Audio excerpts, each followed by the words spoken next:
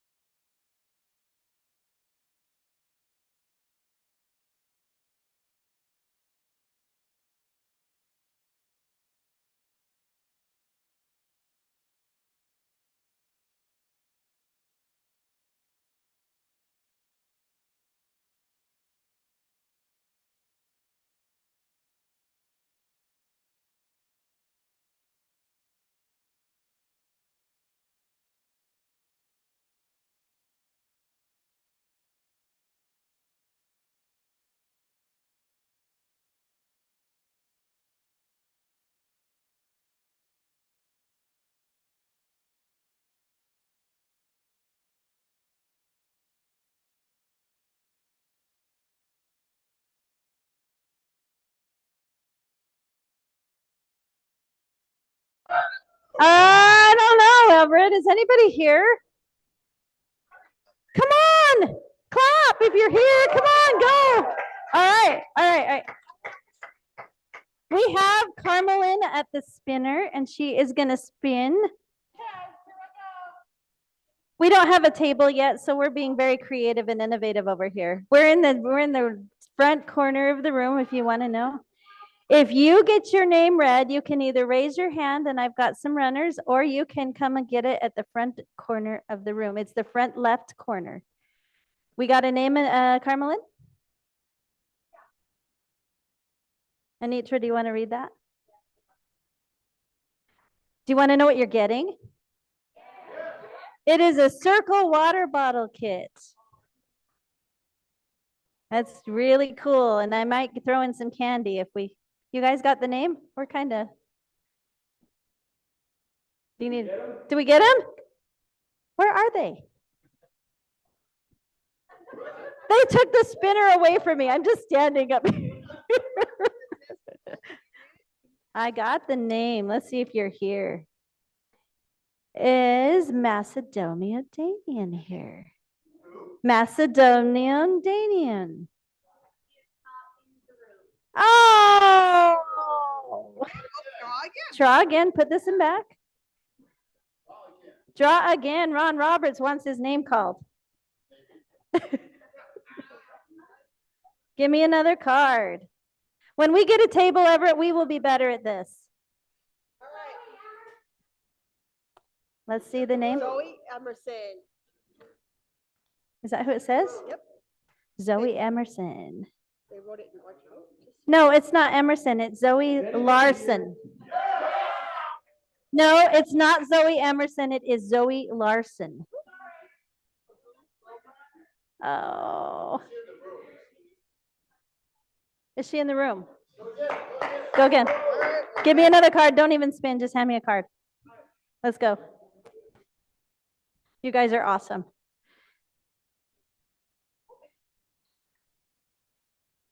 When we get the table, this will be a lot faster. I'm glad my agenda is not packed or anything. Yeah. Everett, you're going to fire me. It's okay.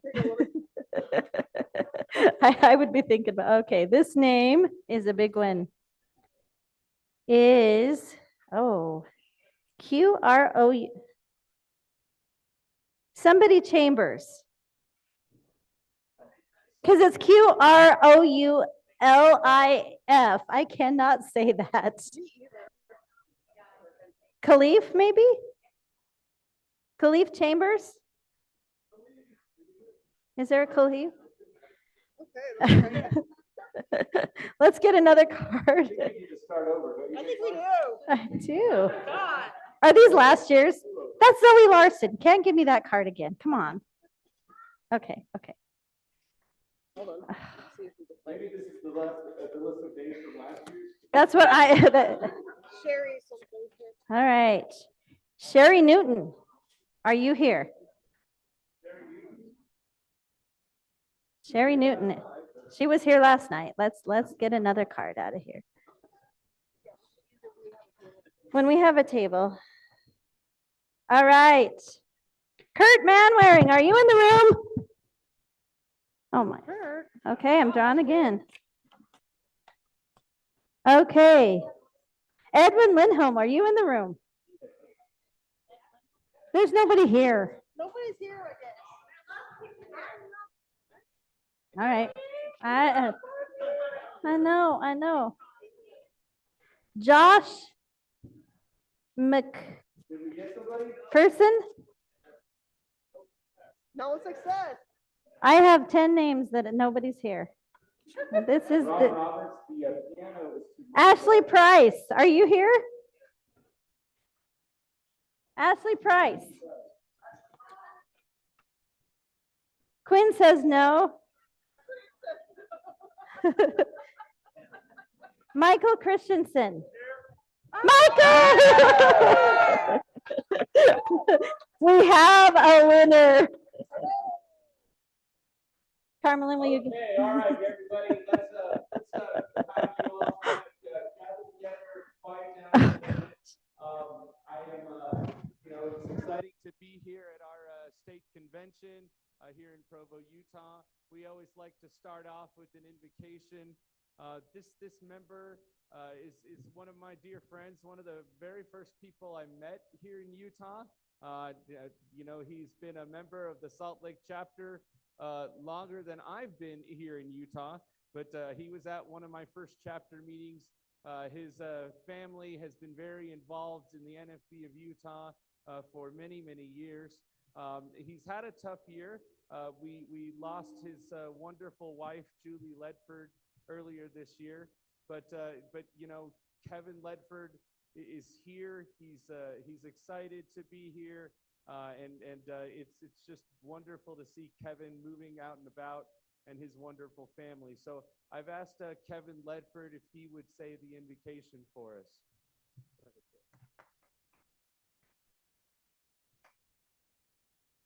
Let us pray. Our kind and gracious Heavenly Father, we thank you for this beautiful day that you've given us to be able to reunite as our annual family reunion of the National Federation of the Blind of Utah State Convention. We thank you for allowing us to convene here this weekend to continue to move forward in blindness and our combined values. We ask you to be with our leaders, our national president, President Riccobono, our state affiliate president, President Everett Bacon, as well as those others that will speak to us this weekend. May we take away our combined thoughts, our combined passion, and be reignited with the fire within us to continue our movement. We also recognize those that are not able to be with us here physically, and especially those that we've lost in the last year. We thank you for your continued blessings and are so gracious and grateful for everything you give to us on a daily basis. We humbly say these things in the name of thy Son, Jesus Christ. Amen. All right. Ron Roberts, if you'll make your way over to the piano, and then, oh, there he is.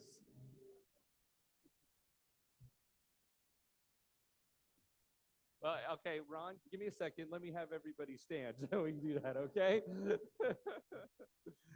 So in years past, we've been, you know, very honored to have Nathan Ostergaard in our affiliate. And Nathan was president of the Utah Blind Veterans Association for many, many years. And Nathan would always come and do a color guard presentation. He would get another blind veteran, and the two of them would do the color guard presentation. And it was always, you know, real moving. We always very much appreciated.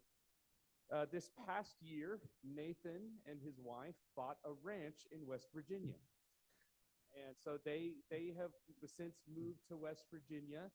And unfortunately, the Utah Blind Veterans Association has disbanded. So I don't have a couple of blind veterans anymore to do the color guard. So I'm bummed about that. Hopefully, maybe in years coming, we will find some more blind veterans that would be willing to do that and get that going. We have a relationship with the VA hospital in Salt Lake City, and so hopefully we'll get some more blind veterans to be a part of the organization that want to do that. But Nate, we're going to miss him. I hope he's listening over Zoom. He was a great friend and great guy. So instead, we will have our national anthem. So everyone, please rise. Laura Vincent, if you'll make your way up to the front as well, we will then, after that, do our Pledge of Allegiance and also our NFB pledge. So everyone, please rise.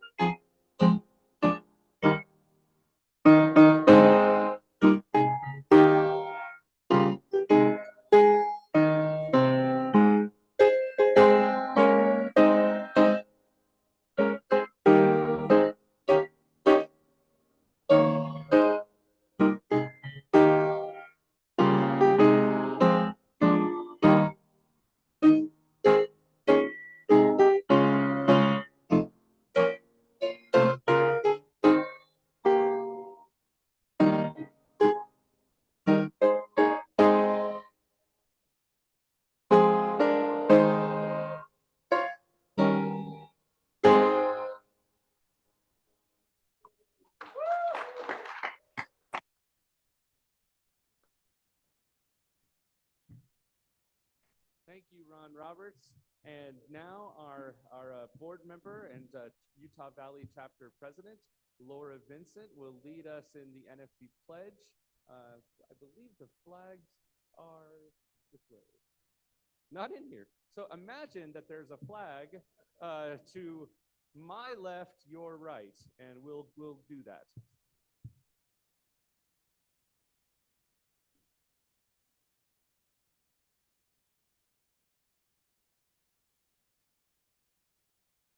Hey, I pledge allegiance to the flag of the United States of America and to the republic for which it stands, one nation, under God, indivisible, with liberty and justice for all.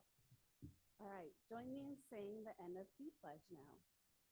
I pledge to participate actively in the efforts of the National Federation of the Blind to achieve equality, opportunity, and security for the blind, to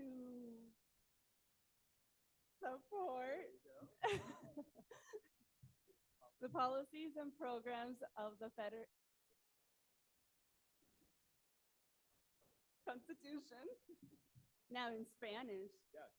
All right. Me comprometo a participar activamente en los esfuerzos de la Federación Nacional de Ciegos para apoyar los programas y las políticas de la Federación para crear igualdad, oportunidad y seguridad para los ciegos y para apoyar la Constitución. Yeah. Much better in Spanish. All right, thank you, everyone.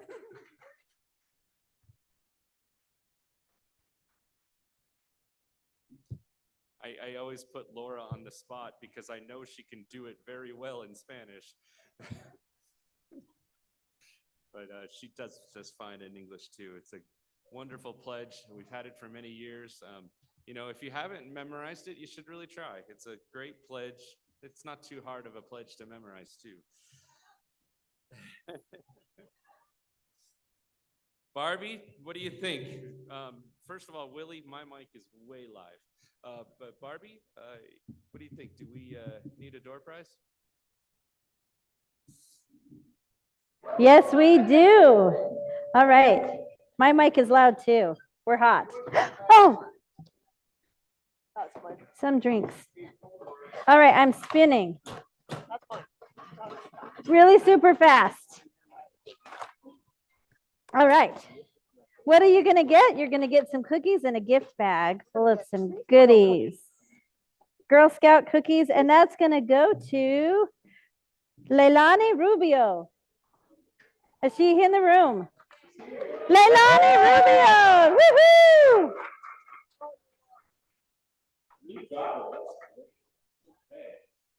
Let's see.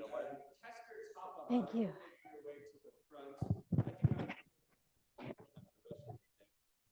So here we are at our 68th annual state convention. Did you get her a gift bag? Oh, let's get her a gift bag. Because in 2 years, we're going to do the 70th. I want to do something really big for our 70th. So that'll be a lot of fun. I'm not lying. Our 68th annual convention. We're back here in Provo, Utah. When I was elected president in 2012, I had to put together my very first convention. And you remember, we had many conventions Maybe Leilani needs. at the Red Lion Hotel in Salt Lake City. Leilani, give her some chocolates. Give her some chocolates and the. I agree with them because we need a new hotel. We need just a new. We got a new president. We need a new hotel. So my first hotel that I negotiated with, my very first contract, was here at the Provo Marriott. Anyone remember our national representative? It was not Dr. Maurer, no. We didn't find It her. was not Neil.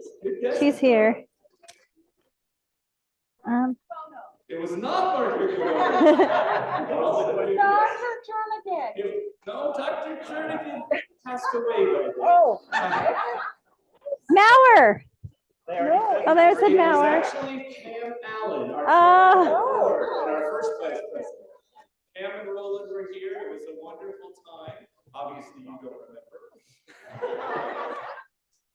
But, Yes. she had a wonderful time. Tam's a Sounds person that great. I Sounds admire. great.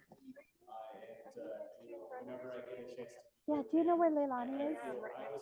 Okay, give Roland's this a great to friend. Leilani. He likes cigars and I like cigars. So we do stuff together as well. So, yeah, it was our first convention here in 2013. We've had that. I like was it. a lot of fun. We've been back here You need a several chair. times. Oh, you Some of the other national You representatives. can't stand this we've whole had 2 here seconds, the whole hour. in, No. in Let's get you a Provo, chair. Utah. Scott Labar was Ooh. here. Scott Labar, I heard the very first time I heard Okay. this saying, Scott Labar Too had much a coffee, way huh? of getting to know people in All the right. hotel. And so he got to know Let's the bartender very well. Our next one.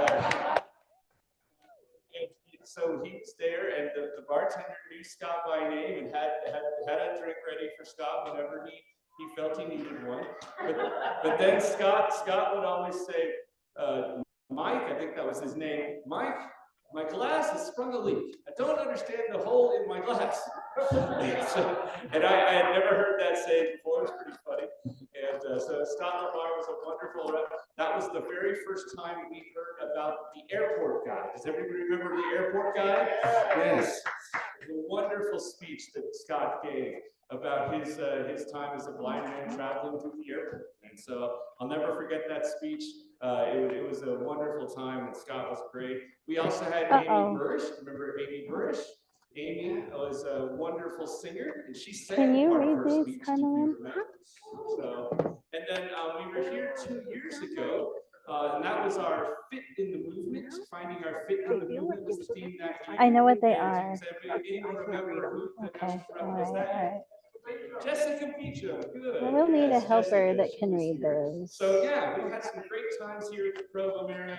It's I'm always a thinking fun that place this to is staff. what I It's always want to great to do. work with.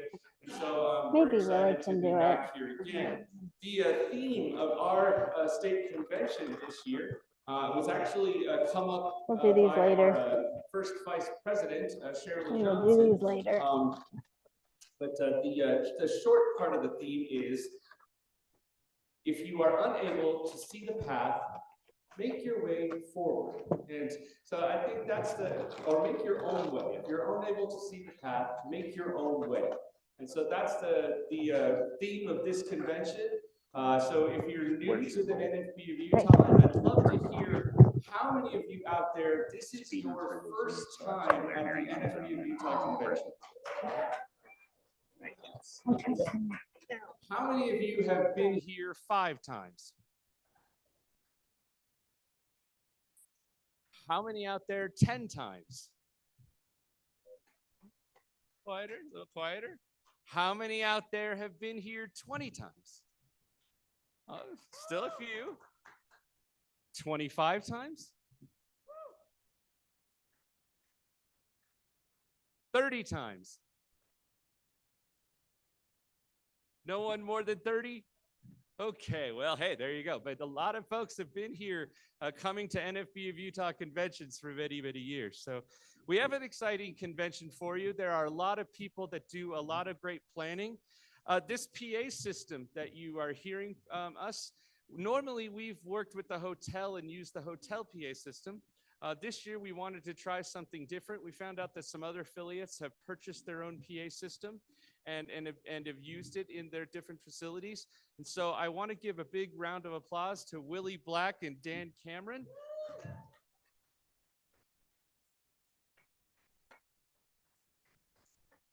They are manning our PA system. So if you get a little feedback, hey, they're still learning and getting used to it, but it's going to get only better all the time.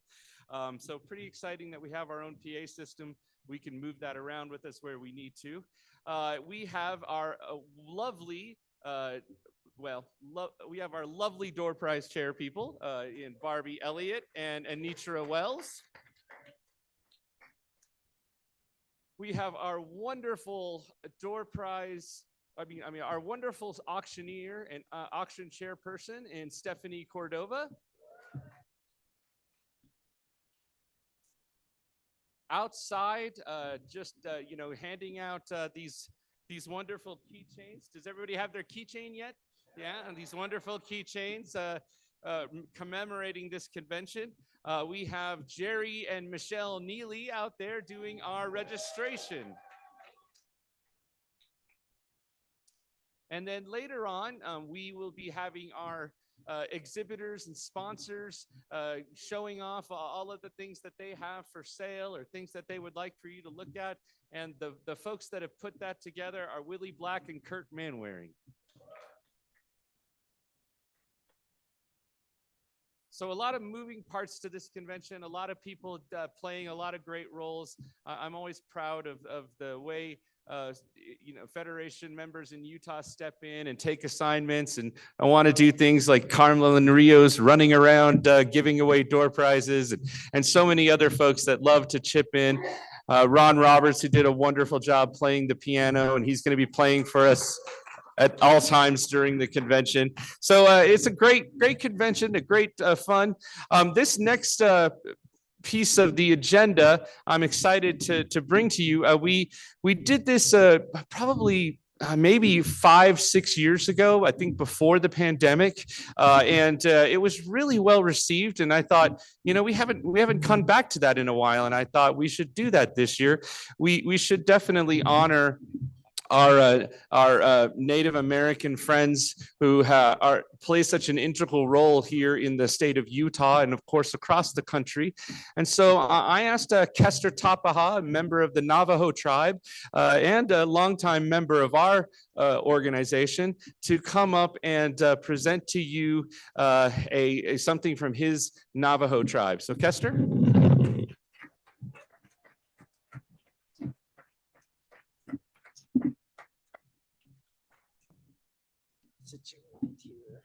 Where's her? There he is. Always tall people, right? So this is a veteran song. So it's an honor song for veterans, and it's also a flag song. So it's ironic that our flag bearers are not here today. So maybe this is that reason. But I wanted to dedicate this to my mom. Found out last night that she has pancreatic cancer. And so she's still waiting in New Mexico because they haven't opened the bed up in Utah or University of Utah. So I'm just kind of waiting around for that. But I want to honor her for that. So she actually gave me a different perspective of what disability is for me. And she sat me down one time after giving her a tour of the blind center. And she explained to me, like, when you're a veteran, when you go to war, you go into war facing the possibility of getting shot or getting stabbed and whatnot. And if you survive that, then you're a warrior. And because I've had so many different surgery, she said to me, like, you've been under the knife so many times that you're a warrior yourself. And so I know there are people out there struggling with what disability is, or that concept of disability. And I just want to let you guys know that all of you in this room, whether you're dealing with something, you are among warriors. And I dedicate this to all of you as well.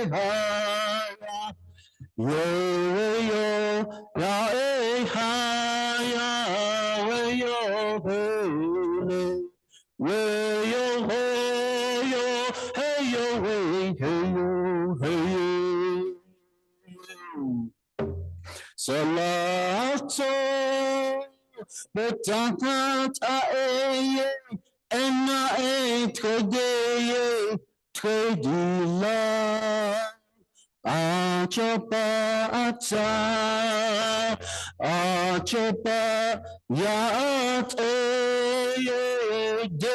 deştebe behojo kojo ata hey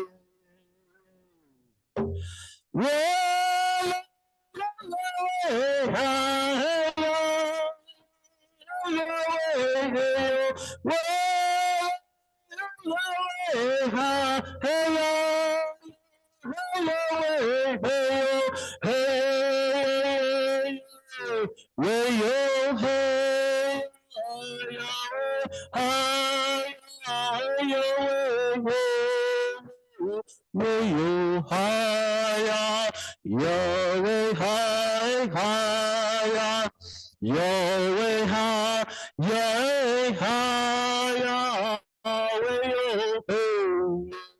Yahweh, Yahweh, Yahweh. Salato betanat aeye ena tredeye tredila achopata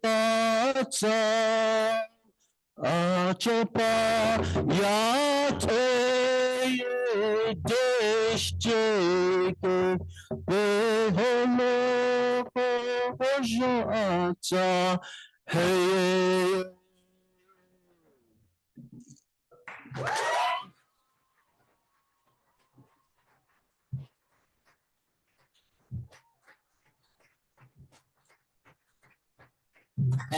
And the words in this song, actually, it's a veteran who's gone to war, and he took his flag, raised a flag at the end. Because of it, we survived and continue to survive.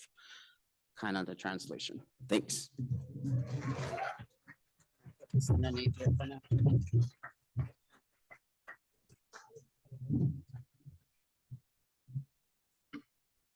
Was that not amazing? Yeah. I always, Kestner is such a mild-mannered guy when you talk to him. He's a little soft-spoken, and then when you hear him do that, you go, "Wow, he's got a huge voice! It fills up the whole room." So it's pretty exciting. We need a door prize in honor of that, Barbie.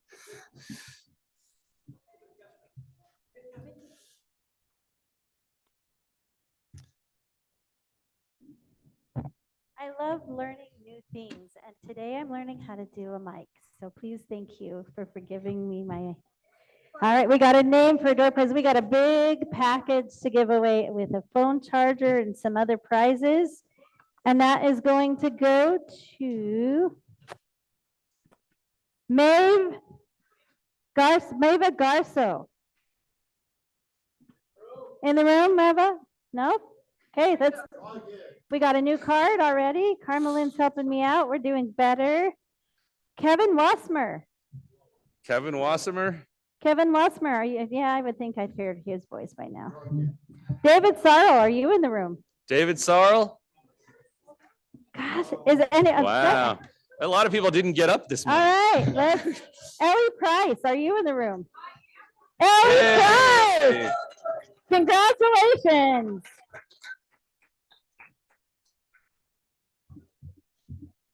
So, we have some pretty amazing special guest speakers.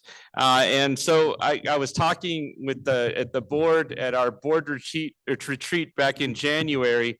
At that time, I knew that we were going to have Joe Strecce come and speak to us. And I wasn't quite sure we were going to get President Riccobono, but I found out shortly after that we were also going to have President Riccobono, which we haven't had him as our national representative for, gosh, I think 10 years now. So it's pretty exciting to have both of these guest speakers, President Riccobono as our national representative, and then Joe Strecce as our special guest speaker. And so I was trying to think of we need a big theme. We need something that kind of talks about, you know, the great things that these two men have done, from driving a car completely on your own as a blind man, without any kind of sighted assistance at all, on the Daytona 500. What speeds did you get up to, Mark? Wow, man, 25, 30 miles an hour. That was pretty exciting. So I couldn't go that fast.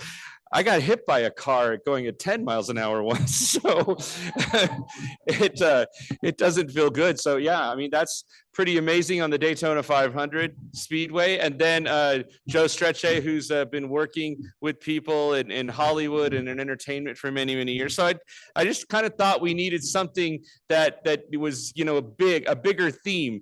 So we have our short theme, you know, if you're unable to see your path, make your own way.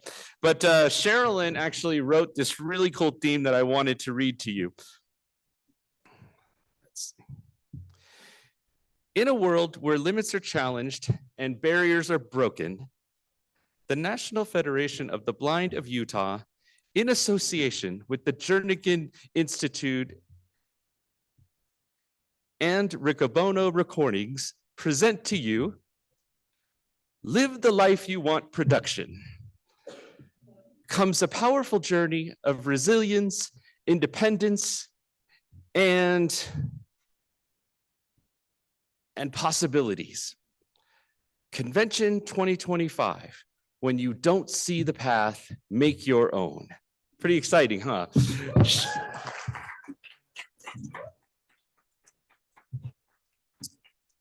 I really thank Sherilyn for putting that together. It's a really cool theme, and it was really fun to listen to. It really got me excited about this state convention and you know, the planning that goes into such a great event. So, you know, our next speaker is probably one of the most important speeches that we have that we get to hear. We get to basically hear about what's going on a national level from our national representative. There's a lot we're doing here locally, but there's so much more we can be doing. And once you kind of hear all of the different things that go into making the Federation the strength and love and hope that it is, you kind of come away going, okay, I could do more. And so that's what this National Representative Report is all about.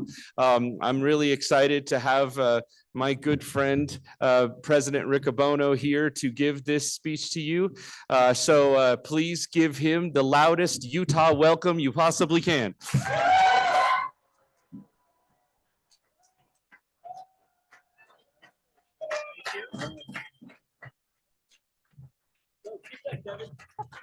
Keep it up, Kevin. All right. Good morning, everybody. I appreciate Everett Bacon quite a bit, so I won't give him a hard time for calling me a guest. I am a member, so you know. I almost give every affiliate president that difficult time. So thank you for having me this weekend, and I want to extend greetings from my wife, Melissa, who could not be here. I don't think she's ever been to Utah. So maybe one of these times. We have one 18-year-old now, so you know, but we got two more to shepherd out the door. So actually, we still have three to shepherd out the door. But she does send her regards and appreciation for what the Federation is doing here in Utah. And this morning, what I'd like to do is spend some time talking with you about the connections that we make as an organization across the nation, protecting, defending, and advancing the rights of blind people in the United States. And so to do that, I want to put that in the context of our core values and what we believe. So to set the baseline for that, the National Federation of the Blind advances the lives of its members and all blind people in the United States. And I really do mean all. And if you're in this room and you're not yet a member, we're working on your behalf, and we would love for you to be a member. The National Federation of the Blind knows that blindness is not the characteristic that defines you or your future. And every day we raise the expectations of blind people because we recognize that low expectations create obstacles between blind people and our dreams. It's our collective power, determination, and diversity that achieve the aspiration for all blind people. But we know that despite the great strides that we have made now over many decades, that we live in a society that does not completely believe in the full capacity of blind people. Oftentimes, as blind people in society, we are tolerated but not included. And that is why we come together in conventions like this weekend. We know that society still expects less of us than we know we're capable of. And that expresses itself in so many different ways. So we come together as a group of blind people because we firmly believe in the capacity of blind people and in the power and determination of blind people determining for ourselves what blindness means and what it doesn't mean, and how we should be included in society. Now, don't get me wrong, there's a lot of individuals out there who are really well-intended. They're not trying to do us harm or hold us back on purpose, but they've been trained through centuries of misunderstanding about blindness. They read it in classical literature. They watch it in movies where blind people are depicted, but haven't had an input into how we should be depicted. Thank you, Joe Strecce. They've experienced it in a classroom setting where a teacher has said, well, just close your eyes and now you know what it's like to be a blind person. Or they've decided to do it on their own time because they saw a TikTok video that said, take a video of yourself closing your eyes and trying to do something, which of course they would fail at miserably because they don't know the techniques that blind people use. And so when we talk about society having low expectations, don't get me wrong. It's not that we're against the people around us who don't know about blindness. Our goal is to educate them. And we are best suited to do that. And that's why we come together in conventions like this. And when we do, we determine the priorities that we're going to take on. And there are many for us to tackle. I just want to go back to one recent one, which is for a long time. Blind people have been experiencing difficulty trying to get an Uber or a Lyft and not being denied a ride because they have a white cane or a guide dog. Almost every blind person I know has had this experience in one form or another. We have tried for a long time to educate these companies and get them to do the right thing, to enforce the power that they have to make sure that blind people are treated as equal customers. And time after time, they've made excuses without action. And so last October, we rallied Federation members, but also other blind people around the country. And we held a rally in front of both Uber and Lyft in October of last year.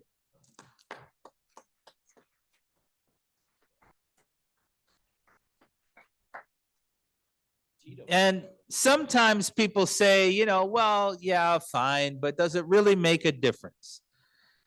And it does. I'm here to let you know that it does. Blind people aren't expected to get out, first of all. Blind people aren't expected to put together their own protests. And in fact, we got a lot of attention from both of these companies because we let them know that we're serious about having equal access.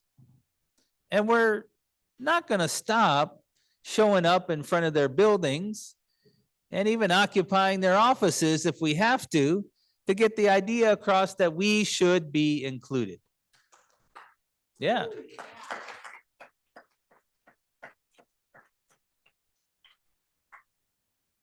Now that starts right here locally, because we need you all to show up. You're everyday blind people who have these experiences, and if you are not willing to show up in the places where we're going to demand our equal rights, it makes it really hard to make progress. And that brings us to where we are today. In the last few months, in the United States of America, there have been a number of significant efforts to diminish programs that have had a real lasting impact on blind people and how we participate in society. Some of them have an impact in Utah, and some of them don't. They have an impact in other states. We have been very clear that blind people deserve the rights that we have gained in society, and we've advocated for the programs not because we want a handout, but because we want programs that support our independence, our rehabilitation, our getting into the workforce so that we can contribute on terms of equality to the tax base of this nation. That's what we all want, right?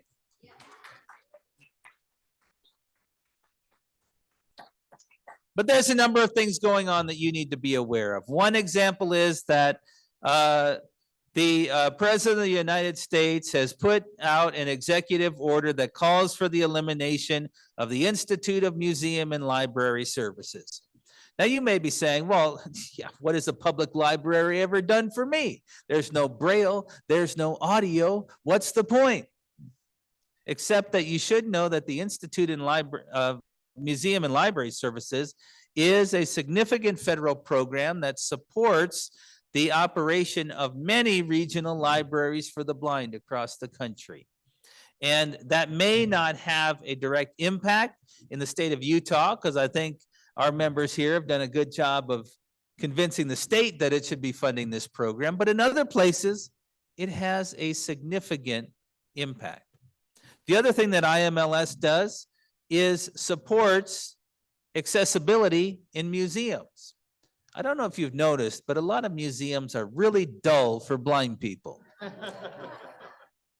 I mean, every pane of glass looks the same to me. But IMLS has helped to fund inclusion and accessibility in museums. And that's just one example of what we're trying to do.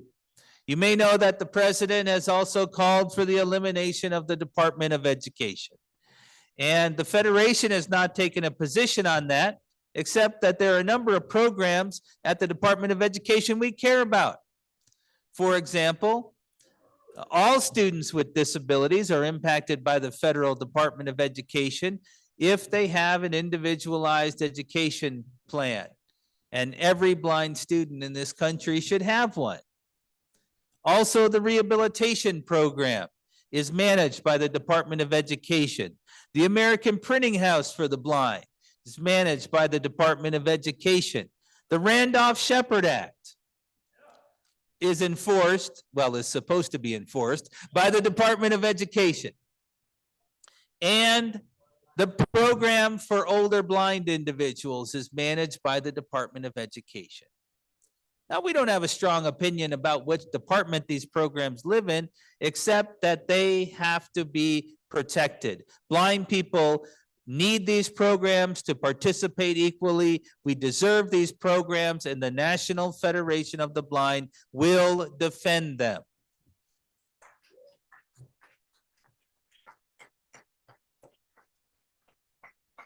So we've written to the Secretary of Education and to members of Congress about these programs, and we're continuing to monitor them. In other instances, we've taken more dramatic steps.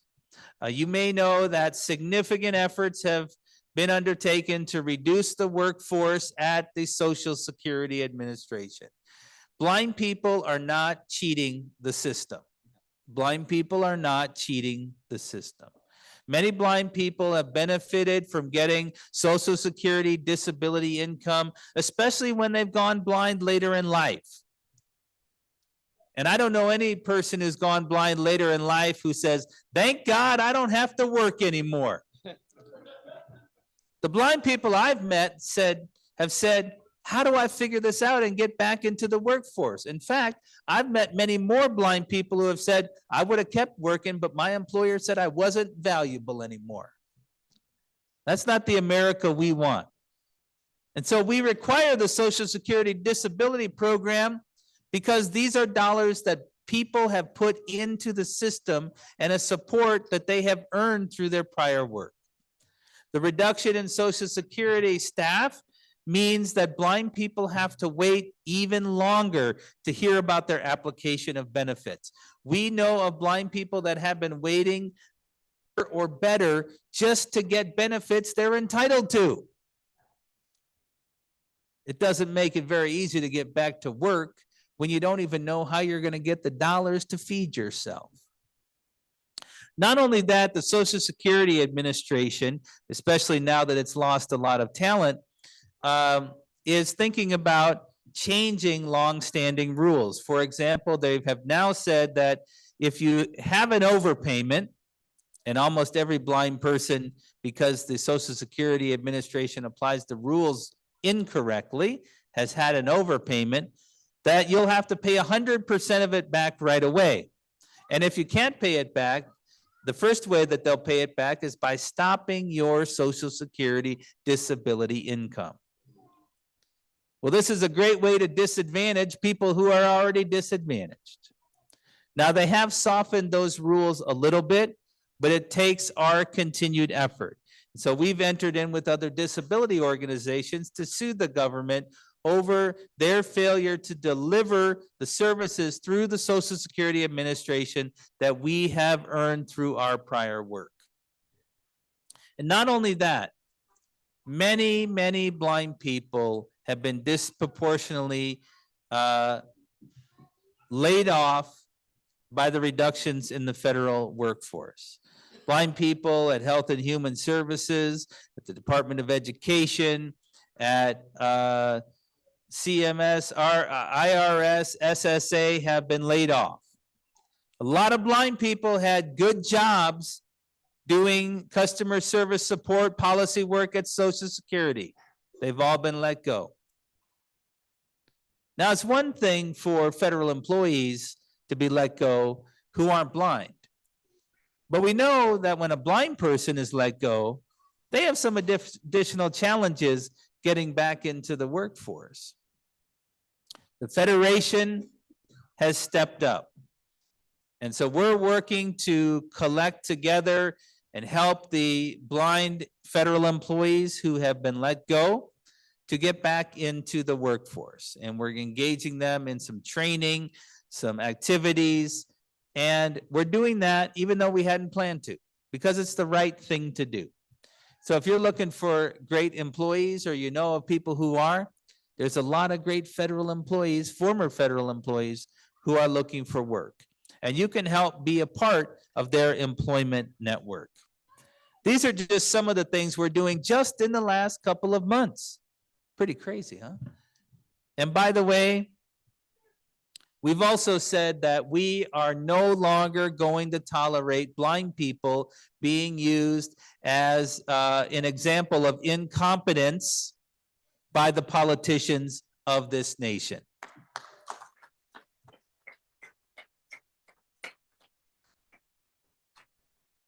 And unless you think that's a statement on one particular party, it's not. There are politicians from every political perspective who love to use blind people as an example of how people are incompetent. One of our members had the opportunity to testify in front of Congress as a part of one of the very first hearings that DOJ held. And this individual, who in their day-to-day work works on government accountability and efficiency, has a lot of expertise.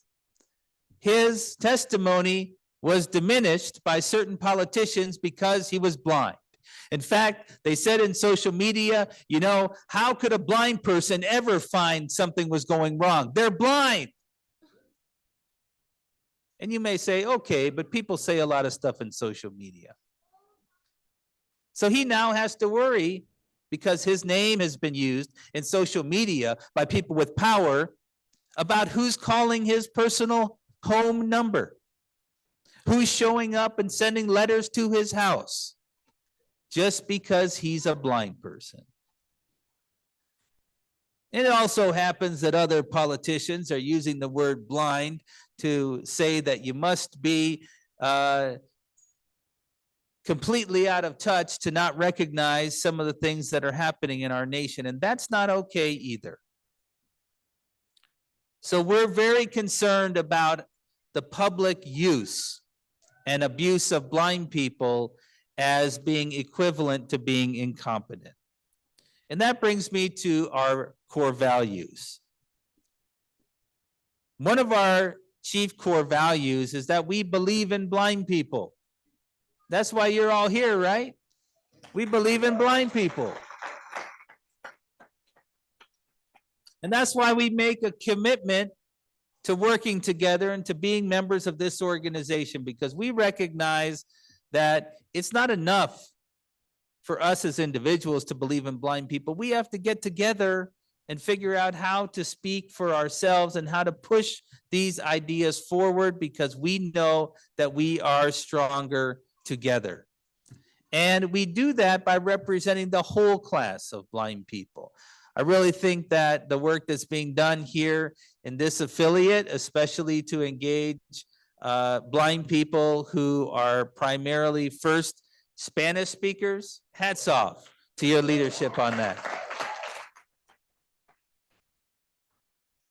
Because we know that our diversity as blind people makes us stronger. You know, I don't know if you've noticed, but blindness does not discriminate on who it impacts. And we need all blind people to come together. And that's also why we reject certain terms that are used in a vision-centric society. So we don't accept the term vision teacher. We don't accept the term visually impaired, because we don't think we're impaired. We think we're blind people, and that blind people means a full range of individuals with various characteristics, but who identify as individuals who don't engage in the daily activities using vision in the same way other people do. And we recognize that regardless of the degree of vision we have, we deserve the dignity of being treated as equal participants in our society. And part of that is believing in blind people is raising expectations. So at our national convention, I mentioned we're working with federal employees. We'll have a career fair, the largest career fair anywhere in the world for blind people. And we don't find employers that are good for blind people. We find employers who are looking for talented people and help them understand that there's a lot of good blind people that would be good for them. And so if you're looking for a job, come to our career fair at the national convention. We invest in programs like our National Scholarship Program. Yeah. Our Braille enrichment for literacy and learning. Our STEM to You program, where we're giving blind people access to science, technology, engineering, and math instruction. Our Dare to Be Remarkable conference, where we're helping to push the edge of rehabilitation practice. And we're investing in those who are going to teach our students by investing in our Teachers of Tomorrow program, where we take teachers of blind students and we give them the fundamental thing they're not getting in their professional development at the university level, which is to get to know real blind people. Yeah. Now, sometimes believing in blind people does mean that we have to bring legal cases. And I don't have time to talk to you about all of our legal cases, but let me just talk to you about one. There's a young woman in New Jersey. And the father of her child was very abusive, both to her and to her baby. She noticed that her baby was having trouble one day, and so she took the baby to the doctor, and they checked the baby out, and they said, well, he seems fine. She took the baby back home, and the baby was still having trouble, so she took the baby to the emergency room. The emergency room determined that the baby had some injuries. And because she was the parent that brought the baby in, and because the injuries had maybe been there a little while, and they figured she didn't notice because she was blind, they took the baby away. She took the baby to the doctor, and the doctor said there was no problem. Was the doctor penalized? No. They took her baby away. She's been fighting to get her baby back with very little resources until she met the National Federation of the Blind. And we stepped in and we educated the judge that blind people can be parents. That blind people have been successfully raising children all over this nation. And that blindness is not a barrier to this mom loving and caring for her son. Now, we had a hearing in April, and the judge isn't quite ready to let this child come back to mom full time, but almost full time. And the judge has given mom and baby permission to come to the convention of the National Federation of the Blind.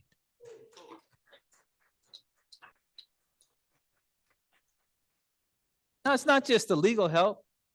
We're helping this young woman find employment, get connected with blind people who know what to do as parents, and to believe in herself as a blind person. And thank God many of us have not had to experience this, but when a state agency takes your child away and says it's because you're a blind person, it's hard to feel like there's hope about what you can do as a blind person. Now, another thing we do is lead courageously, and I've already talked a lot about that in terms of our work at the federal level. We have a number of bills in Congress. We think that Congress hasn't been doing as much as it should be lately, but we still want Congress to know what we think should be done. A number of those bills are addressed in resolutions that are going to come before the convention, so appreciate all of you supporting our efforts at the federal level. Leading courageously also requires us to think about the future, where we want to go, and what we want to build. And so in that regard, we have put together a strategic plan for our national organization that we are pursuing. And the way that you can get involved in helping to determine what our future is starts here, but it happens at the place where we champion collective action, and that is our national convention in New Orleans, Louisiana. Yeah. I need you to be at the convention because that's where you can get your ideas into the mix and you can hear about other people's ideas. You can help make national connections. You all in Utah have done some great work raising expectations, and I mean, you have implemented things that I wish we had in Maryland. I noticed that you have accessible voting and accessible return of ballots. Congratulations. We don't have that in Maryland. But when you come to the convention, you can share what you've done and inspire others to work on those things. And you can also get that inspiration from others. So I need you to be at the convention and to put your ideas in the mix and to talk about how we can continue to change society. But you can also stay plugged into what we're doing and stay up to date through our many publications. You need to be aware of what's happening beyond Utah so that you can bring that expertise here. One of the ways you can do that is through our flagship publication, the Braille Monitor, which you can get in many formats. And by the way, each and every one of you can write articles for. I also call your attention to our podcasts, both the Nation's Blind podcast and our new technology podcast, Access On. We have many communication channels, and it can be very difficult to keep up with all the communications, but I encourage you to get plugged into what we're doing. How am I doing on time? You're doing great. You got plenty. Okay. So another thing that we do in championing collective action is developing leaders of this organization. Now, if you're out there listening to me today, you can be a leader of this organization. You can. And it starts with deciding that you want to be part of the work that we're doing. And if you're looking for leadership opportunities, they're all around you. And you don't have to be an elected leader to get into the leadership. Every leader that I know in the Federation got into leadership by starting to help out, either because they were asked or because they saw a need and they jumped in and did what the leadership needed. But there's also ways that you can get involved in your own leadership development. And 2 years ago, we started a new program called the Kenneth Jernigan Leadership and Service Program. This is an intensive 1-year program where you get to work with me and other leaders of the Federation on really learning about the contours of our movement, what we do, why we do it, and how you can start getting deeper into leadership. It's not for the faint of heart. We meet every month, we go deep on topics, and you're expected to engage actively. But we're going to be accepting applications in the next 2 months for our next cohort, and I would encourage you to apply. You will see information come across the listservs about this. The way that you apply is you have to have the support of 2 presidents of Federation state affiliates. Now, you don't have to have Everett Bacon's support. You may want it. You may want it, but he only gets to support 2 people.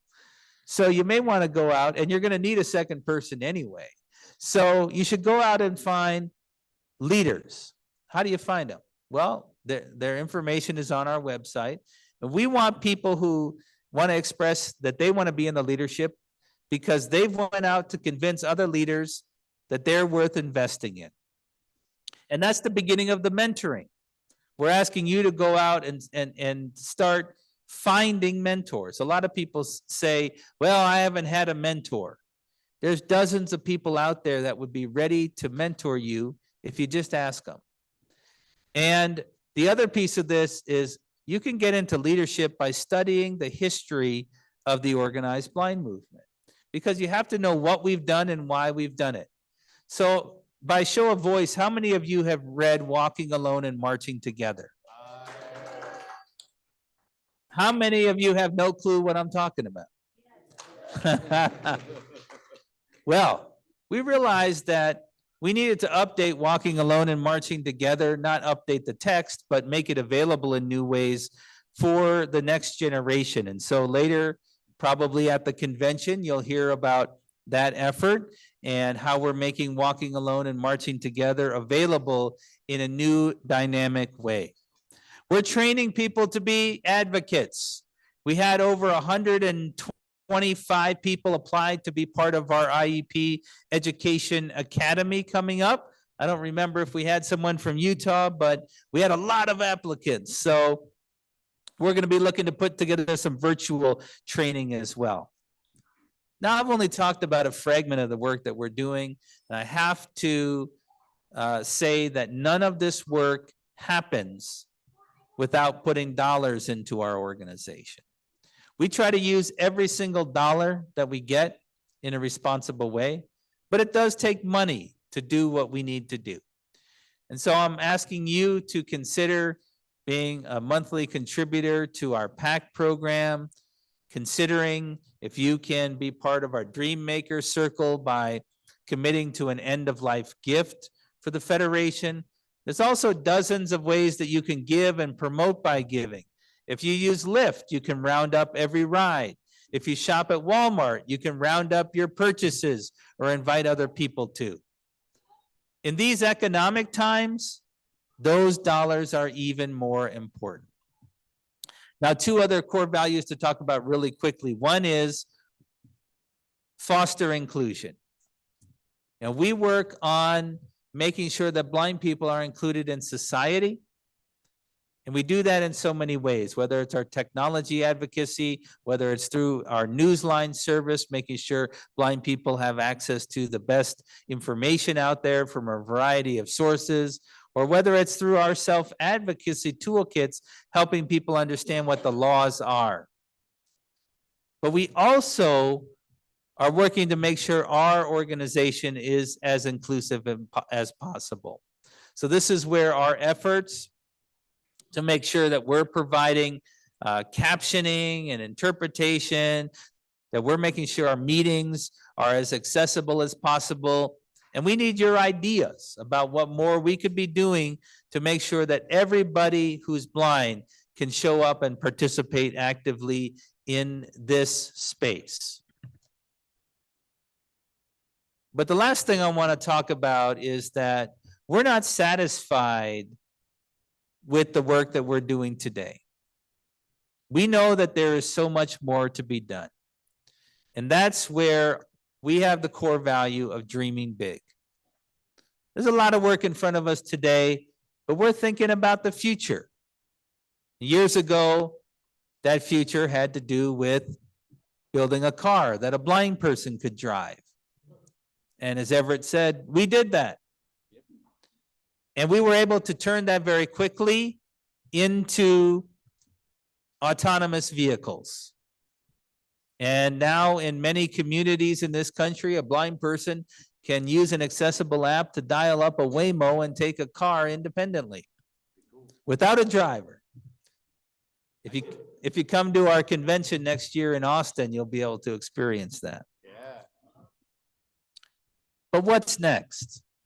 Well, we recognize that there are no cultural institutions in this country that have been built to share the stories of blind people and how we have worked collectively to change society. We recognize that there is no cultural institution that's been built from the beginning through design and development to be accessible and inclusive, not just to blind people, but to all people, or at least as many as possible. And so we have committed to establishing the Museum of the Blind People's Movement. This will accelerate our work to tell our stories and our history in new and dynamic ways. It will be a physical museum in Baltimore, but it will also have a dynamic presence so that anybody in the world can access content about how blind people have changed society's expectations. And it will share, yeah, absolutely. But this is a significant undertaking. We have been collecting archives for over 80 years, organizing those archives, digitizing them, making them available. It's a tall order. And building a museum is a tall order. We think it costs more than $20 million. So first of all, we need your ideas about what it might be, and you can send those to museum@nfb.org. But we also need you to think about making a pledge commitment to this campaign. Now, I don't want this to take away from your dollars, everyday dollars that you're contributing here in Utah or to our national organization. We want you to stretch yourselves. Now, the Riccobonos, we have an 18-year-old thinking about college. We have two other kids behind that.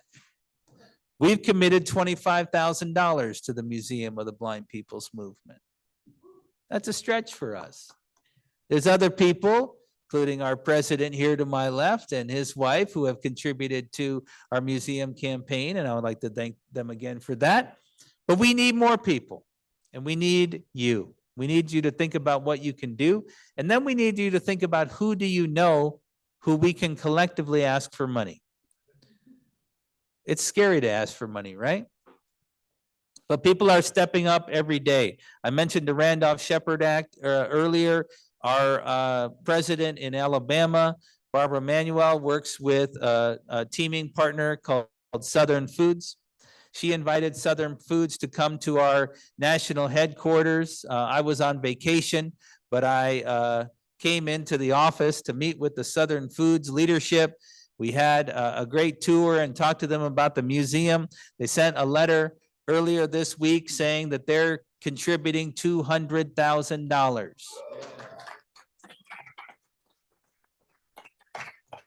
And that's because they were asked to do so. So we need your stories. We need your ideas. We're trying to undertake something that no one else has done. Now, let me be clear. This is not in place of the other work. We're doing all of the other work, and we're going to launch this museum. And it's going to take all of us to do that. So as part of that, you'll get opportunities, and we want your ideas. What would you like to find in a museum? What would you want the experience to be? What stories do you want to be told? What would you want to experience? How do you want to share your stories, your oral histories? How can we collect oral histories of the great people who have been involved in the history of this affiliate? All of these things are things that we'll be talking about as we go forward. And I have such a tremendous degree of confidence and hope for the future because I know that you all are going to make that happen. I have the honor of representing you on so many important issues, but what makes that worthwhile, even when it's very hard, is knowing that you all are out there doing the work, living the lives you want, and pushing society to be better. So thank you for your work to build our organization. Thank you for supporting our national organization. Let's go build the National Federation of the Blind.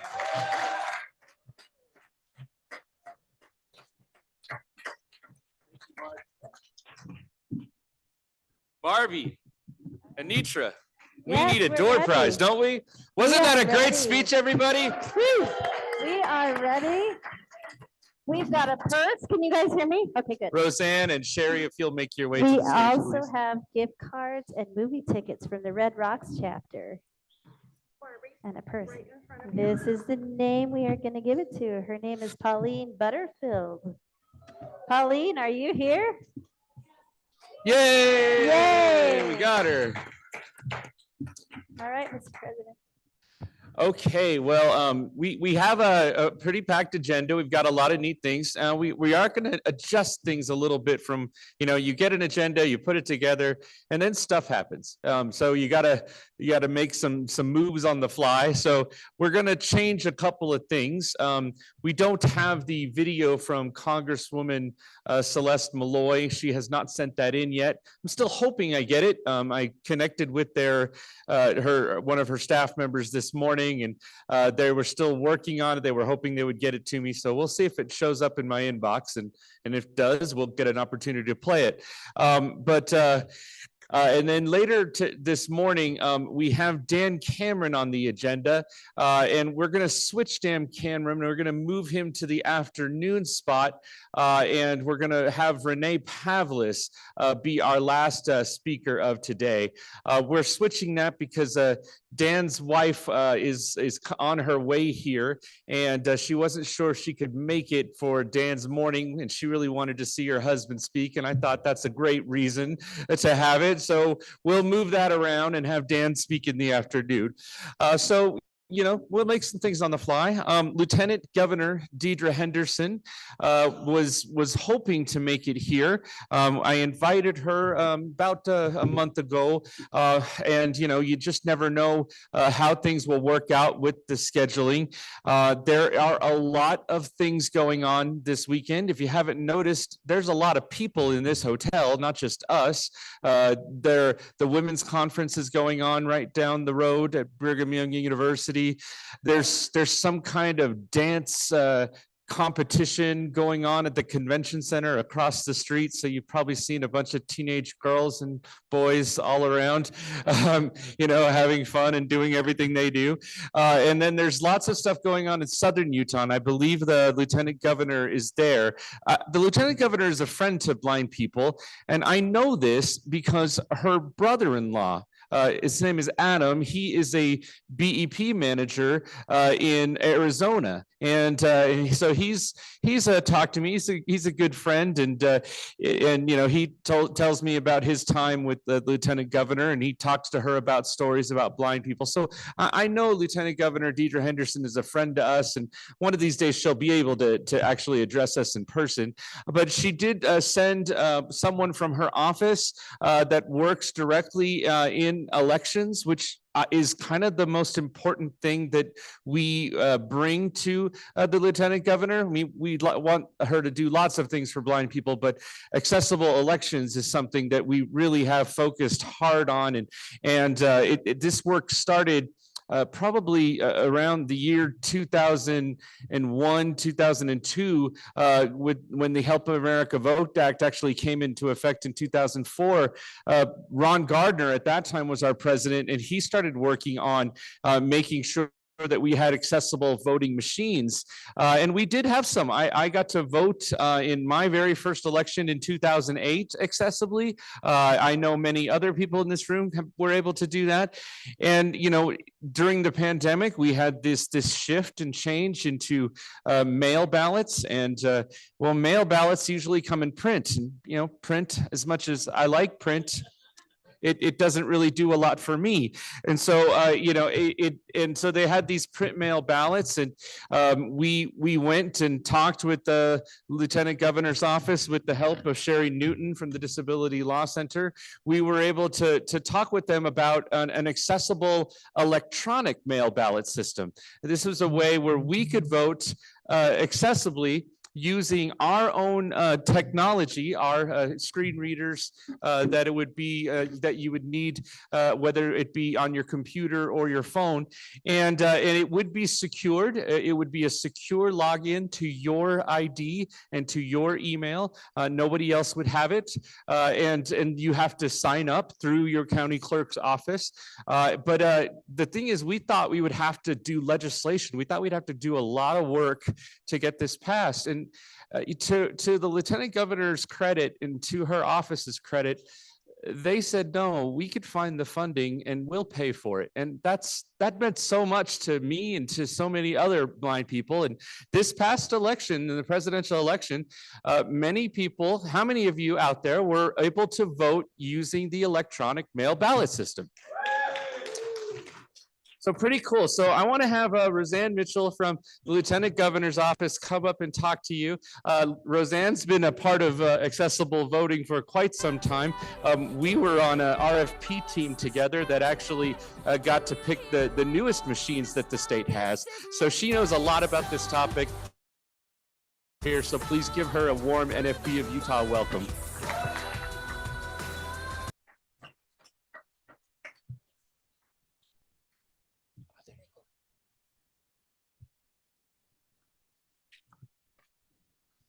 Hello and welcome.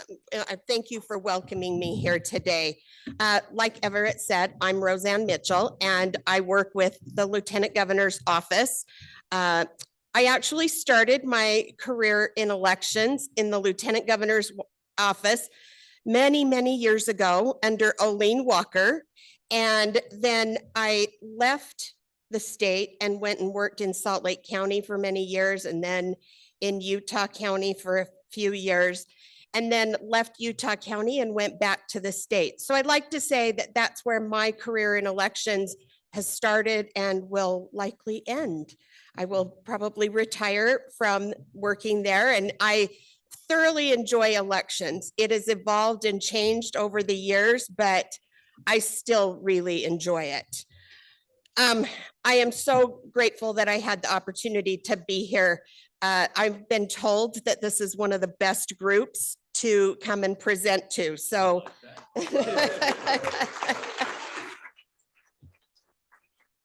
not a lot of groups get that that recognition. So thank you. The message that I want to deliver today is to express the administration's commitment to expanding accessibility to the ballot box.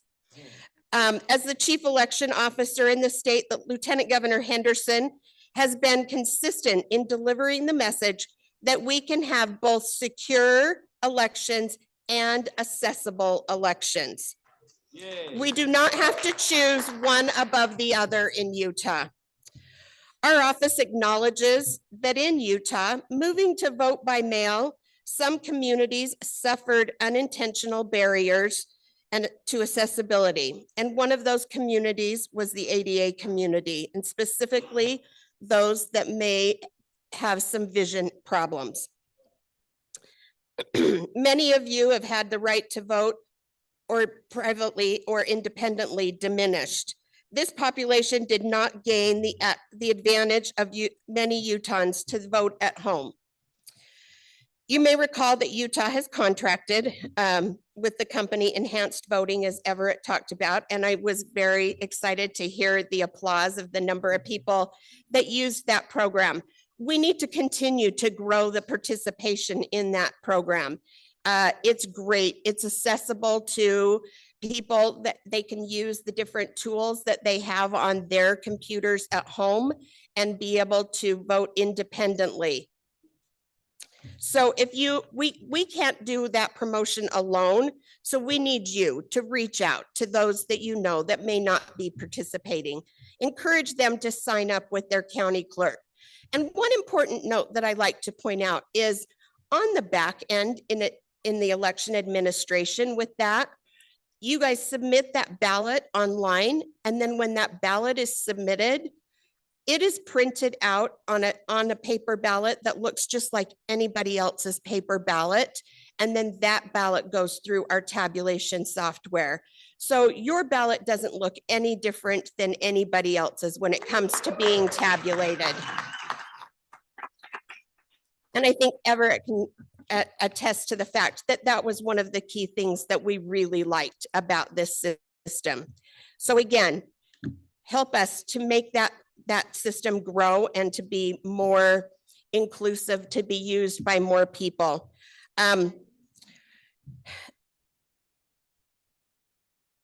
the other thing is that under the accessible voting legislation, it allows those ballots to be delivered to voters electronically 45 days before election day. So you have a lot of time to get that ballot, to review it, to do some research on the different things that are on the ballot.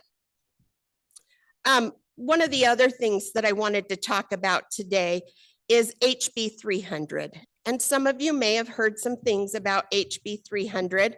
If you haven't, a brief recap is it is some election reform that will drastically change the way some of the voting is done in the state of Utah. And but I want you to know and be comforted that this does not affect enhanced voting at all.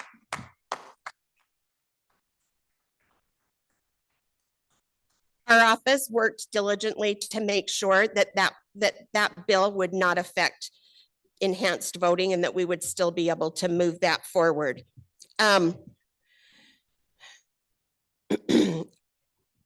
HB 300 is the bill that will require voters to opt in to vote by mail. So if you have family members that get their ballot by mail and love that process, they will need to in the future, but it is a long ways down the road. They will need to opt in. Right now in that bill, it says 2029, but we will have the ability for them to check a box on the ballot envelope or when they register to vote, probably beginning the end of this year. So that will be out there, and you won't have to opt in to enhanced voting once you've signed up for it. So just so you're aware of that. Many of the changes outlined in HB 300 are going to roll out slowly over the years and go into full implementation in by 2029. One key thing to also remember and to share with family and friends is that one important change that is rolling out now is when ballots can be received, and it's no longer a postmark before Election Day.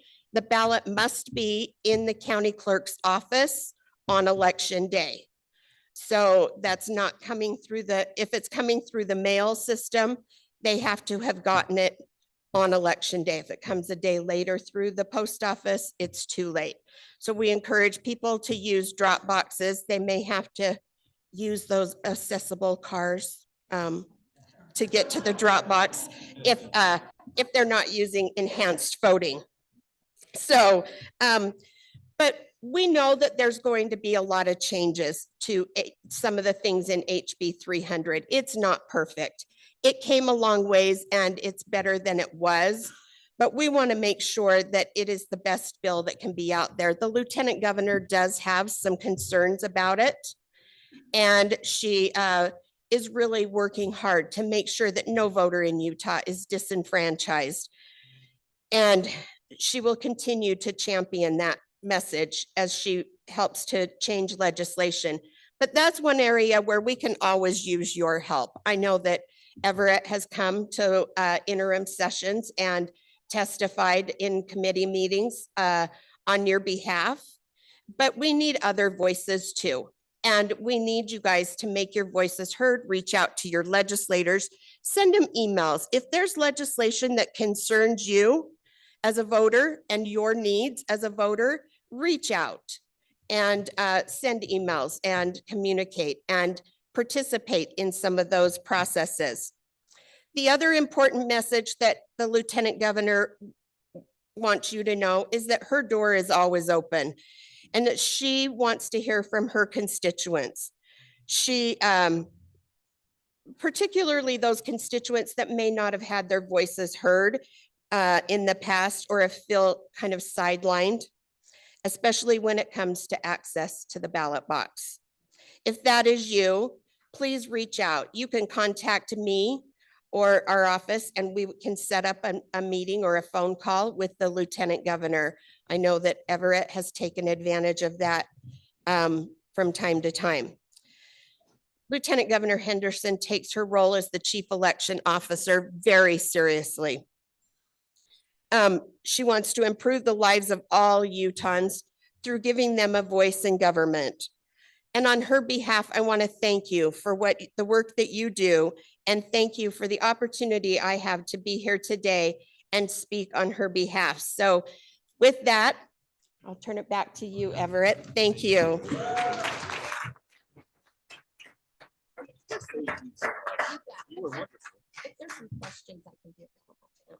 Okay, we can ask that real quick. We don't have time for a lot of questions, but I could take a couple for Roseanne. So does anybody have any questions in the crowd for her? Yes. What was your name, by the way? Okay, Kyle.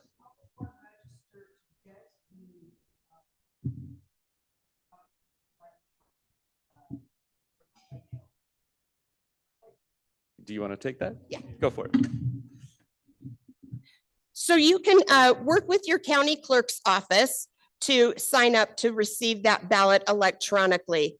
You can send them an email and let them know that you are interested in that, and they can get that ballot sent to you. So it depends on what county you live in, and they can make that happen and facilitate that for you. And every county is doing it, correct? That's right. Every county, yep. Just not Maryland. Sorry.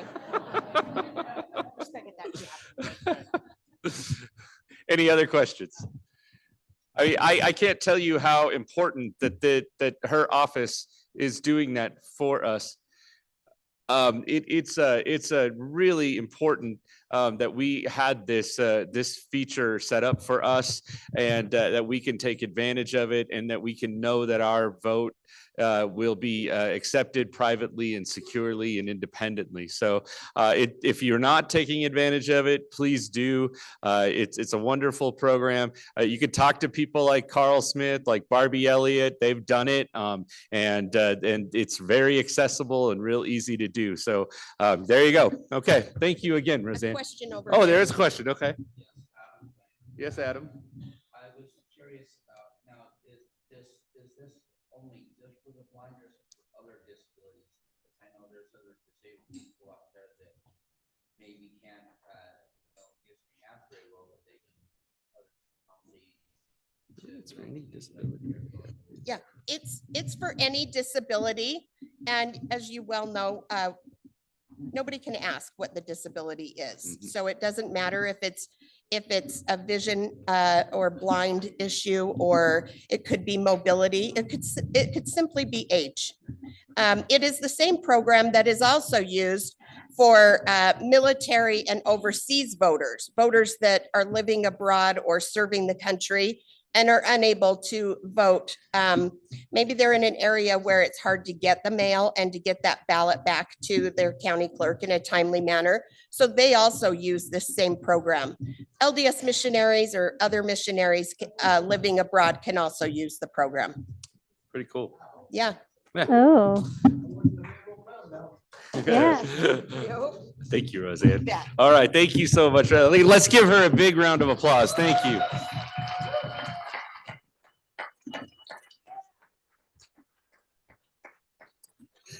So, another partner in this whole program, and probably one of the most influential players to make sure that this accessible mail electronic ballot system happened, wasn't just me. It was the Disability Law Center, and more importantly, Sherry Newton, who works in the Disability Law Center and focuses her efforts on making sure that elections are run accessibly all across the state. She travels the entire state. She comes to our chapter meetings. She comes to different events that the NFB of Utah is doing. She goes to other disability events. She meets with county clerks. And so she has been influential in this. The Disability Law Center has always been a sponsor of our convention. They are once again a $500 sponsor of our convention. I'm just glad that we have such great partners in the Disability Law Center. And the Disability Law Center is definitely under fire. You heard President Riccobono talk about some of the funding and programs. Well, the Disability Law Center is the PNR, that stands for Protection and Advocacy Network for the state of Utah. They are there to protect people with disabilities and disability rights of people with disabilities. And so it's important that we continue to support them as much as we can. I sit on their board of directors, and I'm very honored to do that. And I hear so much of the great work they're doing. And so I wanted to take this opportunity to give Sherry Newton a chance to talk about the Disability Law Center and some of the things she's worked on. So please give her a warm welcome. Thank you. Thank you, Everett. Everett has been such a good friend and advocate companion for years, as well as the entire NFB. But I guess he likes to just give me a heart attack because he asked me about 5 minutes ago if I'd like to take a minute. So, yeah, we are thrilled about the state of, I'm just going to say it again, the electronic ballot. The electronic ballot and accessible return is an important thing that we have here in Utah that we just don't see much of across the nation. And so we're really thrilled to have that. And as others have said, please use it. We've been talking about how much it is needed for years. So we need to show it's needed, and everybody that would like to use that, and please vote.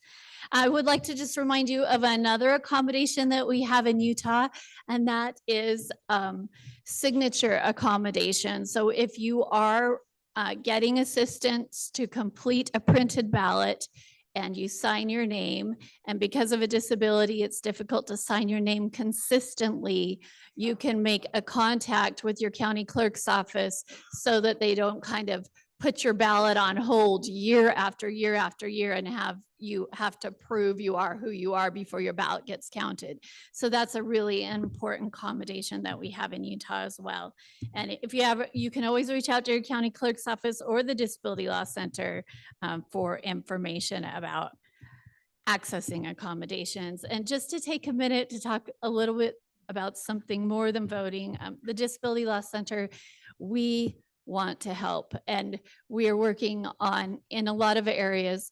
We have shifted much of our work, and Everett will probably know this from serving on the board, to some more systemic work, class action lawsuits. We've done a little bit less of representing individuals, providing free legal representation to individuals, but there are some areas that we're definitely doing that and ready to help. And that is particularly in the area of being involved with vocational rehabilitation. If you are involved with vocational rehabilitation, have questions about what you can ask for, asked for something and didn't get it, things aren't going well, your counselor's maybe trying to send you into an area of work and have a work goal that you're not interested in, and it doesn't capitalize on your abilities and interests, then please reach out. We're always here for self-advocacy advice in any area, but particularly we are able to represent individuals with their relationships with voc rehab. So please get a hold of us. Of course, we work on employment issues as well. Employment discrimination and employment accommodations usually start with providing you self-advocacy advice in almost every area, and then we take it from there. See if that works, and if it doesn't, we'll see what's next. Also with housing, we have a housing program. And in that program, it's the only area that we provide assistance for all protected classes. So we do disability law with everything else, but with housing, if you're being discriminated against or not getting accommodations because of a disability, we're there. But also if you're experiencing discrimination because of those other protected classes like race, source of income, family status, and I really need to memorize all of them. There's about 8 of them. But please reach out if a landlord's telling, I can't rent to you for some reason, you need an accommodation to your rental, or even in HOA community, if you're running into some discrimination there because of some accommodations or some accessible features you need to add to your home, please reach out. Of course, we're always there for education. We want every child to receive a free and appropriate public education. Please reach out for that assistance as well. We will continue to work to ensure that people that are in institutional environments are not abused and neglected, and that people that are capable of living in the community aren't living in institutional environments if they don't want to. So that's kind of the core of the work we do.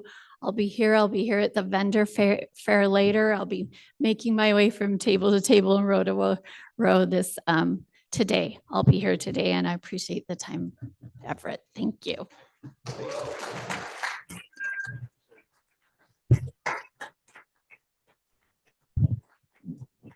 I put her on the spot. She had to do that off the cuff. So I'm really glad that she was able to do that. I thought it was important for all of you to hear the great work that the Disability Law Center does on behalf of all people with disabilities, not just blind people. But I also think we don't necessarily think of them working for the blind, and they do. They work for the blind all the time. They have helped people with accessibility issues with fair housing. They have helped blind individuals with employment discrimination. If you recall, the Disability Law Center a couple of years ago worked with me on making sure the Sundance Film Festival offered audio description at many of their movies. That was a partnership with us and the Disability Law Center, and you could, if you wanted to, you could go find an audio description film with the Sundance Film Festival. I'm sorry and sad to see them go to Colorado, but at least we'll still get them some audio description. So there you go. All right, Alejandra, if you'll make your way to the stage, and I believe Anitra, Barbie, we definitely need to give away another door prize, right? Okay. Okay. More door prizes. We've got Easter eggs. I know they're not real ones. They're not boiled. You don't have. They're cute little painted ones, and we've got some Girl Scout caramel cookies. Yummy, yummy, yummy. And we've got Quinn Price up here reading names. So okay, Quinn. This is Jake Vincent. Jake Vincent. Is he in the room? Are you in the room? Yay! He's here. He's here. Hey, let's do one more, Barbie. Oh, one more? Anitra, Yeah. what do we got? Anitra, give us another prize here. Quinn, will you spin and see who gets it? Let's do this faster. What do we got? We got some, well, let's go with the holiday theme. We got some Valentine's goodies and some candy. Alex? And some bracelets and some jewelry. Yeah, this is gonna go to Sarah Lee Grant. Lee Grant. All right, Lee Grant, door prize. Come over to the table and get it. Now, Alex, are you up here? Yes. Oh, good. Okay, come on up. Okay. All right. I'm real excited about this next speaker. I was my heart was very much warmed when I found out that she was hired to be the new home management instructor at the Utah Division of Services for the Blind. If you are a staff member or a student at the Utah Division of Services for the Blind, say something. I can't thank Steve Wynn and Adam Rushforth enough for sponsoring this convention and supporting this convention and the NFB of Utah for so many years. They continue to do that on a regular basis. They are great friends. They are, they definitely care about blind individuals and the training of blind individuals and making sure that blind individuals have capacity and have the ability to move forward in this world in our great state. And so we are lucky to have a great division that hires blind people, that recognizes the importance of blind people in the work that we do. And so I'm just lucky to have, a great agency that is still doing great things here in Utah. So thank you to all of you at DSBVI. This next speaker, she actually started by learning about training at DSBVI. She came and she started becoming a student. She was still getting better at English at that time. English is her second language, but she was improving on it all the time, and she was doing training at the center. She got involved with the National Federation of the Blind of Utah. She was president of our Spanish-speaking division. How many Spanish-speaking division members are out there? There they are. She was president of that division for about 4 years, has just always been involved in the NFB of Utah.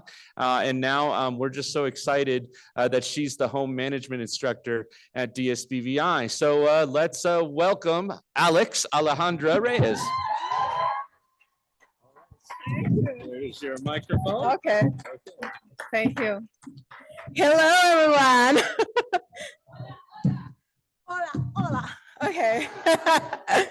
So if you hear Alejandra, and if in some time you talk with me, you can call me Alex, please. It's part of the requirements to be the home management teacher. When you want a short first name. So I'm very glad to be here. Thank you, Everett, for always think. It's a great idea.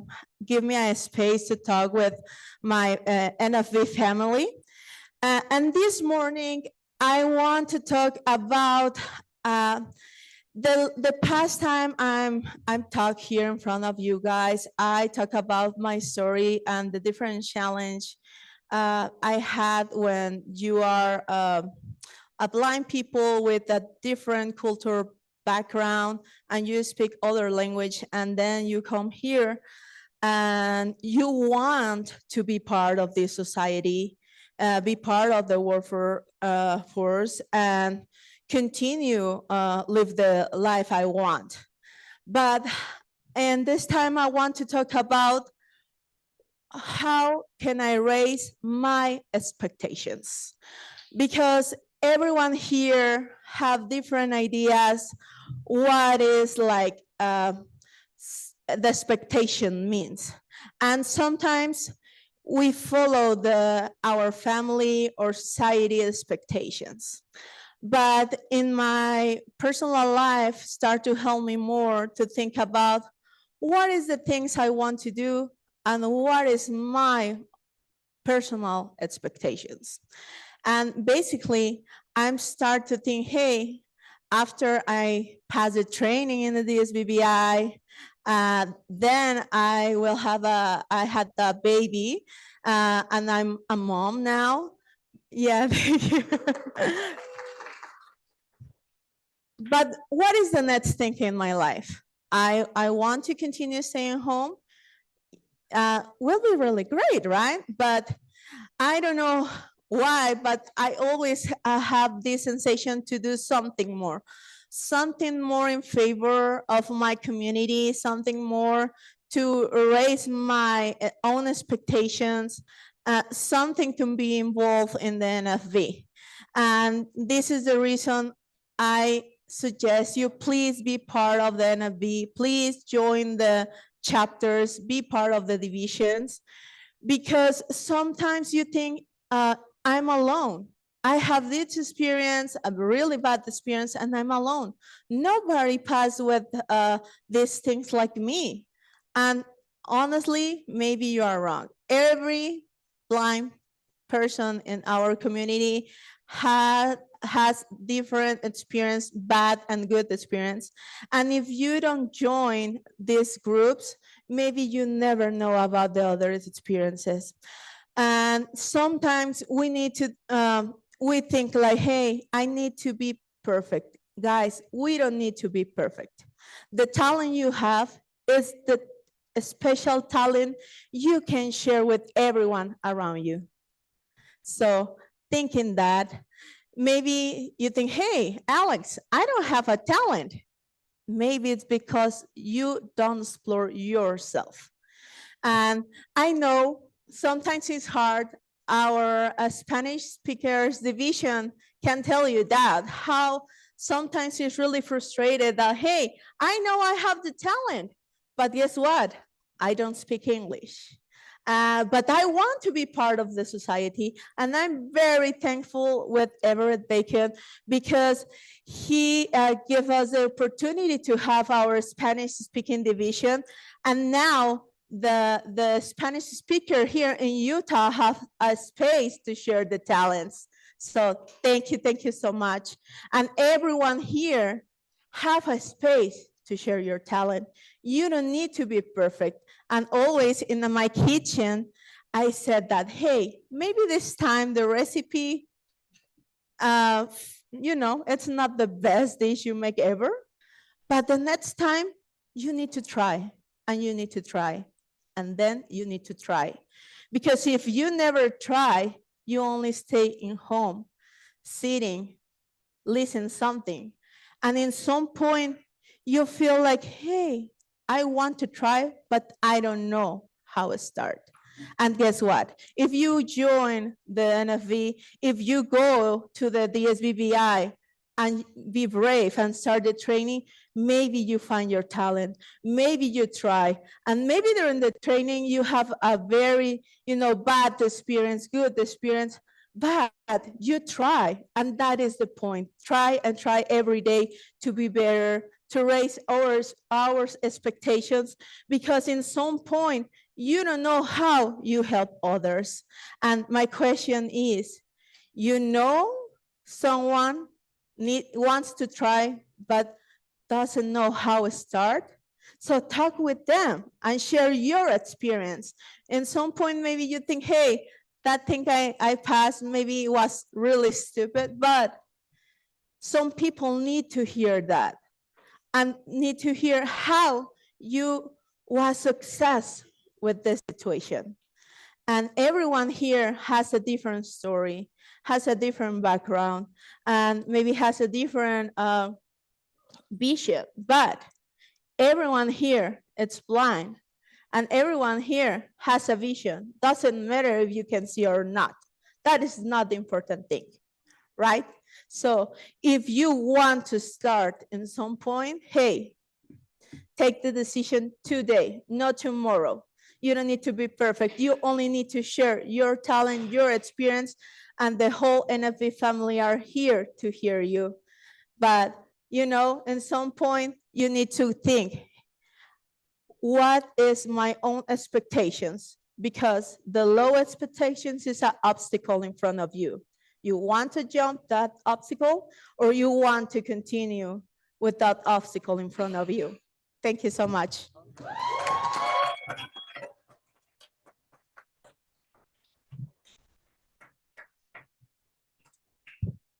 Thank you so much, Alex. I'm gonna. Yeah.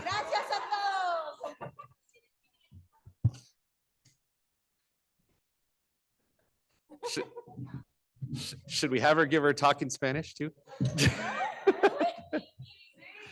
Do you want to say something in Spanish? Okay, yeah, sure. Okay. Why not? Why not? Yeah, why not? Okay.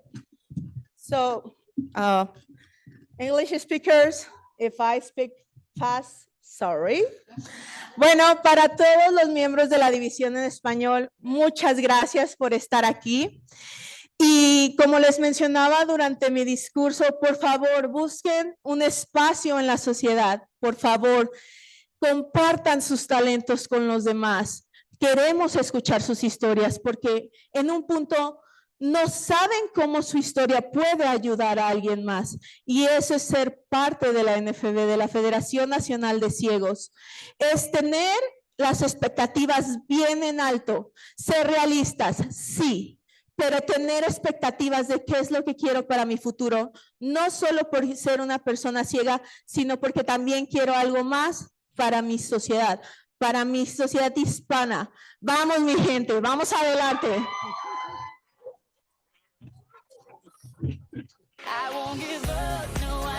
Muchas gracias, Alex.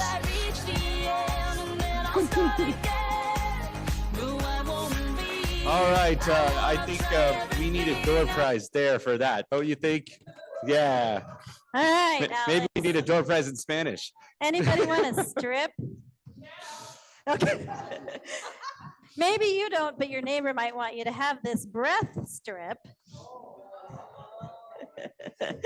It's also got a lot of other things in this goodie bag that I'm going to give away. Quinn, do we have a name? My girl is Jennifer Kennedy. Jennifer Kennedy. I know Jennifer's in the room. Yep. So we are actually moving ahead of schedule, which is good. Doesn't happen very often, which I'm kind of excited because Carl will tell you I've sometimes pushed these right up to the limit. So we're ahead of schedule a little bit, which I'm glad.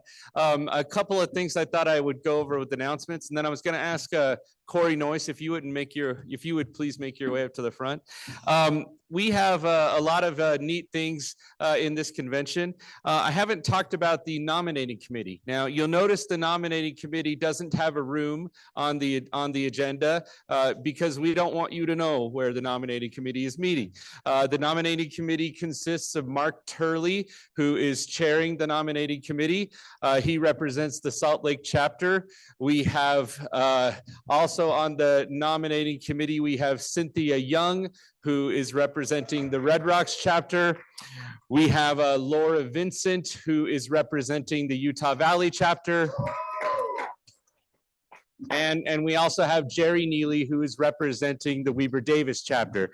So that is your nominating committee.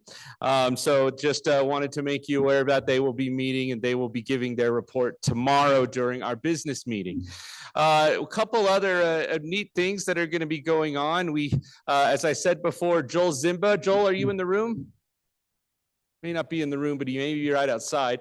Joel Zimba from Humanware is still here. He's going to be here till about 4 or 4:30 this afternoon. Then he has to head back to Baltimore, but he is here. And if you have questions about Humanware, please go and find Joel and talk with him about Humanware products. We're very excited that Humanware has donated a Victor reader stream for our auction. And so Humanware are great friends to the NFB of Utah, and we're so happy to have Joel here, even if it's for a shorter stay than usual.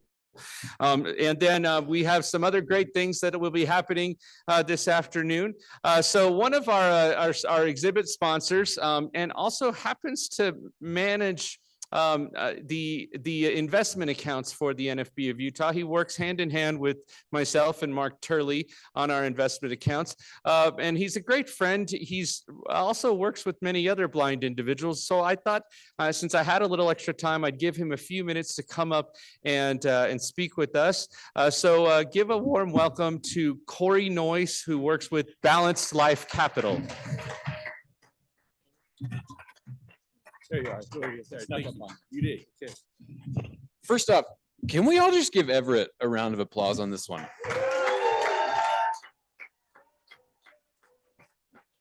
There we go. Because let's be honest here, Everett landed 2 high-profile speakers for this morning. Both of them bailed on him. And now he's up here burning through door prizes left and right to try and fill all this time. And if anyone's ever run an event, just put yourself in his spot right now and really give it up for him for keeping this together right now as we go through. I think Everett said basically everything I could have to say to you. My job is to manage the endowment fund for the state chapter, make sure that there is always funds available to help cover events like this, to help with travel scholarships for the national convention and anything else that might pop up. It is about as boring as it sounds for a job, but it is exciting to someone like me. So, there's that. Is there anything you want me to talk about, Everett, specifically? No, just You're just looking for people to kill time? Is that what it is? I was just going to give you a few minutes. Do you want me to just start reciting something or singing anything to burn some minutes up? Tell them all that even though all of this turmoil is going on, our funds are secure and we're doing good. Yeah, that is the idea. So what we've set up effectively, the goal of the endowment for the state chapter is to maintain its principal balance while always being able to supply the needs of the division. And that we have been able to do. I haven't looked today yet because I've been here, not in my office. But as of yesterday, with everything that's been happening out in the market, the account for the chapter stands at about a 2%. I know it doesn't sound great, but if you've been watching what's been happening, we'll take 2% in a year like this. So that's what we are going for. It's not because I'm some wizard. Sometimes you just you position yourself right and it works out. And that's what we're getting ready for. So whenever things like this do happen, the whole goal is that we aren't caught with our pants out and pants off, so to speak, when the tide goes out. That's a Warren Buffett quote. So he knows what he's doing pretty well. So anything else, Everett? I'll help you out as long as you need. So you'll be at a table later in the exhibit hall, right?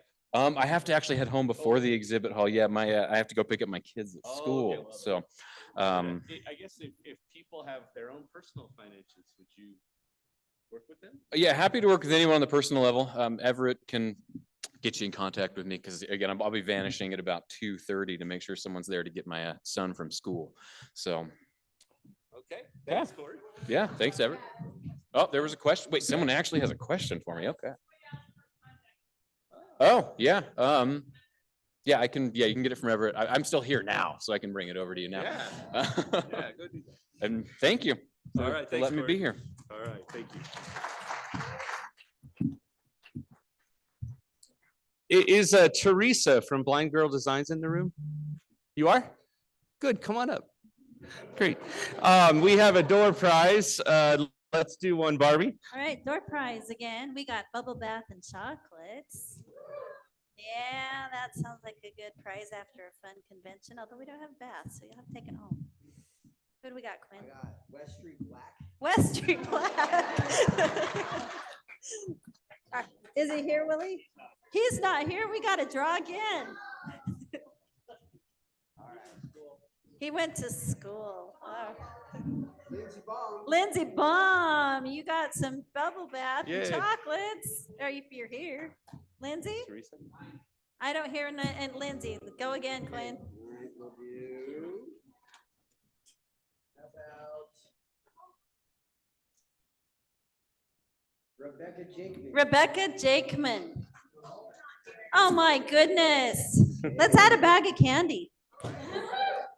Maybe the door prize gods will give a better name out. Maeve Herb. Maeve Herb isn't here, is she? She's here.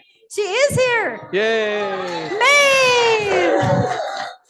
And I just want to thank Julie and Carmelyn and Quinn and Anitra, and because I'm not doing this by myself.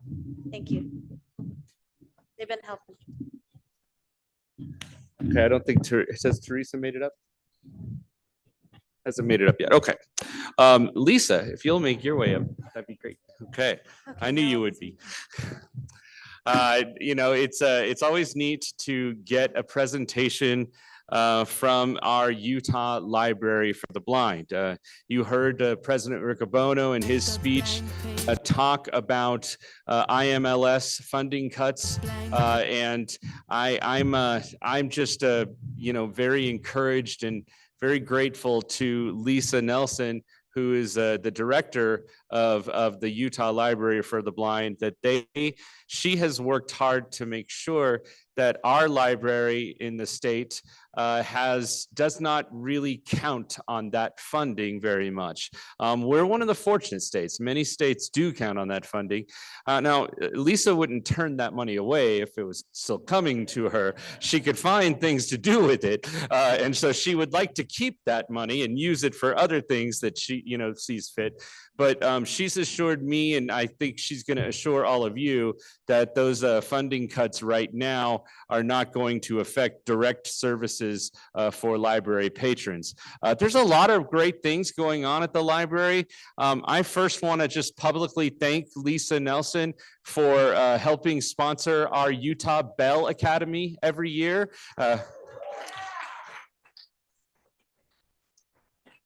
For the past 3 years, we've had a library day with the Bell Academy, and the kids have such a great time going to visit the library and seeing things like astronomy and animals and all kinds of neat things that Lisa plans for them. So again, it's always awesome to have Lisa on our agenda. She will always be on the agenda as long as I'm president. So, you know, give a warm welcome to Lisa Nelson.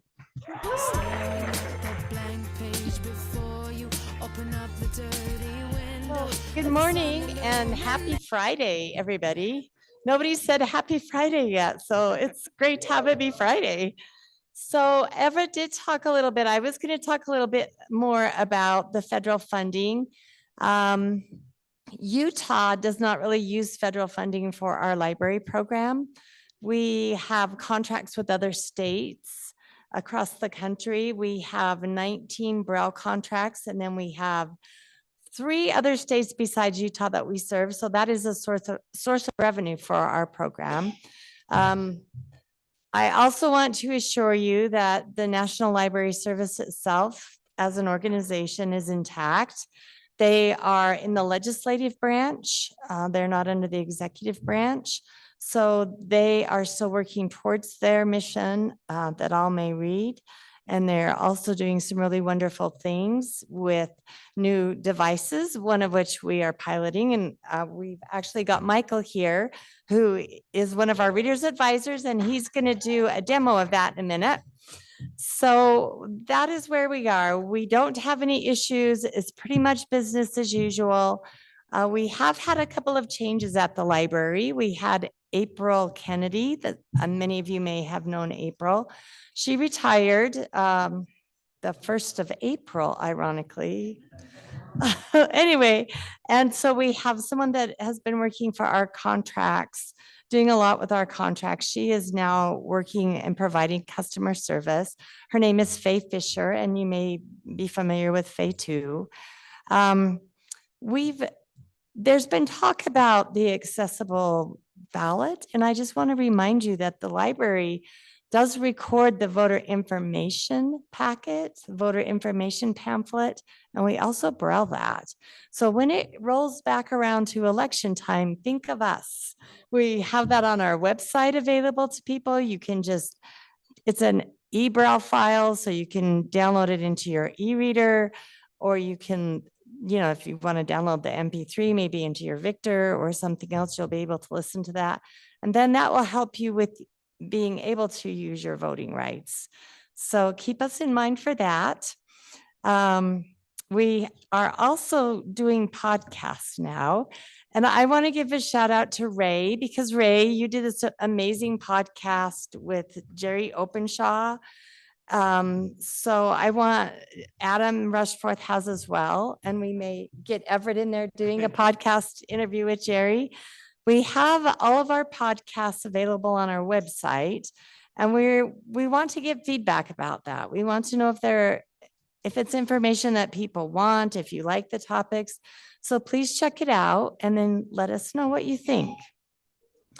The iBill currency readers are now available from the library. So if that's something you've always wondered about and wanted to know more about, we're going to have one at our table that Michael and Michelle Neely will be at. And you can stop by and ask them about that, maybe get a demonstration.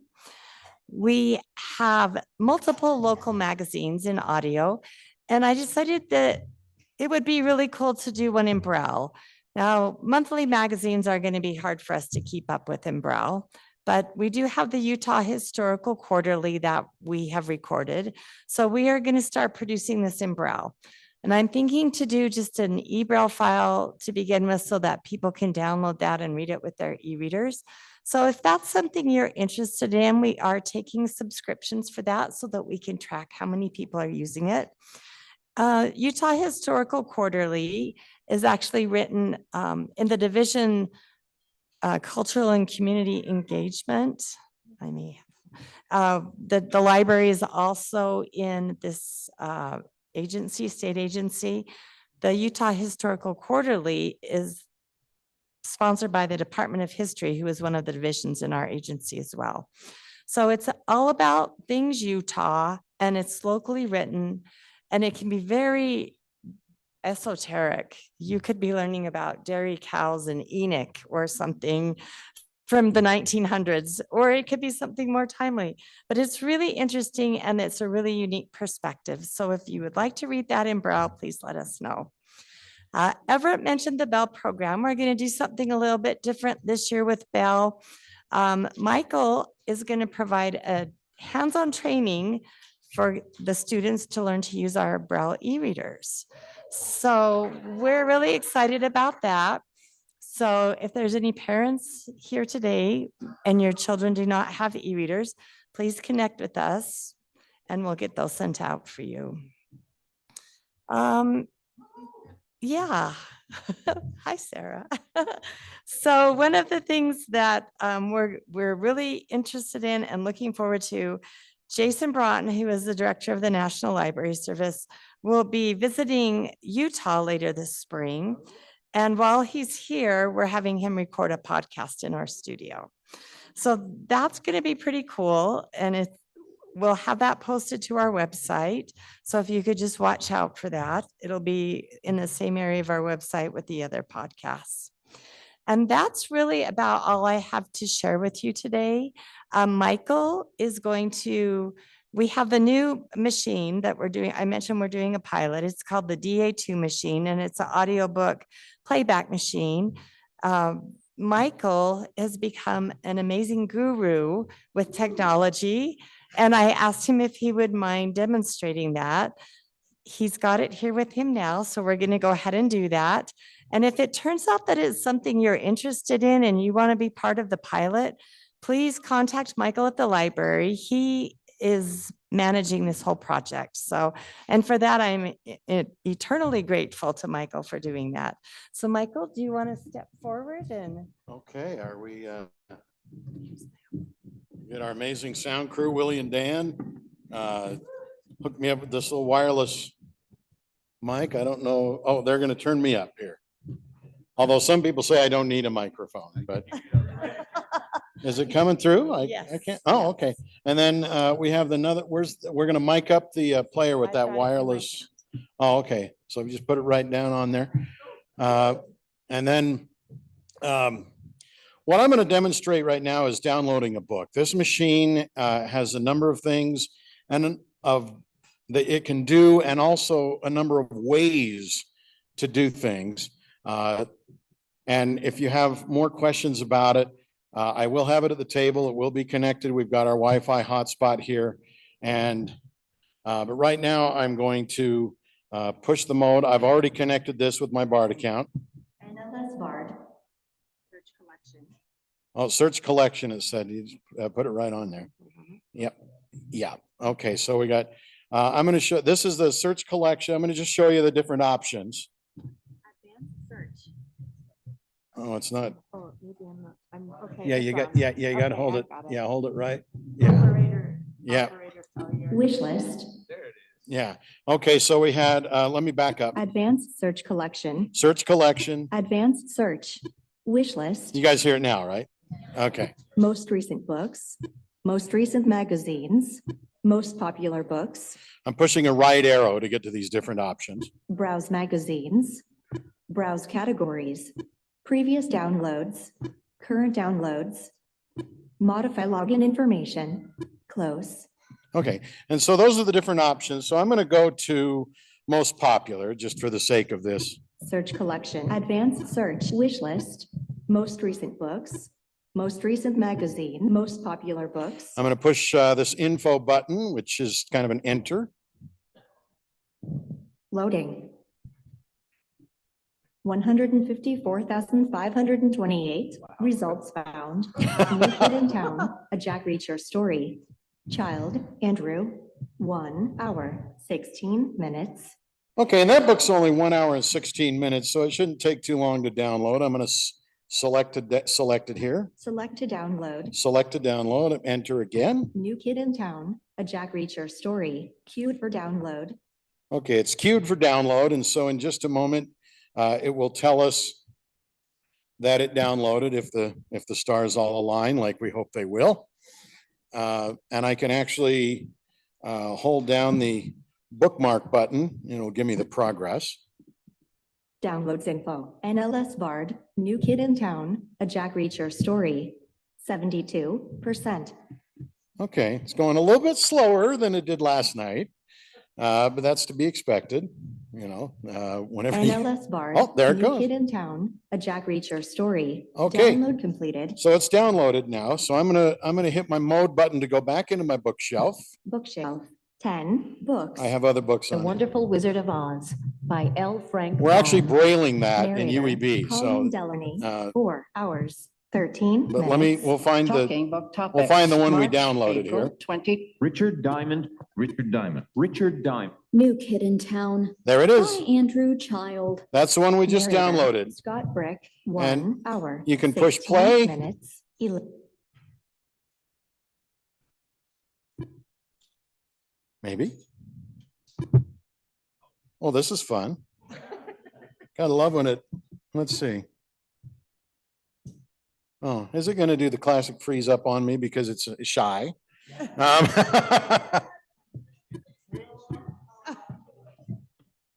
Library of Undo. Oh, here we go. Maybe. Well, this is fun. I'm trying to encourage y'all to get one of these and now it's misbehaving. It's tired from a week of work. Yeah, it's had a hard, let's see, NLS BARD. Bookshelf, 10 books. New Kid in Town. By Andrew Child. Narrator, Scott Brick. Maybe I gotta 1 let it- hour, 16 minutes, 11 seconds. Downloaded. Library of Congress. There we go. Annotation. Hitching a ride cross country, Reacher manages to thwart an unsavory criminal hiding out in a sleepy backwater town in rural. Anyway, so that's a demonstration of how to download a book. You can also, if we send you books on cartridge, you can copy them from the cartridge into the internal memory. I've got 10 books on here. it'll tell us how much memory it has if I push and hold that mode button. Michael, tell us how much memory it starts with. Remaining battery time, 59. Oh, okay. How much? Okay, well, it has 26 gigs right now. I think with the books, if it was empty, I think it would be about 28 gigs. And so that's a fair number of books. I think a minute is about a meg. And so when you think, there's roughly I know it's not exact, but there's roughly about 1,000 megs in a gig. So yeah, and I've got 10 books downloaded on there right now, and we've still got 26 some odd gigs of internal storage. And it has the cartridge slot on the front. And you guys can come this afternoon to the table and we'll let you feel it. You can play with it, answer any questions you have. It has in the back, unlike our other player, the cord isn't attached to it. So the cord comes with it, but it detaches. So it has the USB-C plug-in in the back. You've got a USB-A, which you can put a thumb drive in, or you can hook a USB keyboard up to it. Now, why would you want to do that? Because hi, George. I spent about a half hour on the phone with George helping him enter his credentials, and it would have been an hour if we'd been using the arrow keys on the keyboard. You've got to arrow up to each letter. I thought about demonstrating that, but I figured it'd scare you guys away from it. So I decided not to, but yes, and then you can, so there's 3 ways. The arrows, you arrow up to each letter. You can hold the arrow down and like jump to different ones. You can kind of I've gotten pretty good at it, but it's still, it takes me probably 3 minutes to enter my credentials using that method.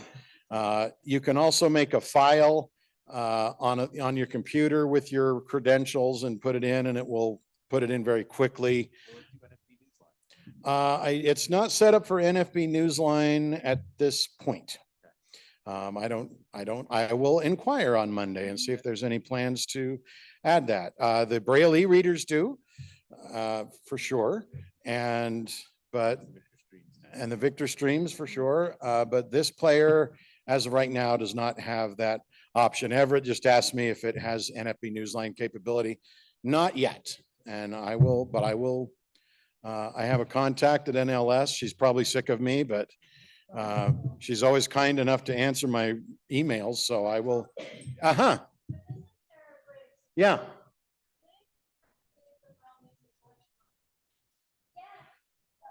Tara asked when we were going to get the Braille music collection on the e-readers. That is something that is outside of our control. But again, I have another contact over there at NLS that's also probably sick of me, but I will find out. I will inquire. That's a good question.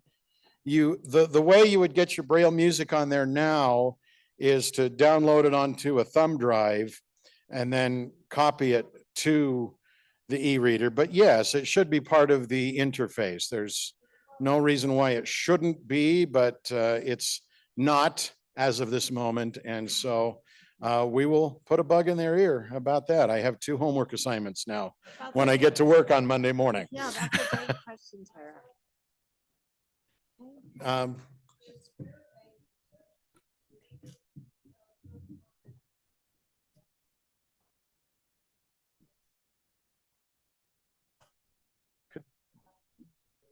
I'm having trouble hearing. Lisa's got you. Okay.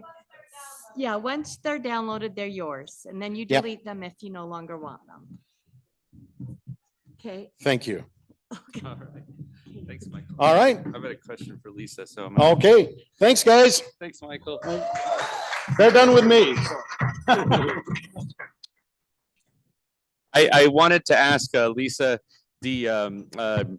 so first of all, we didn't have a chance to go get the latest Newsline stats, but Which we can find next. we're probably, the last time I checked, we Swig, were around young adults, 1,900 anything? users. That's $10. Yeah, so that's pretty amazing. wanna give anything 1,900 else? users using there? Newsline in the state of Utah.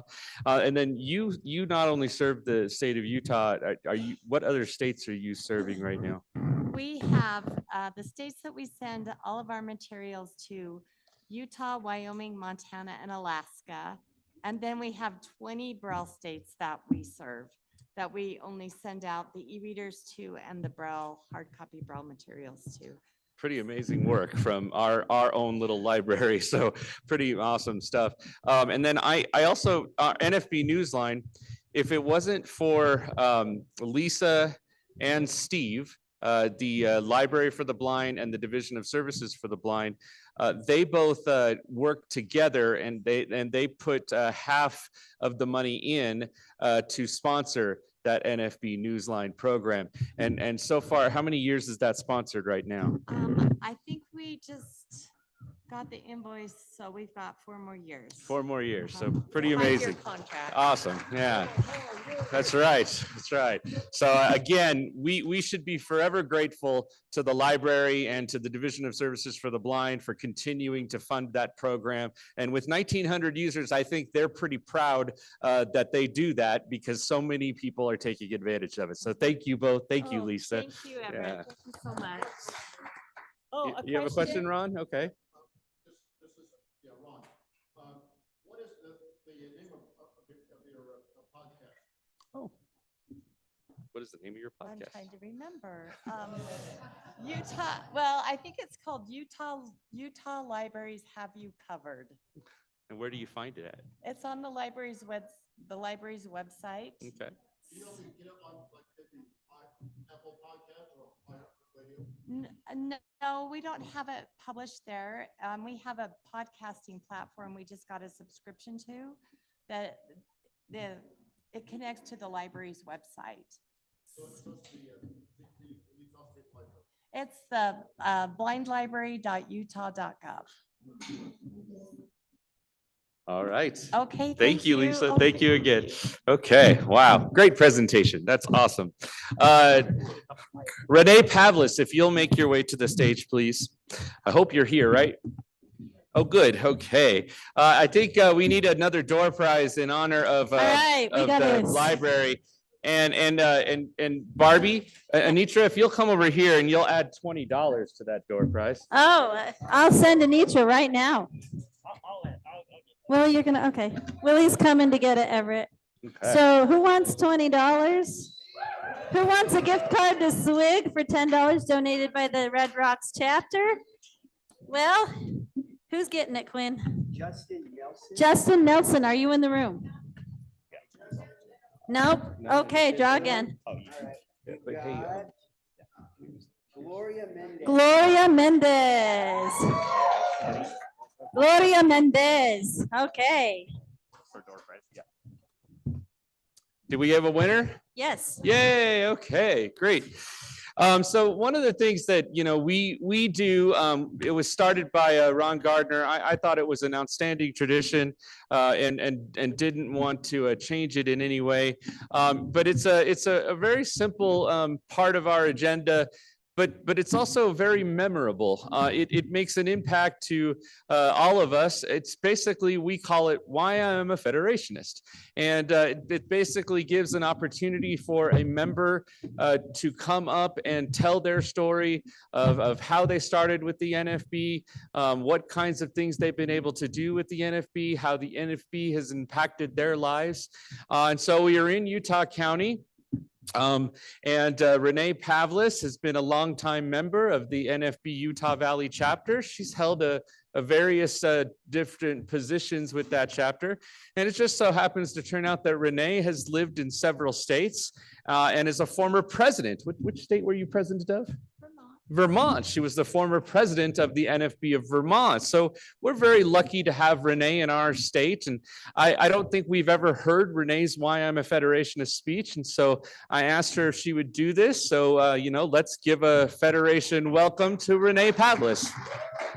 Renee, right up here. The microphone is, you want to reach your hand out, it's right up here, right here. Okay, I'll have to put it down a little bit. I'm short. Anyway. Oh, it doesn't attach. Okay. Well, I've been a federationist for over 30 something years. And it started off in Vermont. Vermont of, okay. Okay, thank you. Thank you. Vermont affiliated about every 5 years for a long, long time. So when they came, I lived in Montpelier, Vermont with my children and my husband. And when they came to Vermont, I think they were looking for just a warm body at the time. But in return, Mark Maurer, Dr. Maurer, took me under his wing. And he also introduced me to somebody who's passed now, who was a very dear friend from Massachusetts. Her name was Priscilla Ferris. And probably none of you would know Priscilla, but she just took me under her wing and she educated me and taught me.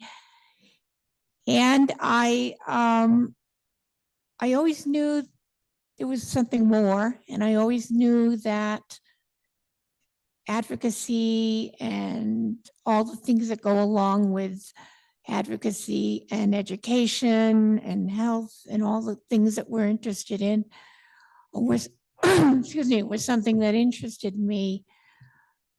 And it's because of the Federation that I've become, well, Federation helped me get through graduate school, and the Federation helped me with a scholarship. And what I thought I'd do, you asked me what the Federation means to me. Well, there were many people back in the 90s. A lot of them have passed. Excuse me, I got a little bit of a tickle here. A lot of them have passed on. But those people, so many of them, and some are still here with us, made such a difference in my life. The first time I walked into the hall at a convention and saw like 2,500 blind people there, it was like coming home. And, sometimes you'd say, well, but it was like connecting with something that was there that I knew about. And it was support. It was support for me, support for my family, support for the state. And 1 year, believe it or not, because we were a very small affiliate, our conventions, we'd have maybe 30 people or 35 people. But we actually brought 8 people to national. And for us, this was a feat to be able to provide for 8 people to come. What I thought I'd do is, and I don't know if this is going to work. I'm not sure. I recorded some things that I wanted to play from my Victor, but I'm not sure if it will attach. I'm assuming it's not going to attach to this microphone. Okay. Okay. Oh, that's okay. Well, we'll. Hold the microphone at the speaker. Maybe it might catch some of it. No, I'm sorry. Oh, I'm sorry. Well, I guess I won't do that. But what I can do is, well,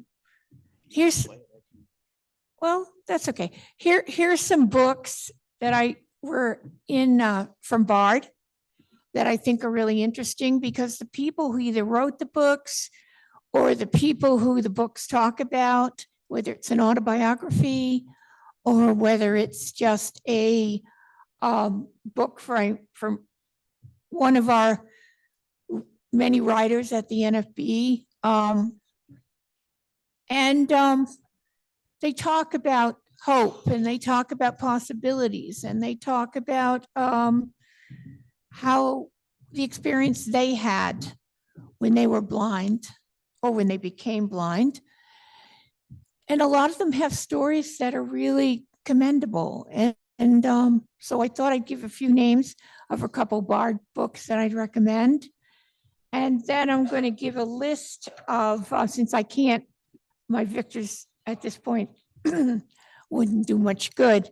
I'm going to give a list of 14 lessons that have been learned in life from a singer, an advocate, a speaker, and he went to Perkins School in Massachusetts like I did many years ago. His name was Tom Sullivan. I don't know if any of you have heard of Tom Sullivan. Yeah. And so he has a list, he has a book that he wrote, and it's 14 lessons to learn in his life. And okay, so the first person I wanted to talk about is Jacobus Tenbrook. And Jacobus Tenbrook was the first person who started our first, I can't say affiliate, but the NFB in 1940. And he talked about visions of equality. And the book that I took this blurb from, which I'm not going to read, or won't, it's not going to talk, but was from a book called DB 59656. It's in Bard. And Dr. Tenbrook was a lawyer, and he was born in 1911, I believe. And he died in 1968. And a book was written by Floyd Matson. And he wrote a book on Jacobus Tenbrook's life, The Vision of Equality. And I'd recommend that book. It really talks about many of the struggles, but it also talks about today and how much we've benefited from people like Dr. Tenbrook and Dr. Jernigan. Now, Dr. Jernigan was the second person I was going to give a little blurb on, but I guess I can't. There was a book written by Jim Onvig about Dr. Jernigan, and I had the pleasure of meeting Dr. Jernigan several times. I even went to one of his leadership conferences. We were called the Befuddled group, and we were kind of befuddled, so it made sense. And with Dr. Jernigan, we would sit in a room, and he'd talk about NFB philosophy, and he talked about the goals of the NFB and the purpose, and everybody would pass around these peanut butter M&Ms. And I don't know, do they still do the leadership seminars at this point? Or they? Oh, yes. Okay. Well, this was in the 1990s, and I was very fortunate to be chosen to go. And Dr. Jernigan, he was a man of spirit, and he was a man of consequence. And he believed in what he did, and he believed in what he preached. And he had a way of encouraging people in a kind way to go beyond their comfort zone. So I remember when Dr. Jernigan passed on, it was 1998, I believe. And he really, really affected a lot of folks and talked about a lot of things that we're very cognizant of today and that are very important to us. I mean, he led us into the 21st century, more or less. And then I want to talk about Dr. Maurer. And again, I can't give quotes like I was going to do, but anyway, Dr. Maurer kind of took me under his wing. He encouraged me, and he supported me, And he told me that, well, I was in his office one day in Baltimore, and he encouraged me to continue on with my education and continue on with the importance of what the Federation was doing and how it was really going to impact people in the state of Vermont. So I was president for about 6 years, and then I did move to Utah here. So I just think Dr. Morrow is amazing. Nothing against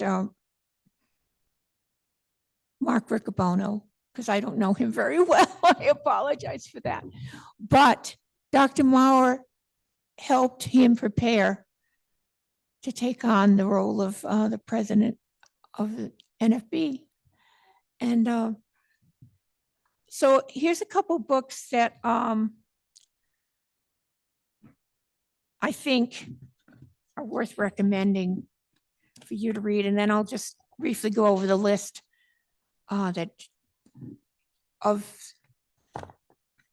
I'll briefly go over the list of that Tom Sullivan seeing lessons in his book, what he said. I'm sorry, I'm trying to get my papers here.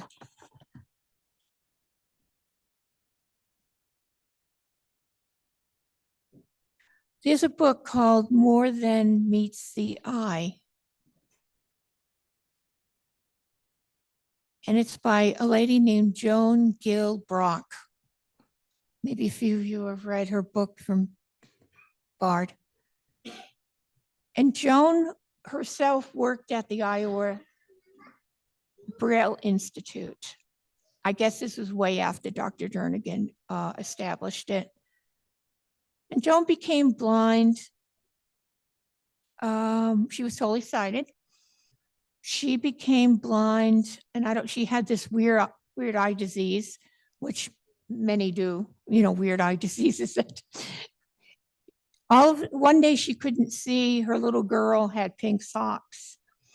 And she couldn't see the little girl's pink socks. To her, they looked white. And that was the beginning of her discovering that she was going to lose her eyesight. Joan's husband, Joe, also worked for the Braille Institute in Iowa. And a few years after they were married and had their little girl, he ended up dying of brain cancer. So Joan, she knew Braille. Well, she had to learn Braille, actually. She had a lot of the skills of blindness, even though she wasn't blind, but she had an attitude which is amazing. She had an attitude of hope and an attitude of why shouldn't I rather than why should I? Because a lot of people will say, well, why did it happen to me? But that wasn't her perspective. Her perspective was, why not? And I thought that was pretty impressive because she ended up, her husband did pass on. And then a few years later, she moved to California and she met a high school, old high school friend, or relationship. And they got together. And I just love her perspective. And then another person who wrote a book was, Dr. Maurer, I don't know if anybody of you know about the Colonel book series. Well, there's about 30 books in it, maybe. Well, Dr. Maurer at the time was president. And one of the names of the books was called Oh, Wow. And it talks about not giving up. It talks about encouraging each other and encouraging ourselves. And talks about people's stories of things that they went through in life and how they got through them. Because I don't believe in the expression overcoming. A lot of people do, but I believe in things as blending the good parts, blending the parts of who we are. And so these kernel books are really great. And I would recommend, if you can get a hold of them through Bard, and they're also in print form, read a few of the stories, because people have wonderful things to say and wonderful things to share. And the other thing I wanted to say, and I'm almost done here, there's a book called Dare to Dream, and it's by somebody, her name is Rose Resnick. And she was born in 1916 or 1918. And those were the days where there wasn't a lot available for totally blind people. I mean, let's be honest with you, besides maybe caning chairs or maybe making brooms or in a workshop. But Rose established a camp in California for blind kids, along with many other things she did. She was an advocate and she was an educator. She was a singer. And she used singing to earn an income, but also to raise money for some of these programs. So I think it's really great that these people came before us, and if they hadn't come and did what they did, we wouldn't be who we are today, and we wouldn't have the advantages that we have. So anyway, I just want to say the 14 lessons that Tom Sullivan learned. One was, live your life with all your common sense.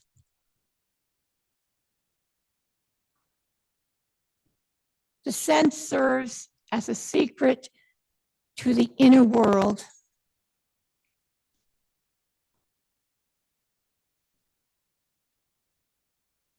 Live a life of independence.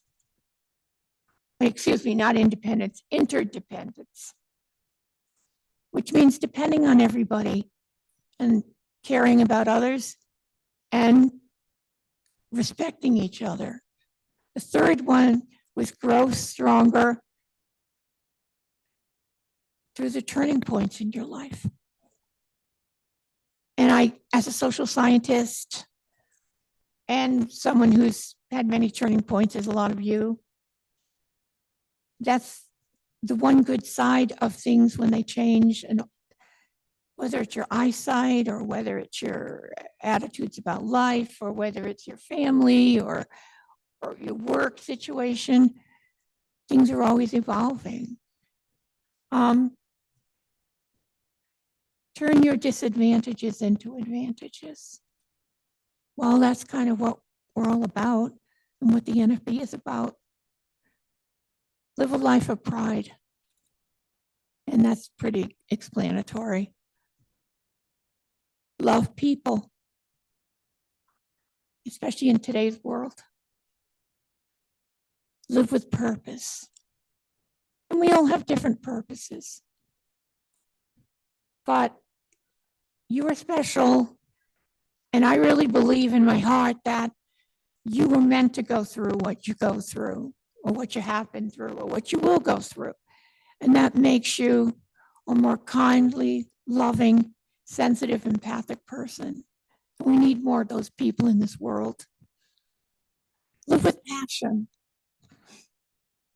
And that pretty much says, you know, what that is.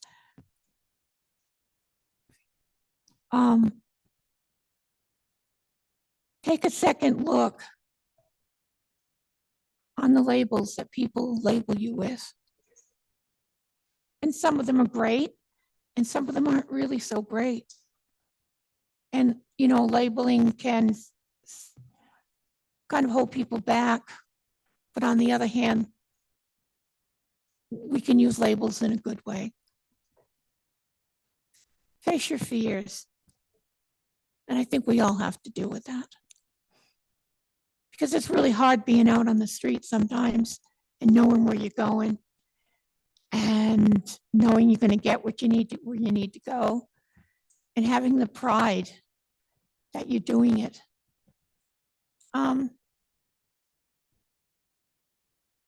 Challenge is the pathway to opportunity. And I think it is. Take a leap of faith. Create a life plan, which is really important. And I'm finding out as in my advanced age that, you know, talking about it is one thing. I'm almost done. I got one more to go. But basically, plans and organizing and efficiency and knowing what you're doing and going to people who can help you and educate and teach you is really important. And the last one is trusting your basic instincts. And sometimes we have to trust our heart and our spirits and our souls. So anyway, I think these things are important because without the NFB and what the NFB stands for and what we represent, we wouldn't be where we are today. And so I'm very grateful to be an NFB member. Thank you.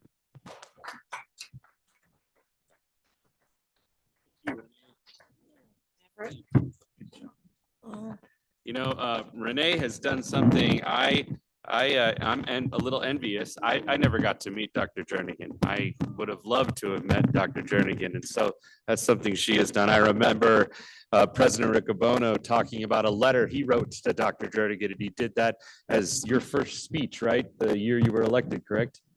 Yeah, it was a really moving letter. You could still read that at nfb.org if you look under the speeches and reports. So, you know, that was a great story. Thank you very much, Renee.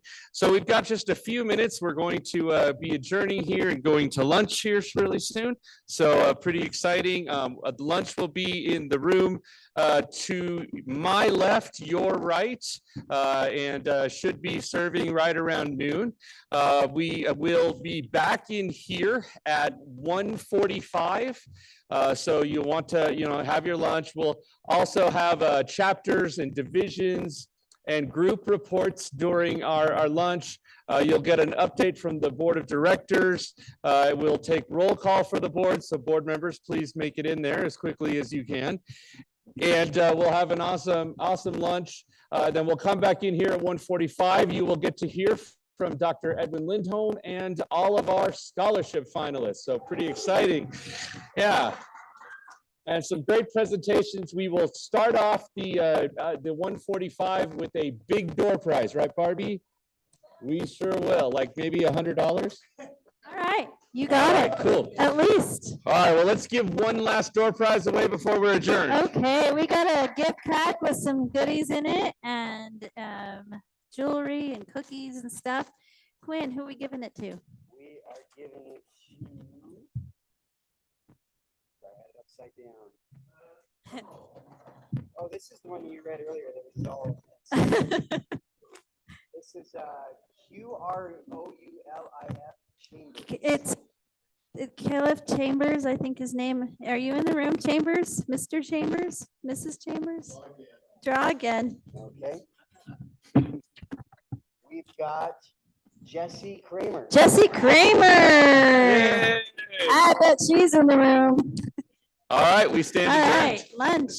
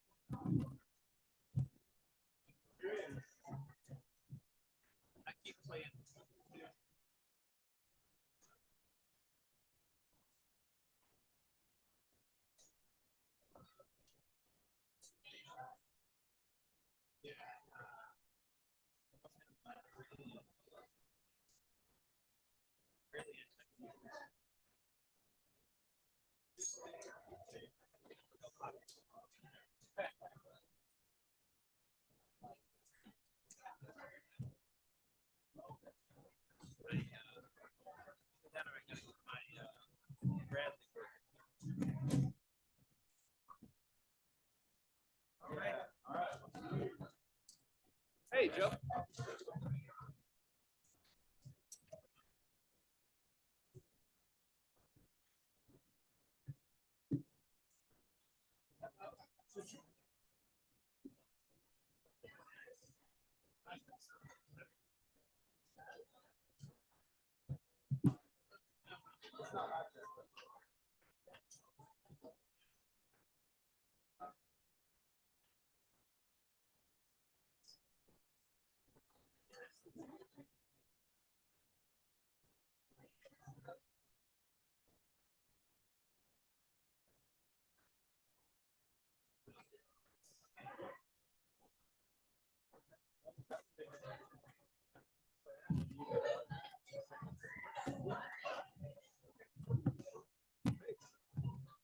Yes. Hey, Angel. Huh? All right. Thanks, man. Yes. Yes, yes, yes, yes, yes. Yes.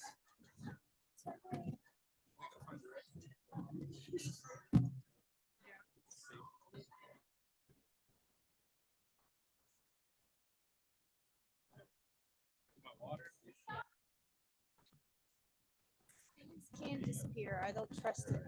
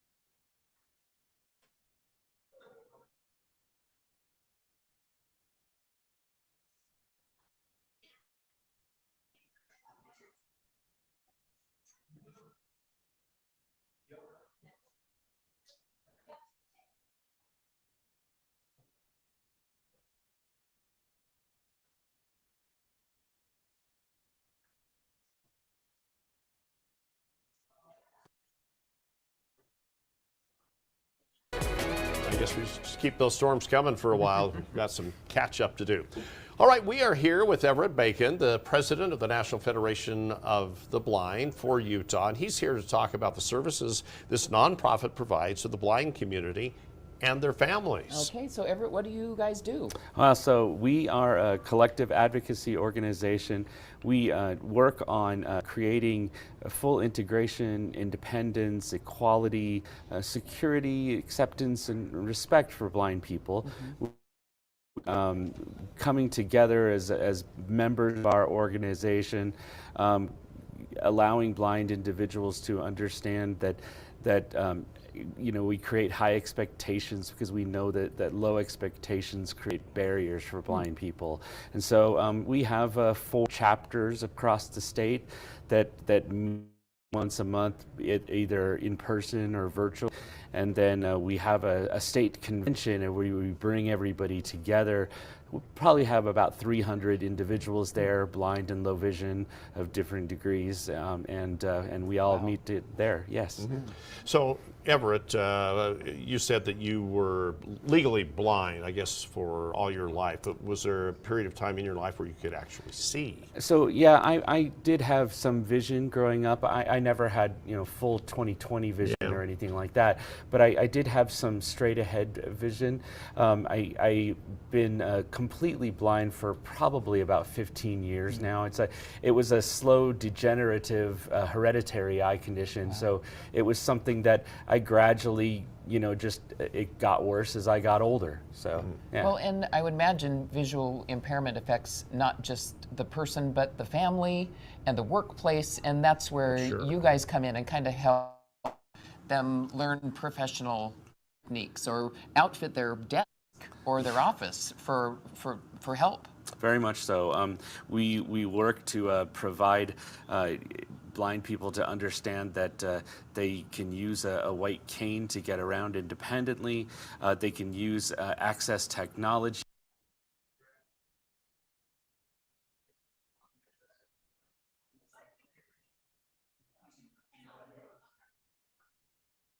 Live in a world that we design.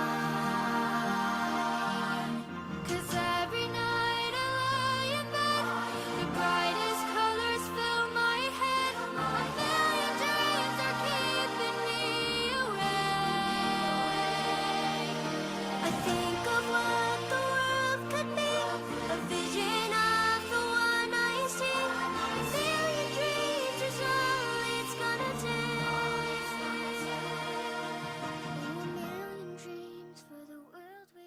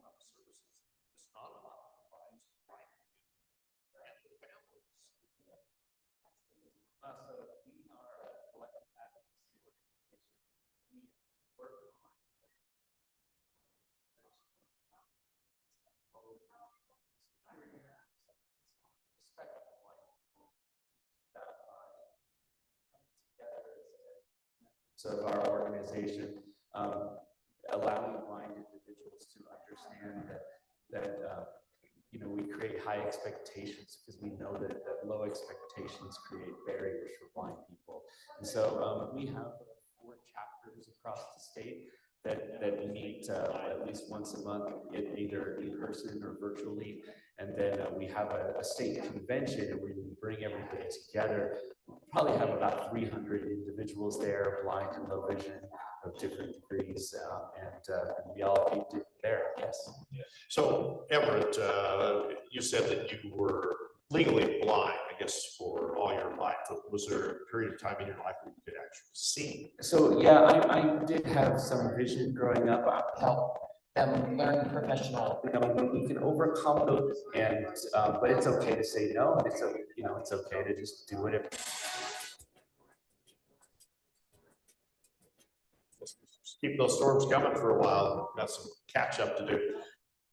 All right, we are here. So yeah. Well, and I would imagine. Keep those.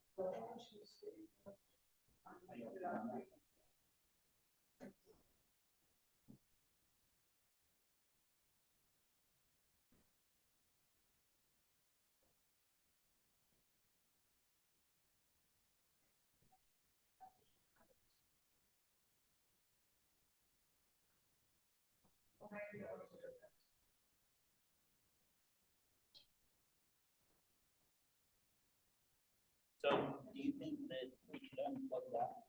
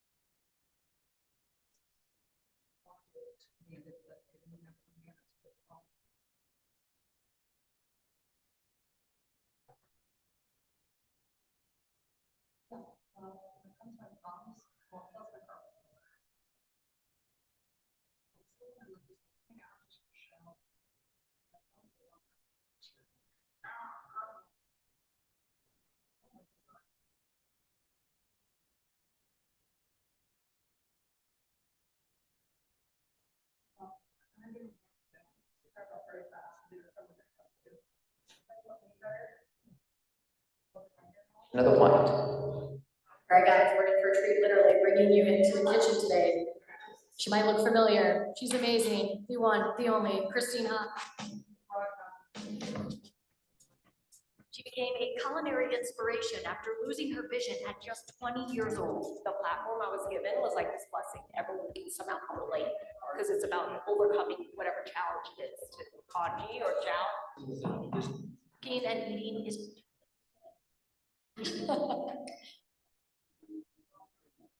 Why did Amazon send me $20,000? Because I use Amazon AI. I'm going to show you a way to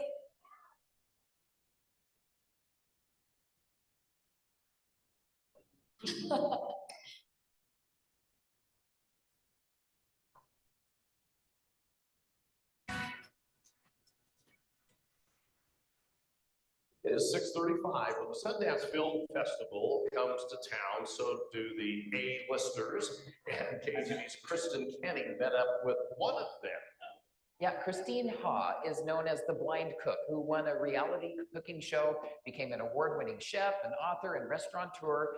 Well, Kristen shows us how her resilience is touching many, including a visually impaired man here in Utah, who's a member of the National Federation of the Blind. All right, guys, we're in for a treat, literally bringing you into the kitchen today. She might look familiar. She's amazing. The one, the only, Christine Ha. She became a culinary inspiration after losing her vision at just 20 years old. The platform I was given was like this blessing. Everyone can somehow relate because it's about overcoming whatever challenge it is to still do the things you love. Her journey inspires many, including Dan Cameron, who has been visually impaired since birth and owns a grill here in Salt Lake City. Today, I'm going to show Dan, whom I just learned has never had kanji or jiao Vietnamese, which is a Vietnamese rice soup. When you found out that you were going to be cooking today with Christina, what did you think? I was super excited because being a person with a visual disability, it's nice to be able to actually meet somebody that I can look up to. So Dan, I'm going to hand you some more. Should I find it different?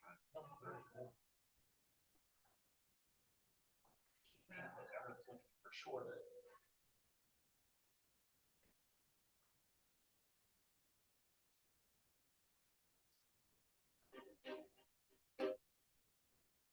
This woman is legally blind, but the same woman won a cooking competition and cooked this food without seeing.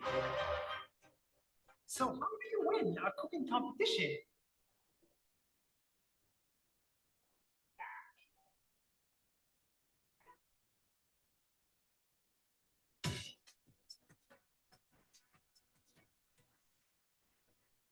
It is 6:35. When the Sundance Film Festival comes to town, so do the A-listers. And KTV's Kristen.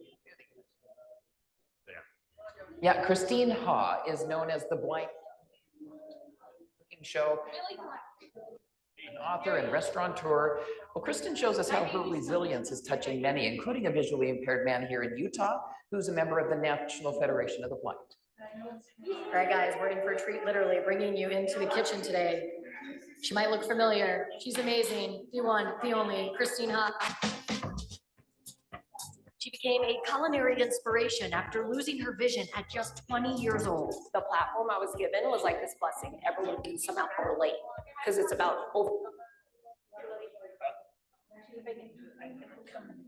I gotta put this in the door prize thing. She clears the table really, so.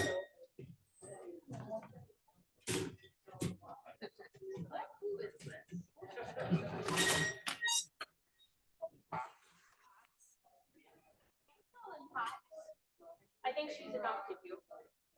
Yeah. And you want your mama back? No, she needs your mom. She wants the bone. Oh, you want the bone. Can you hide a Mac Baker? Oh boy, that was the reaction when I said, "Can you say hi to Mac Baker?" Everybody in the room went, "Oh no." Hi, Mac. Hi. It is. Yeah, is it coming through on Zoom?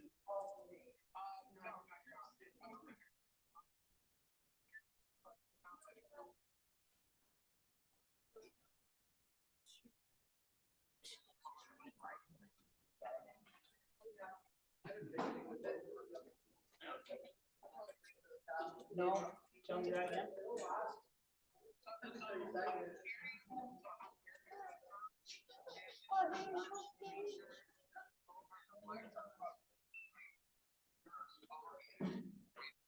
Oh, I just figured out how to get the computer to sync to the audio. Good job. So I'm not getting it in. Thank you for sharing. Here you go. Here you go. Okay, hold on, Matt.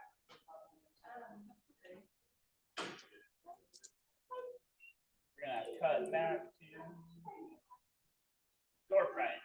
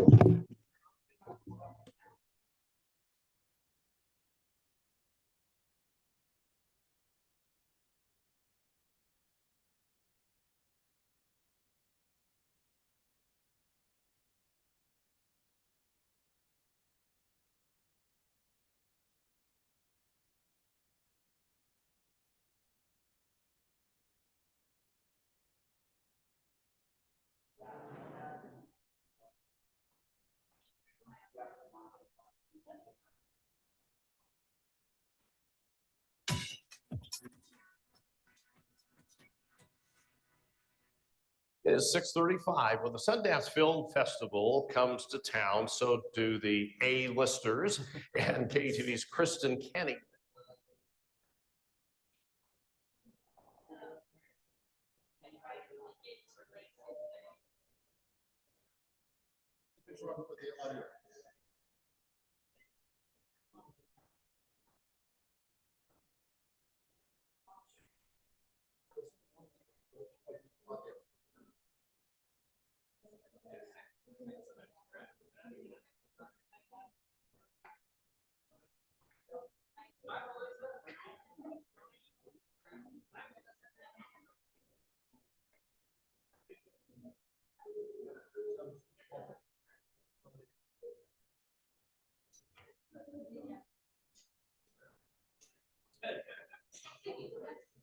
Here in Salt Lake City.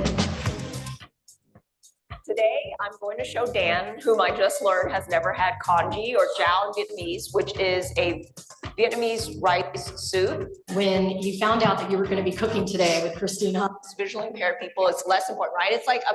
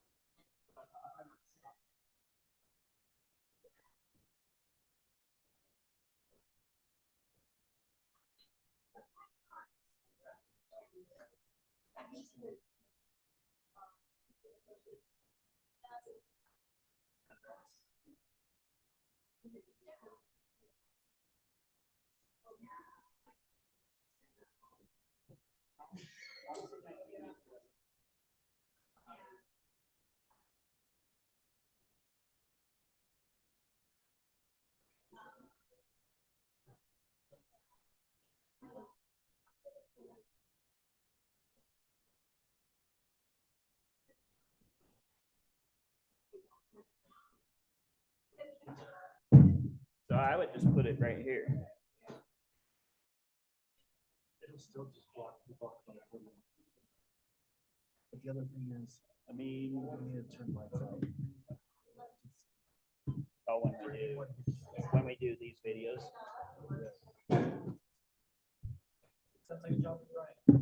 It's Brad though. But he still likes you. Because I can move the podium over closer to that table. Back. Should I try to angle it? Just too low. Should I try to get two more risers? Will they charge us if we get two more risers? More risers? Like the stage risers? I don't think that charges that. You want me to try to do that? Let me know. Set them back to the wall.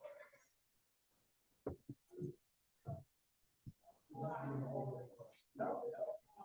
I'm glad to have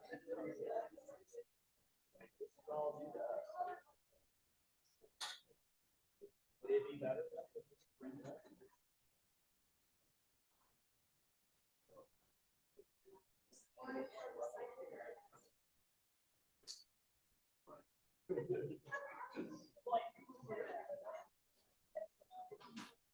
How long do we have? It starts at 1:45.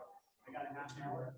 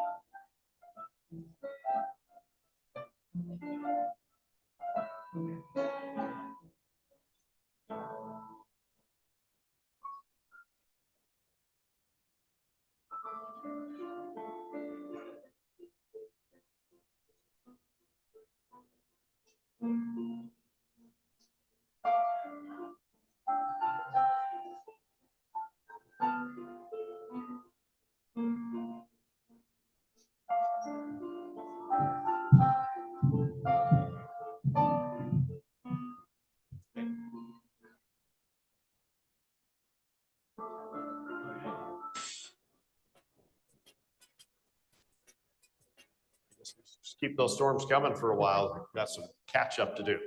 All right, we are here with Everett Bacon.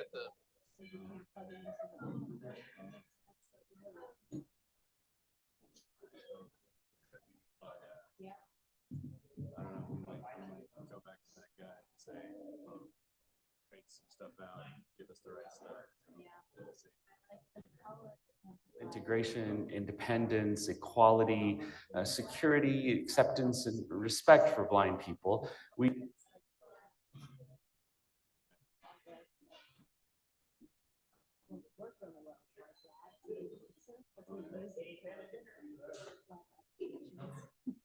What? Oh, we're not gonna play that one. No, it's all pretty generic. Yeah, start it for the start and let's go for 2 minutes and we'll stop it there. We'll put the rest on the website later or something.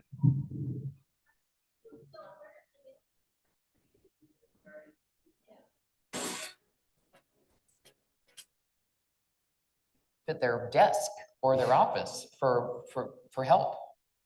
It was something that I gradually, just it got worse as I got older. First of it, Well, and I would imagine. Where they say visual the National impairment Federation of the affects Blind of Utah or something. the person, but the family and the workplace, and that's where you guys come in and kind of professional techniques or outfit their desk or their office for help. Very much so. We work to provide blind people to understand that they can use a white cane to get around independently. They can use access technology like interpreting. I think he's adjusting the, it's not a sound check, he's got to play a video, and he's just adjusting that level.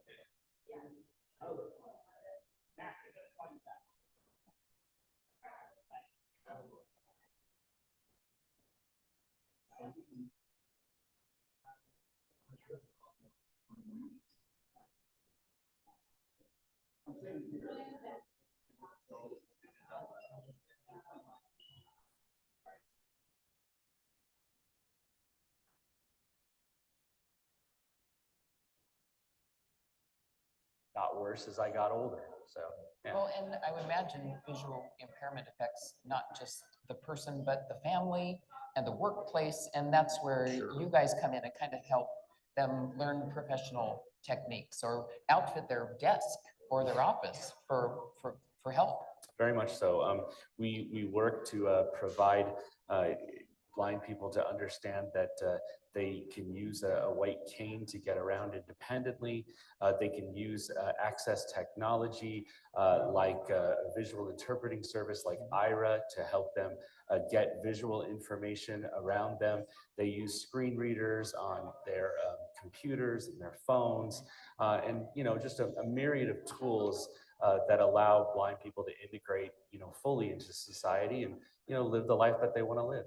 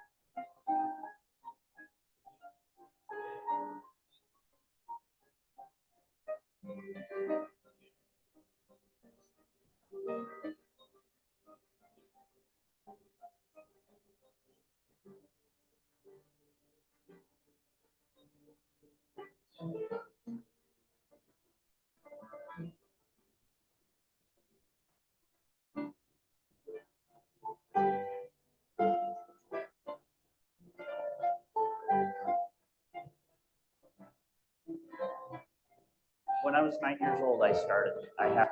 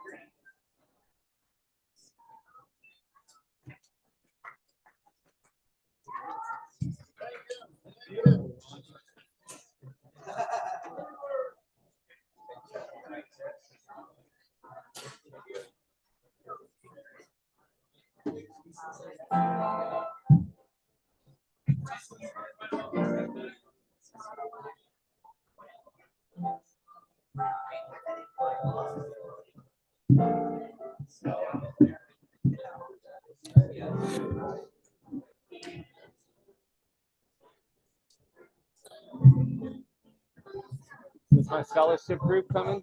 Oh, this is just It's who? Joe Stritch. Hey, Joe. I was just Okay, checking cool. out Yeah, the there's a stage. Yeah, this is the mic and this is the podium That's and all I was everything. doing. Okay. I'll go back There's actually a table to my left Whatever. and with a couple of chairs. There's actually nobody there besides okay. me. So Then you're I'm welcome gonna to go sit sit- behind me or beside me. Yeah, because you're right after me. All right. Yes. Thanks for helping your dad. That was cool.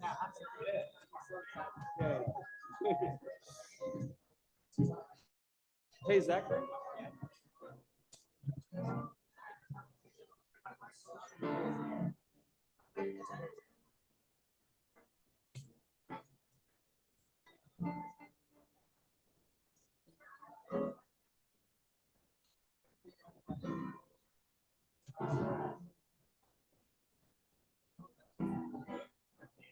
Yeah.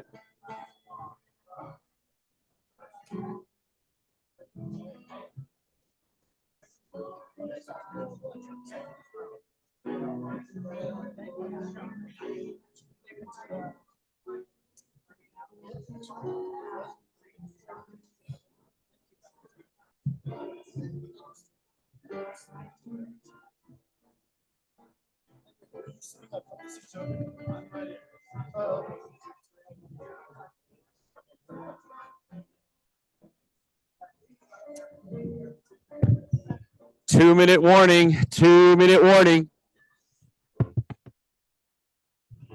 My mic's, there it is.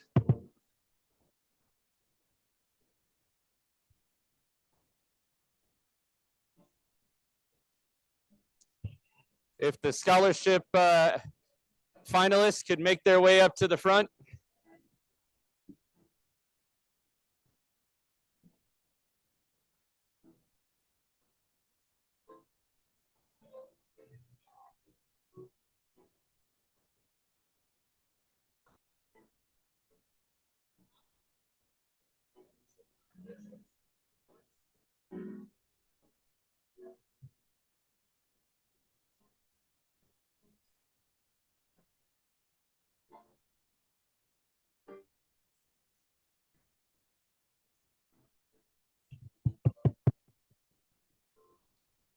There it is. Willie? Is this on, Willie? Hey, Willie, is my mic on?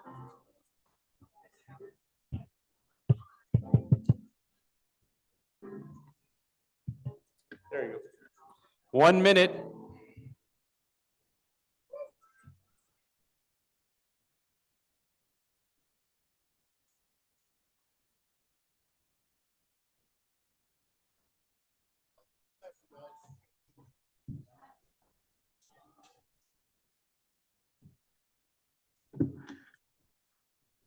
If the scholarship finalists can make their way up to the front. Barbie, you ready? We got new-timers and regulars too. Girls, bring your dresses, and guys, bring your suits. All right. All right. It's conventions.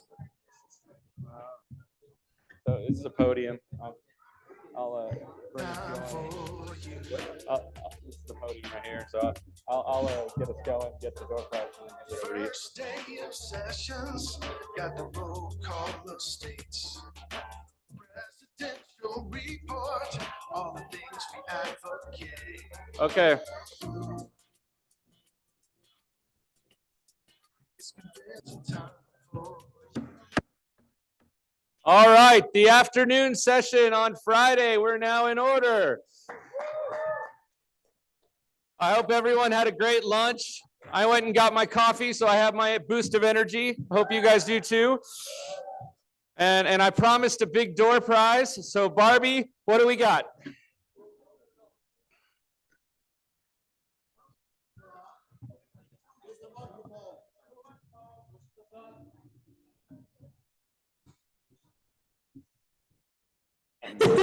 There we go. Hot. The mic is hot. We got $100 we're gonna give away. Who wants $100? Okay. Let's see if the person I read is here. I am. I got it. Reaching into the basket. Drum roll. That's right. This person's name is Jake Vincent. I think it's Jade. Jade. Jade. Is he in the room? You are not here. Oh. Oh man. Oh. That's okay. He got put back in. Adam Diamond. All right, Adam. All right. We'll get that to you in a minute, okay? $100. Okay, we have a jam-packed agenda for you this afternoon. We got a lot of great speakers and presentations. This one is always my favorite because we get to hear our scholarship finalists. You get to hear your scholarship finalists that will be representing the NFB of Utah at the banquet tomorrow night.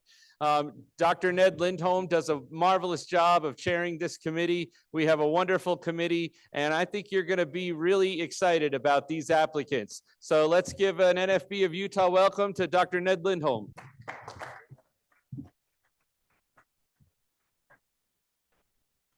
Hello, Federation family. As Everett Bacon mentioned, I am greatly honored. I consider this one of the great highlights of our convention, one that I particularly am excited for. So Without further ado, we have 5 scholarship finalists for the NFB of Utah Scholarship Program this year. Some familiar faces and some brand new. So I would like, do I have all of them here now?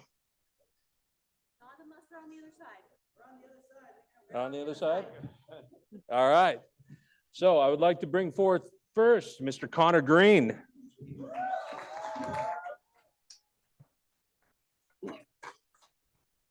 Microphone.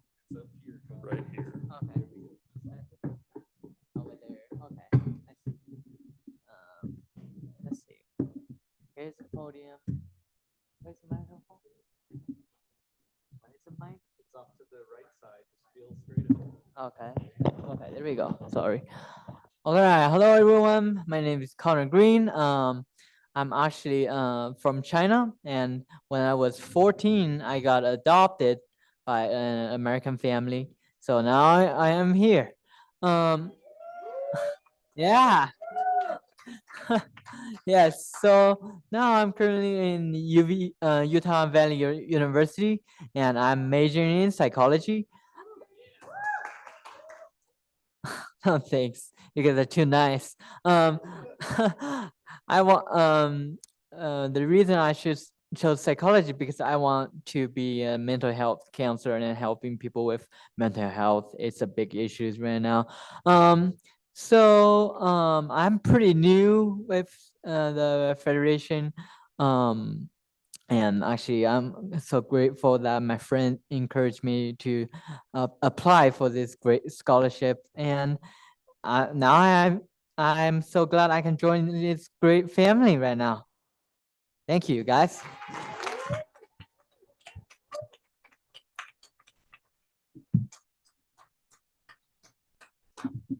Okay, our second finalist, Mr. Kenan Jones.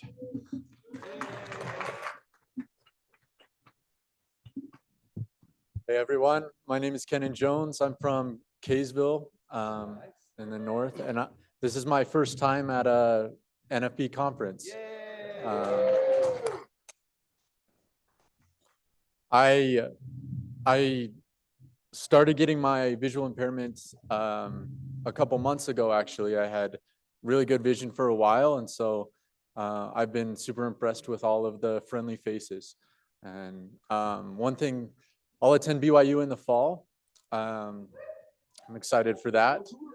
And yeah, one thing that has changed too for me is I've always really enjoyed mountain biking. And so I lost mostly central vision. And so I was able to go back and do that again, which was super exciting for me. My attitude for that has kind of always been that if you don't crash every once in a while, then you're probably not pushing hard enough. So that's a little bit about me. All right.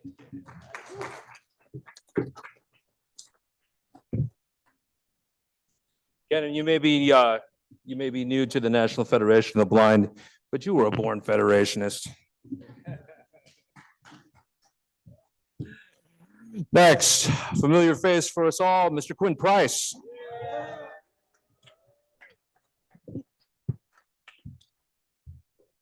Hi, too old. Hi, everybody. My name is Quinn Price, and I'm really thankful that the Scholarship Committee has given me a chance to receive one. A little bit about me. For 10 years, I worked at the State Services for the Blind and Visually Impaired in Salt Lake in the Training and Adjustment Services Department. So shout those guys out. But I wanted kind of a new challenge, wanted to learn new things. And so I recently accepted a position with Davis School District as a teacher of students who are blind and low vision.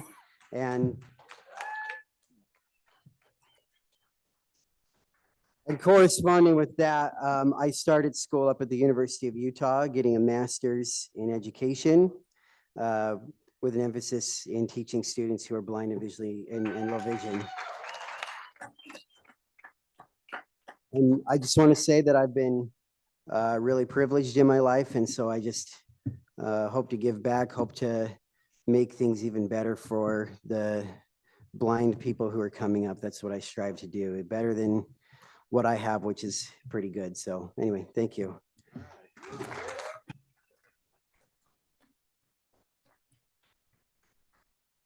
Okay, next, a familiar voice for us all, Mr. Casey Reyes.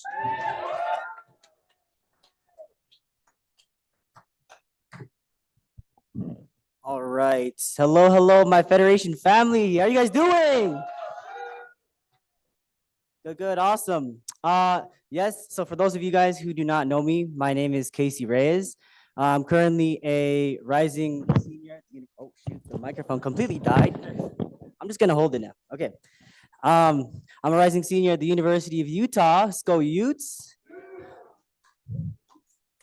I'm currently studying strategic communication with a double minor in psychology and business management, all with the hopes of pursuing a career in public relations.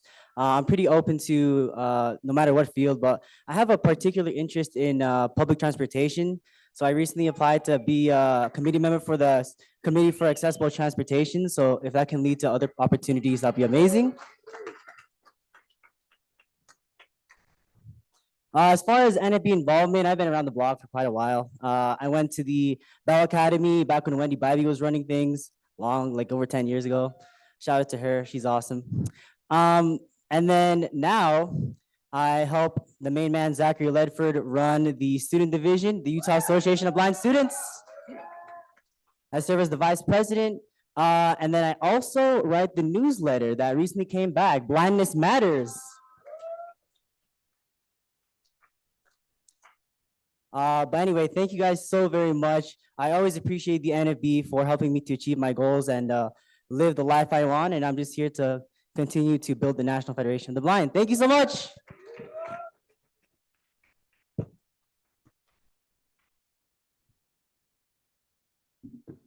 Okay, our fifth finalist, Miss Megan Swanson.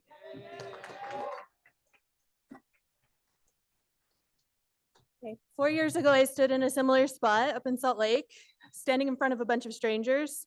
Now, as I thought about introducing myself this time, I keep thinking of this little girl in the church where I grew up. She would get up every month and she'd say, "Hi, for those of you who don't know me, my name is Maribela," which of course we all knew because she did this every month.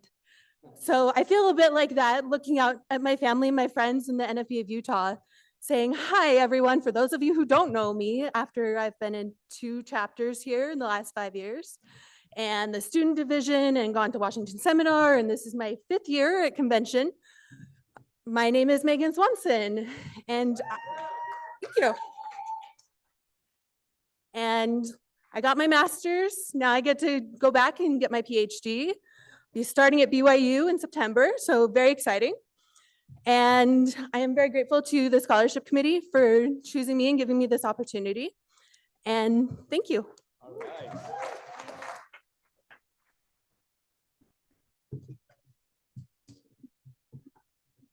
So there you have it. Our finalists for the 2025 National Federation of the Blind of Utah Scholarship Program.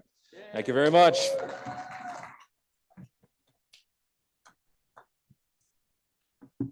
Ned, we have 3 Smith Gardner Fellows, right?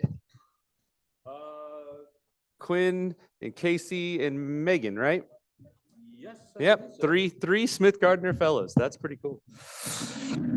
Okay, Barbie, we need a door prize in honor of all of those great scholarship finalists.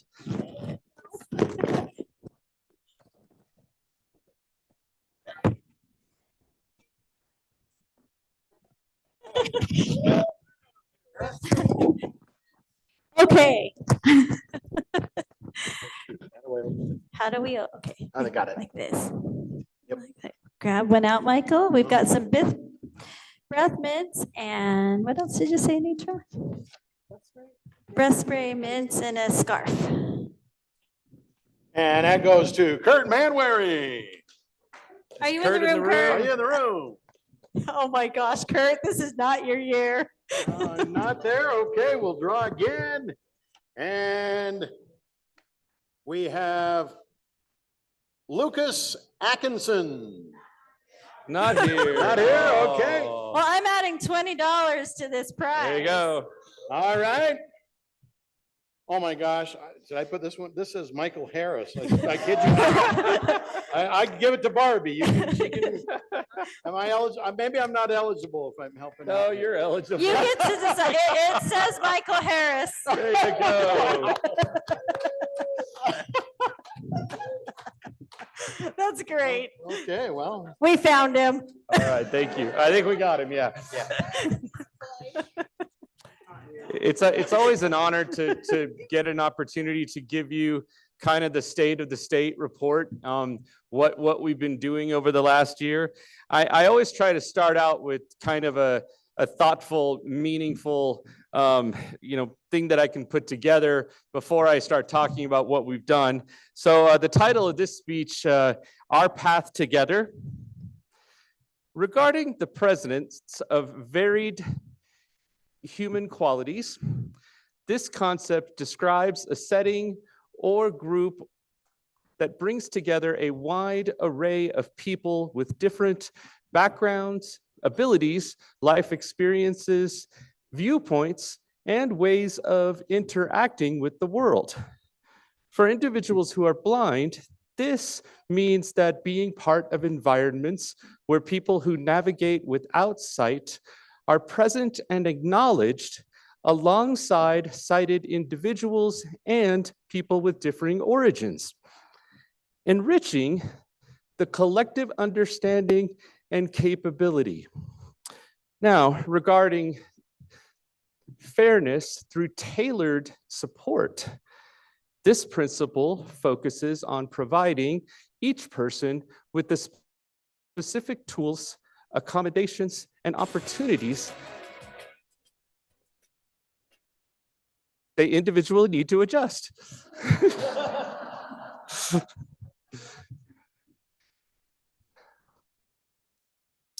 They individuals that need to have a just chance at success and participation. For someone who is blind, this could mean ensuring access to screen readers, braille materials, audio description, or accessible digital platforms, recognizing that providing these specific supports levels the playing field rather than just offering everyone the exact same potentially inaccessible resources. It's about correcting imbalances by addressing specific needs to achieve comparable outcomes. Now, regarding creating a welcoming and participatory environment. This involves actively designing spaces, interactions, and cultures where every single person, including those who are blind, feels genuinely valued, respected, safe, and able to contribute fully. It means ensuring that activities, information sharing, and decision-making processes are structured so that someone without sight can actively engage without facing obstacles or feeling marginalized. It's the sense of truly belonging and being an integral part of the community or organization. What I did was I was working with Google Gemini, and I was giving it a lot of different prompts surrounding the words diversity, equity, inclusion. I wanted it to come up with something without ever using those words, because we know that those words seem to have some kind of meaning to people right now, whether it be good or bad. So I wanted to come up with something that would be attributed to those without actually using those words, and could also involve how blind people interact with that. I think it did a pretty good job. What do you think? Yeah. Now, let's look at the National Federation of the Blind's brand architecture. The National Federation of the Blind is the only organization directed by blind people that believes in our full capacity and has the power, the diversity, the determination, and the love to transform our dreams into reality. We believe in the capabilities of blind people. We take action to advance the aspirations of the blind, and we create a loving community where we learn to be our most powerful selves. Our faith in the capacity and dignity of blind individuals is at the heart of our mission. Our members and partners count on our expertise and our resolve. We will never shy away from the effort to surmount obstacles and raise expectations and pursuits of richer and fuller lives for all blind people. We have led this fight and made significant progress on the road to complete freedom and equality for the blind. We know we can't do this work alone. The power of our membership through the democratic process, along with the support of our partners, enables us to engage in a collective action with the expectation of self-determination and full participation into society by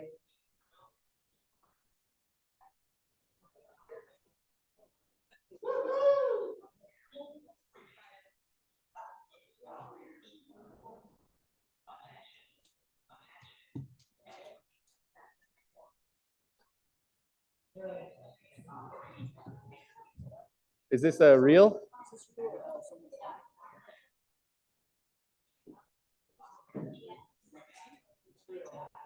Looks real? Okay, well, let's exit carefully.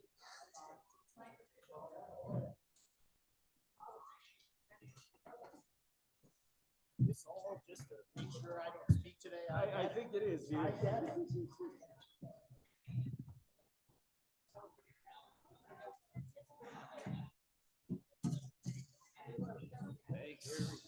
Here we go. Here we go.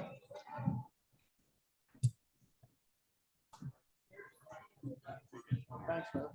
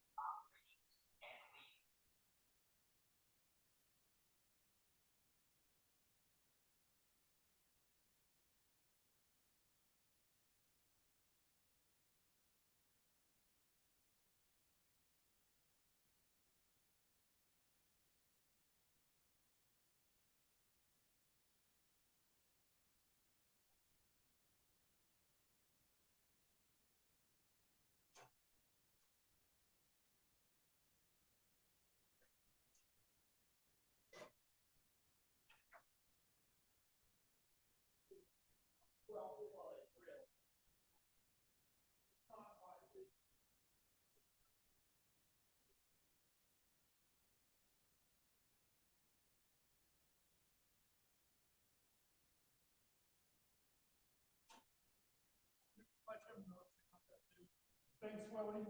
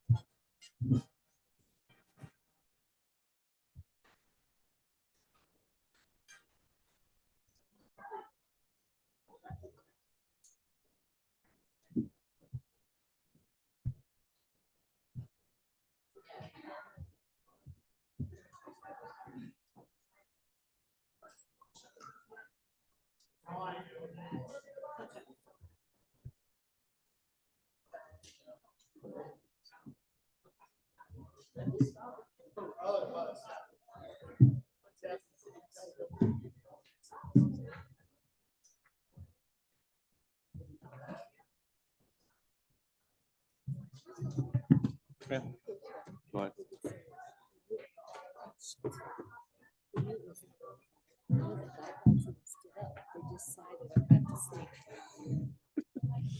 There you go. Come on, Joe.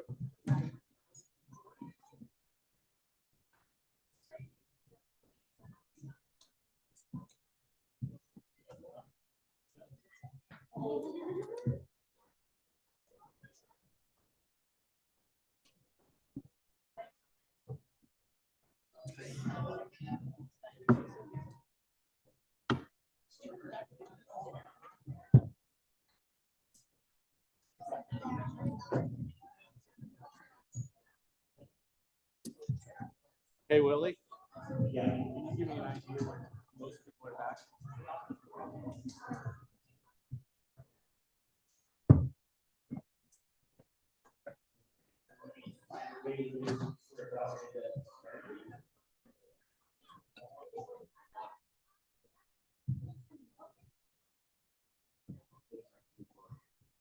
What? The majority here. Okay, well, that was fun. We kind of knew it was a false alarm because none of the guide dogs got up. They just kind of rolled over and went back to sleep. Thanks, Angela. That was a good joke. All right. Yeah. So I was reading our brand architecture. I'm going to stop there. You can look that up at nfb.org/brand. You can find our brand spotlight, our brand architecture. I think it's pretty similar to what you would find describing what blind people face and how and the experiences we have. And I just think no organization does it better than how we do it. And so I'm very proud of us and what we do. And then I'm going to talk about some of the things that have affected the NFB of Utah over the past year. I first am going to talk about some members that we've lost.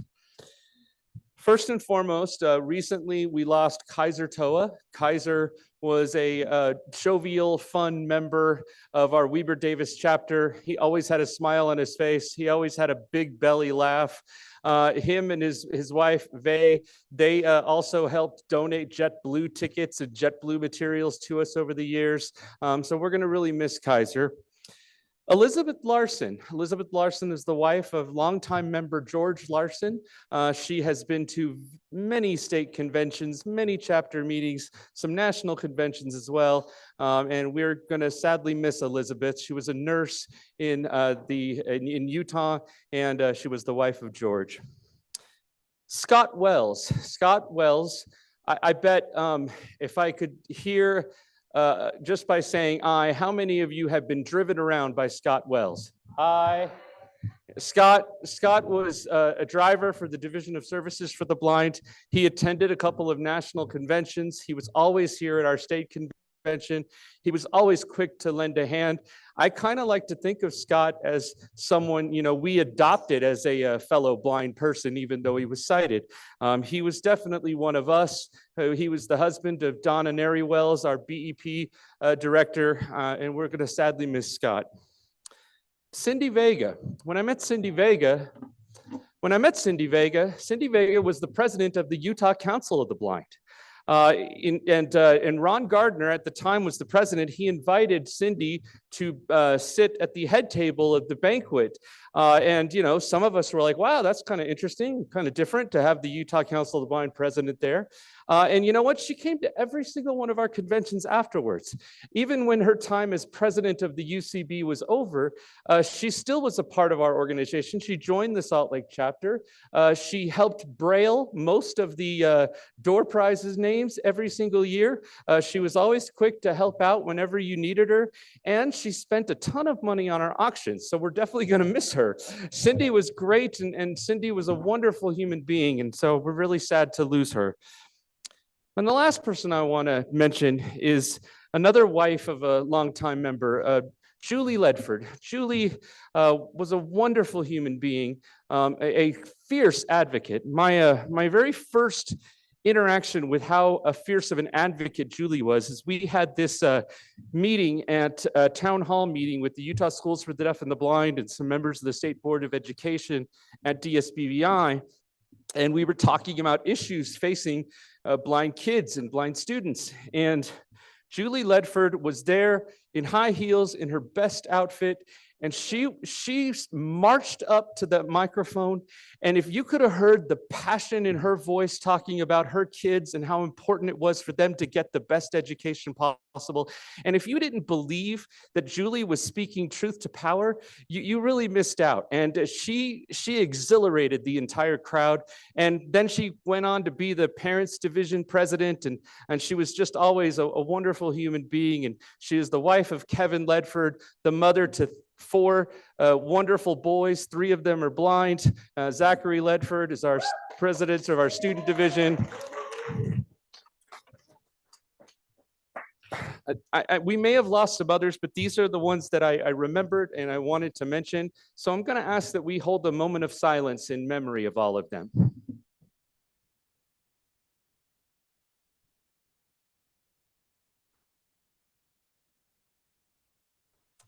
Okay, thank you very much. Now, we talk about what we've lost, and it's important to remember what we've lost, but it's also important to, celebrate what we've gained. We gained a brand new member and a brand new guide dog. Tina and Nick Reisner gave birth to a baby girl, and then Tina went and got a brand new guide dog. So we got 2 new members here of the NFB of Utah.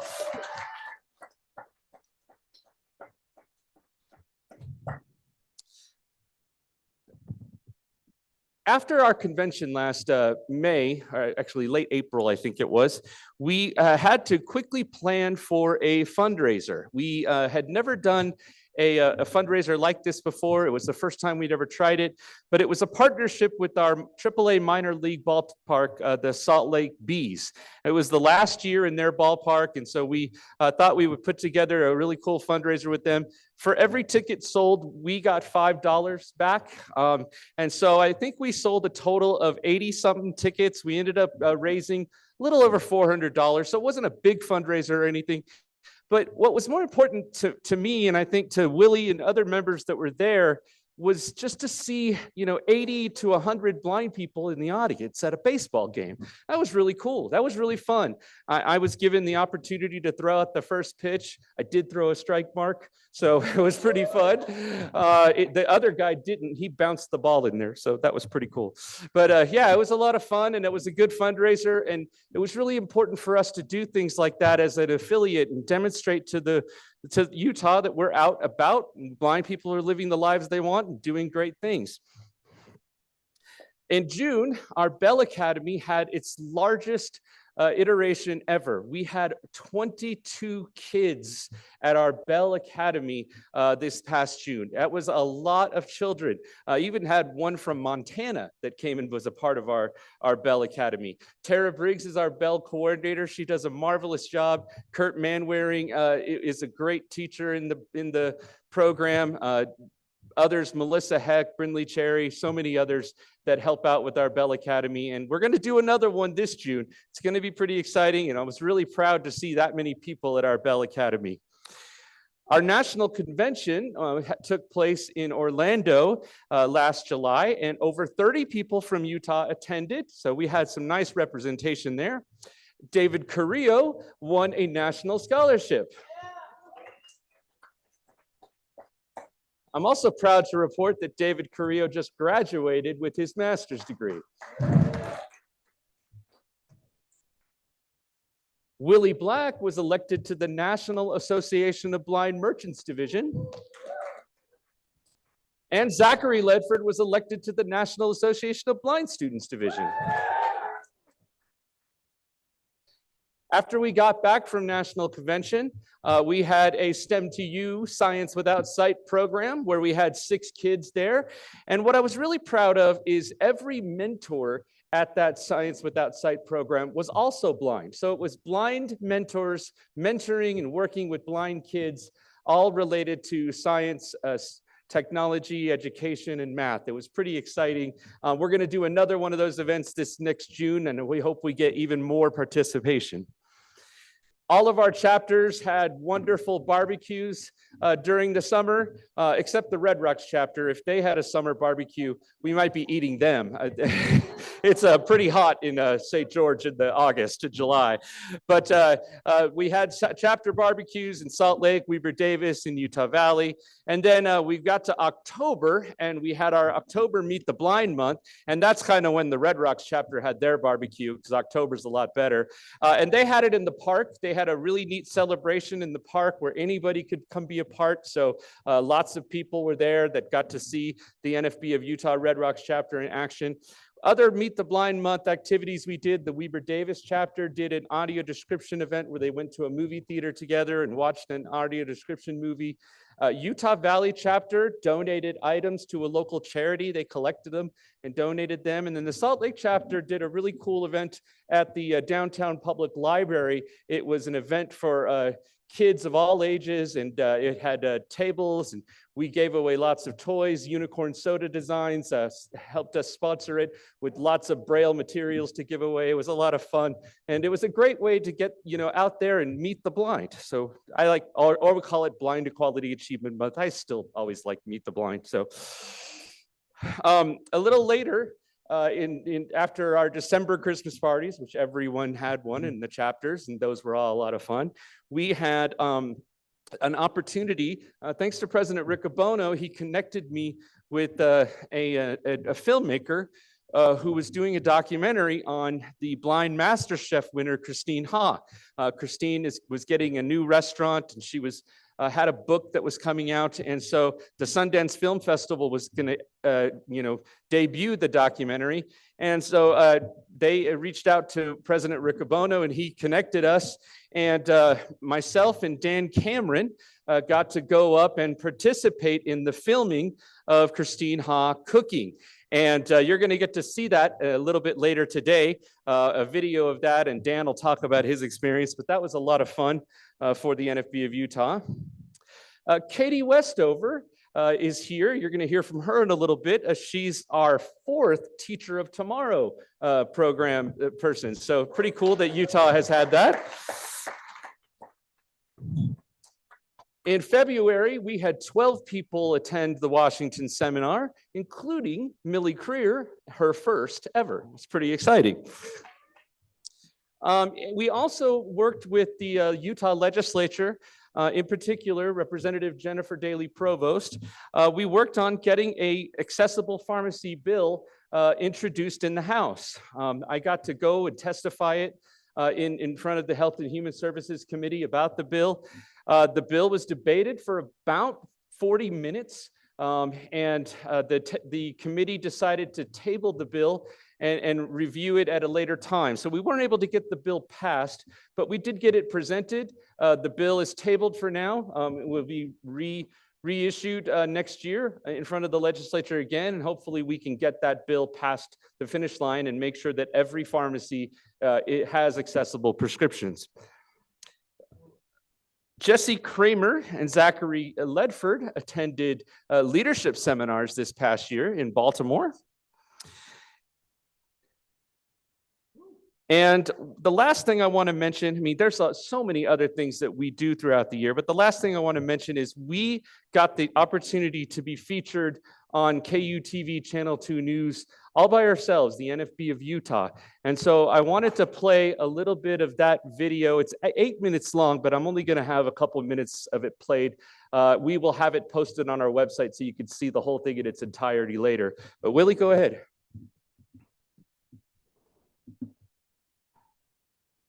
I guess we should just keep those storms coming for a while. We've got some catch up to do. All right, we are here with Everett Bacon, the president of the National Federation of the Blind for Utah, and he's here to talk about the services this nonprofit provides to the blind community and their families. Okay, so Everett, what do you guys do? So we are a collective advocacy organization. We work on creating full integration, independence, equality, security, acceptance, and respect for blind people. Mm-hmm. We do that by coming together as members of our organization, allowing blind individuals to understand that we create high expectations because we know that low expectations create barriers for blind people. And so we have 4 chapters across the state that meet at least once a month, either in person or virtually. And then we have a state convention where we bring everybody together. We'll probably have about 300 individuals there, blind and low vision of different degrees. And we all meet there, yes. Mm-hmm. So Everett, you said that you were legally blind, I guess, for all your life, but was there a period of time in your life where you could actually see? So yeah, I did have some vision growing up. I never had full 20/20 vision or anything like that, but I did have some straight ahead vision.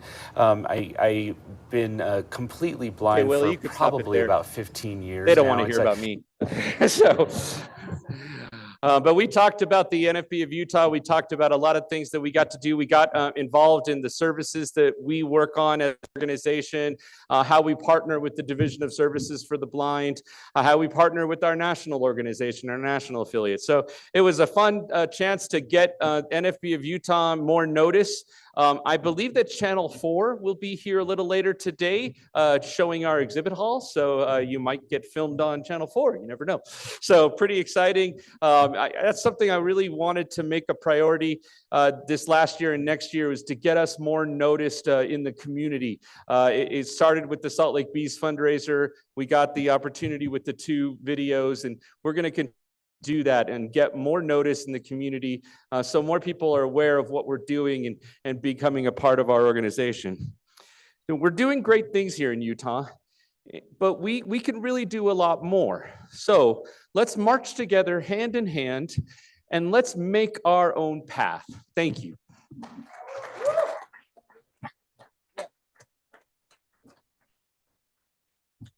Okay, we should get a door prize. I think we can get back on schedule. We're pretty close, so. Hey, Anitra. All right, my friends. The door prize for this round has a paparazzi piece of jewelry, a scarf, a bag of candy, and some breath mints. And If they are in the room, we're going to go ahead and give that to Courtney Barton. Courtney Barton in the Courtney room. here. Guess not. Again, okay. bring it on, sir. All right. How about Marie Briggs?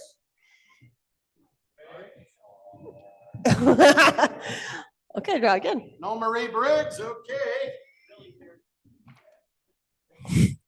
How about Neil Spencer? Yeah. Sounds like Neil's here. All right. All right, excellent. Okay, so our next our speaker is one of our distinguished guest speakers. He's a person I knew about for years. I had heard about him, you know, back when he was a director in Pennsylvania, the Pennsylvania Association or Division for the Blind. Just learned yesterday that he was also an orientation and mobility instructor in New Jersey, but I knew he had done a lot with blind training. And he got an opportunity to work with a little show called Daredevil on Netflix. And I'm going to let him tell you a lot more about that. But that's where I kind of learned about it. I thought that show was kind of a fun show to watch. It had some, you know, some dumb things about blindness, but it had some great things too. I know you did, but it was still fun to know that Joe was a consultant on that. And Joe has kind of used that first start to make a career of this. And he's now been a part of many different TV shows and movies, and I've watched many of them myself. So from the Apple TV series C to All the Light We Cannot See, and so many more. So, you know, Joe Strecce, we're lucky to have him here. He agreed to come a year ago. We worked it out. He kept these dates free. He's headed to Vancouver right after this convention to work on his next project. So we were very lucky to get him here. So, you know, give a loud welcome to Joe Strecce.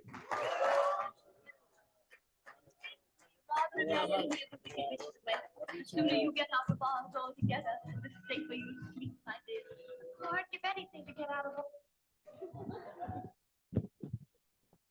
Sound like the Wizard of Oz. But it's a great pleasure to be here. So I want to warm us up a little bit here. Everett got us going. I'm going to say NFB, and I want you guys to say Utah. So I say NFB. What do you say? Utah. NFB. Utah. NFB. Utah. NFB. Utah. Yeah, that feels good. Okay. Yeah. So it's a great pleasure to be here. As Everett said, I work in television and film. I'll be around this weekend. I look forward to meeting you all. I've met a number of you already. It's a great pleasure. NFB's been a part of my life for a long time. I was active originally in New Jersey, then in Florida. I was a member of the student division in Florida, and then helped with the regular division there, and then West Virginia, Pennsylvania, back to West Virginia. So I move a lot.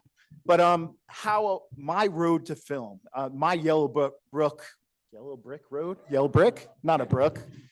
It'd be embarrassing if it was a brook. They'd be swimming through it. Yeah. But yellow brick road, my path was unusual. I wanted to be in entertainment or sports when I was younger. I was focused on it. I was obsessed. And I like to make the joke that I worked at it, and I probably killed this joke too much, but I worked at a video store. It's kind of like Netflix, but it's a building and you go inside it. And if the tape isn't behind the box, you couldn't watch it. So a little different. But I spent my high school years working at a video store. And I knew I had an eye condition. My mom's blind. She lost her vision later in life. We were both diagnosed at 11, when I was 11 and she was like 42. Again, it would be awkward if she was 11 as well. But, you know, anyway, enough of that. But and I wasn't connected to the blindness community. I didn't have the services that make you independent in life. You know, I had an IEP that said I had a learning disability. I had a hard time learning to read, extremely hard. Didn't learn to read until second grade. And I like to say that my teacher truly used to try to encourage me to read by dumping out my desk in front of the classroom every day. It didn't help me learn to read, surprisingly. But, you know, I got services around my learning disability. And then later in life, as I was in high school, losing my vision and going into college, and I lost most of my sight in my first semester in college. And I studied communications and public relations and broadcasting or media at East Carolina University in North Carolina. Go Pirates! Arr! You know, so I was there and I was losing my vision, and I was trying to get services in North Carolina, and it wasn't happening. And so I just assumed when they wouldn't show up, they met with me initially and then said that an orientation mobility instructor was going to come out to see me. We scheduled like 3 appointments. They never showed up. So I'm like, I guess this is not happening. So when I got out of East Carolina University, graduated, I'm going off, I go back to New Jersey and I do get those services. So I learned orientation mobility. I learned Braille, I learned daily living skills and some compensatory, but I was also working in sports marketing and PR I don't know if you know the New York, New Jersey area around September 11th of 2001, but I was working in a sports marketing and PR firm. We were working with the NFL, and I was traveling into New York on Tuesdays, which September 11th was a Tuesday. But basically, our economy was already in a recession, kind of like we're getting into right now. But then September 11th happened, and the economy wasn't doing better because of that. So our firm was at like 72 people, then 36 people, then down to like 20 some people. They kept laying people off, and I was number 13, and they ended at 12. And I was just starting out, and I was not a confident person who's blind. I wasn't confident talking about my disability or explaining in practical terms. And I would say that impacted my path. I would go into final interviews with like NBC, and I'd be in a final interview, but I wasn't comfortable talking about my disability and explaining. They knew something was different, or I might bring it up in some other manner, or I didn't know how to bring it up. And it was my own failure in that way. But also I was dealing with going into workplaces where I had to use their computer to try to do different like editing tests and stuff on a computer. And I'm like, I can't do this on your computer. I use assistive technology. And they didn't care. They really didn't. So I didn't think it was going to happen. And I needed a job. After I got laid off, went in for a substitute teaching job and ended up getting a teacher's assistant job for a school for emotional and behavioral special ed. But I was still passionate about TV, film, sports. But I was like, I guess it's not happening. And I started planning for my future in a different way. And I would still go on interviews. It wasn't happening. 2 years I worked there. And I went back to grad school at Florida State. Go Noles. That's in Tallahassee, Florida, just so you know. But I went there and I specialized. My master's is around teaching children who are blind or visually impaired, orientation mobility, a specialty in transition from school to work. And I loved it. I love employment. I wanted to work. I want to help other people get to work.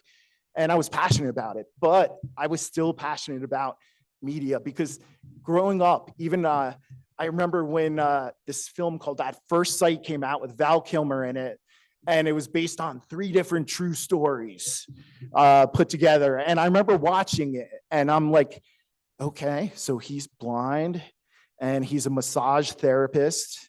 And nothing wrong with being a massage therapist, but his sister was coming over the house and putting his meals in the fridge or freezer or something.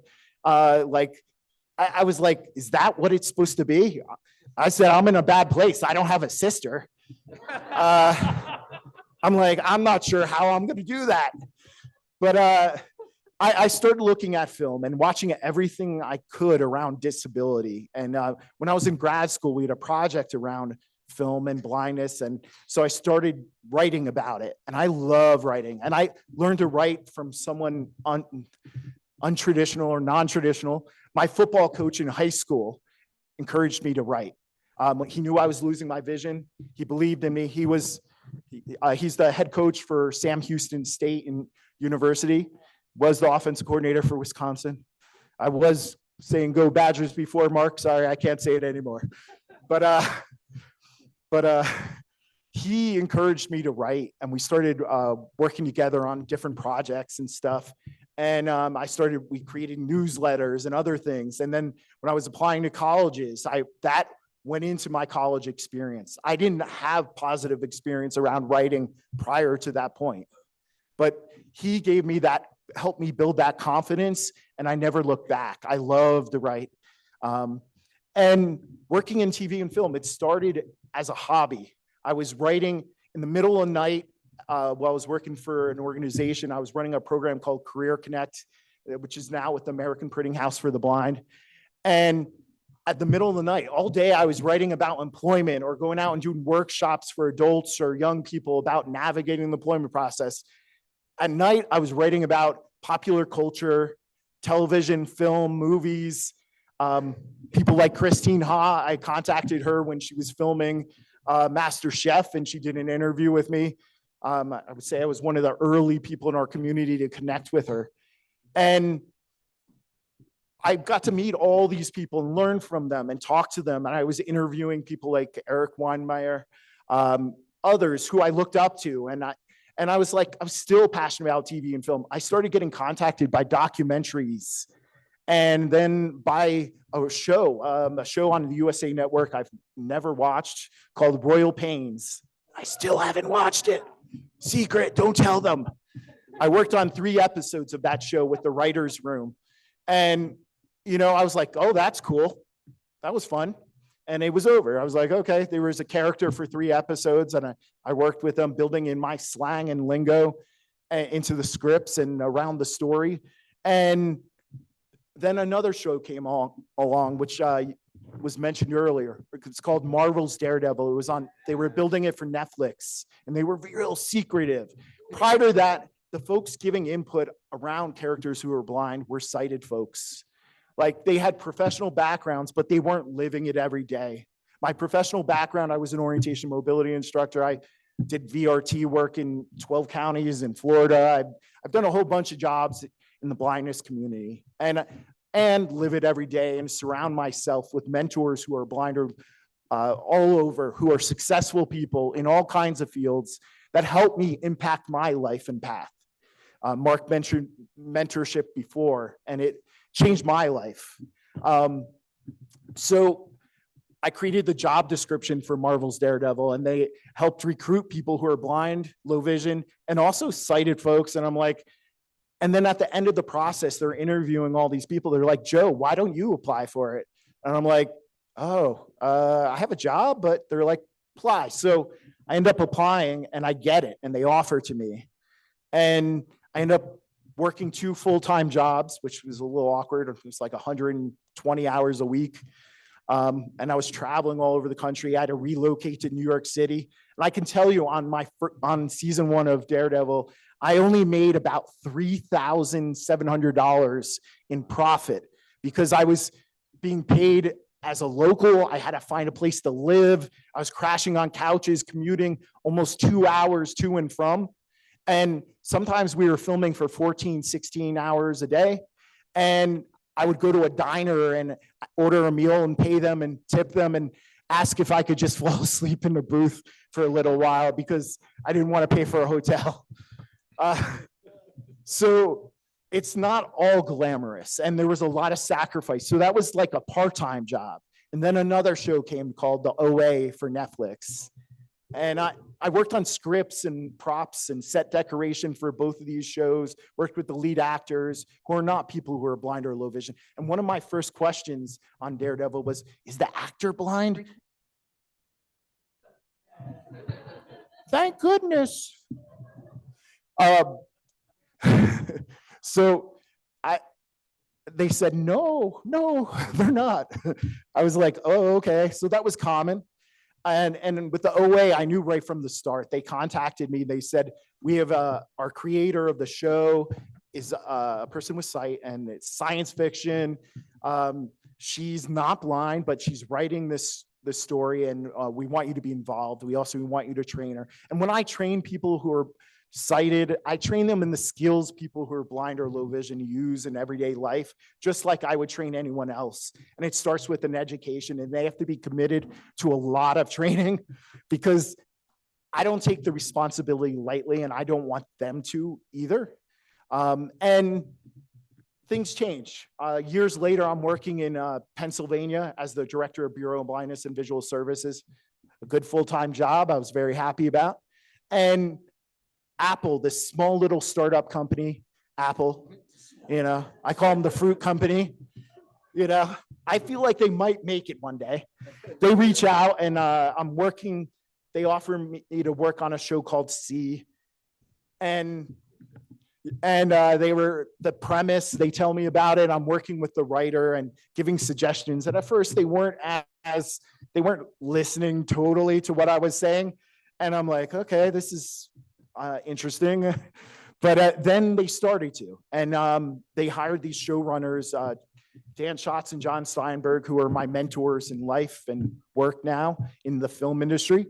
They're not blind or low vision, but they've created shows, and a show called The Old Man. They run a small little show called Percy Jackson. I don't know, just a small one, but they took me under their wing, and we worked really closely together, and they're like family. And they took ideas. So I would say around episode 4 of season 1, really my ideas started really getting in there and working with them as they're writing and working on it. It was kind of like flying a plane, or while you're still working on it, or taking off, and they're still fixing pieces of it, right? But I learned a lot. And then by episode 4, I was helping the directors block every scene in the show. And that was like going to film school. These top directors, Francis Lawrence, who directed 5 out of the 6 Hunger Game films. I think more coming. But all these people like giving me advice and input. And one of the first questions I asked Francis when they were building the show in the beginning, are you going to hire actors who are blind or low vision? And he said, yes, but they're not all going to be. The world is, if you don't know the show, it's a viral apocalypse, happens around 2018, 19, and the world kills, the virus kills off the majority of population. Crazy idea. A couple million people left on Earth, and those people emerge blind, and our show takes place a few hundred years later. I did not create the show. I tried to make the show work, and it was a blessing. I learned so much working on that show. So I worked on it for 3 seasons. I was associate producer in season 1, co-producer in season 2, co-executive producer in season 3, and went on from that to All the Light We Cannot See on for Netflix when they first bought the book. The folks from 21 Laps, Sean Levy, if you know Stranger Things, another small show. He was one of the executive producers. He's still an executive producer and directs 2 episodes a season. But they brought me on. So we cast the lead actress, who was a young woman with low vision, and the child version was legally blind and now totally blind in real life. Got to work with them and create accessibility. On C, we got to bring on 35 or 36 actors who are blind or low vision, like 20 of them in recurring roles, which means more than 1 episode, like a couple episodes. And I've auditioned thousands of people who are blind or low vision from around the world. So I've helped cast for Amazon Prime, like a show called 3 Pines. I got to pick their actor for them, see their auditions. And I continue to do stuff like this, and I'm working on a series now. I can't say, but there's also a movie coming out in June for a company called, it rhymes with Mixar. It's an animated project. I don't want to spoil anything, but I got to work on that, and I'll be in the credits, but it might spoil something if you, but look for a movie from a company that rhymes with Mixar. Okay? But I want to say it's a blessing to be here. I'll get more time to talk about all of this. And if you want to ask questions about my journey, and it continues to evolve. I create accessibility for persons with disabilities and who are blind or low vision on shows, but I impact the scripts and so much more. And I get to work with lots of other people and help to create opportunities. And they go on to other shows. We helped cast a person named Shayla Brown for C in season 2 as a day player. And then she auditioned for a movie called Women Talking that won an Oscar for best original script. And Shayla auditioned for a part, and Sarah Pauly loved her and instead said she wasn't right for the part, but created a role for her. And I think the impact I make is the people I work with go on to work on other projects, and they bring on people. So my friends, the old man, one of their actors is legally blind, low vision. Her brother is one of her, who's no longer with us, passed away. He was an AT guy in Arizona, passed away. He was blind. Her other brother's low vision. And I think what we do and being out there in the world, and is it ever perfect? No, guys, it's not. You know, these are big corporations. The budget of C for season 1 was $160 million. There's no pressure when something costs $160 million. Okay? But I want you to know I lead with my heart, and I appreciate what you guys do. And being here at the NFB of Utah really kind of fills my heart, because it is so important to be active in your community, because our rights are civil rights, and they're important. And you have a voice and you have representation, and tell them. And I call mine in West Virginia, and we have the voting electronically as well, digitally. I got to vote online this past year as well, which was surprising to me because I didn't know it was going to happen, but love it. And I'm so glad. I think Utah really pushed that forward. So thank you, Utah. Yeah, I don't want to take up. I still have 5 minutes. Okay, good. Okay, then I'll keep going. But I love film, and I want to create my own stories. I think it's one thing to be helping people take their stories and make them real, but I want to create my own stories and put them in front of the camera. And my friends, the showrunners of Percy and such, they want me to direct my own projects too. If C had continued, I would have gotten the direct on the show. And being someone who's totally blind, how I do my work, and if you're wondering, how does someone who's totally blind help with every take on set is audio described for me. Every take. I figured that out myself. Like originally on Daredevil, I was asking like random people to give me information. I was listening to cane techniques and things I did as an orientation mobility instructor prior, and getting to impact it and have questions. But my voice grew, my confidence grew as I had each of these experiences. Now I'm willing to speak up. I will let my voice be heard. I get in arguments with big name directors, and because I'm passionate about our representation, and if I believe something is right, I want to make sure. And it's not from just my point of view. I look at the research, but I also have a group of people that are under non-disclosure agreements. And Everett, I'm going to probably ask you to be part of that in the future. Who I ask advice as well, because I don't want it to be just Joe deciding when it comes down to it. Even Sean Levy agreed with this, and he's like, reach out to your people. And when we were in Europe, I would have to message my friends in the States and ask, like, what do you think about this? And I don't want anything I work on, because the only thing you get to leave a job from or a production from is your name. Your name has to mean something. And I got a credit on this last Daredevil. I didn't think I was getting one, but and they misspelled my last name and they didn't put my right title. So I was really confused by that. But I guess that was nice. I don't know. But Charlie, the lead actor, and I are still good friends. Like he's one of the kindest people I've worked with. And I've worked with lots of kind people. I have lots of fun stories from film. And if we're at the bar, I can tell you them. Like coming out of, we were filming in France and I came out, you guys, budgie smugglers, it's the European term for a banana hammock or a like little bathing suit, Speedo. But I was wearing these little tiny shorts. I wanted to try out while I was in Europe. I was like, oh, I'm gonna wear these. And I come out of my room and I'm right by the pool, this room in France, this old castle kind of place. And I go out and the first person who's out there, he's like, Joe, you just made my day. And it was Mark Ruffalo. If you don't know Mark Ruffalo, he's the Hulk and so many others. But he's like, you made me very happy seeing you in those. But thank you. Okay.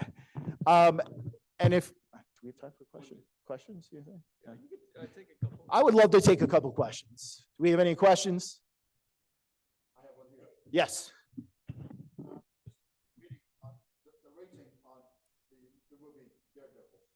Oh, Daredevil, like, I think it's mature.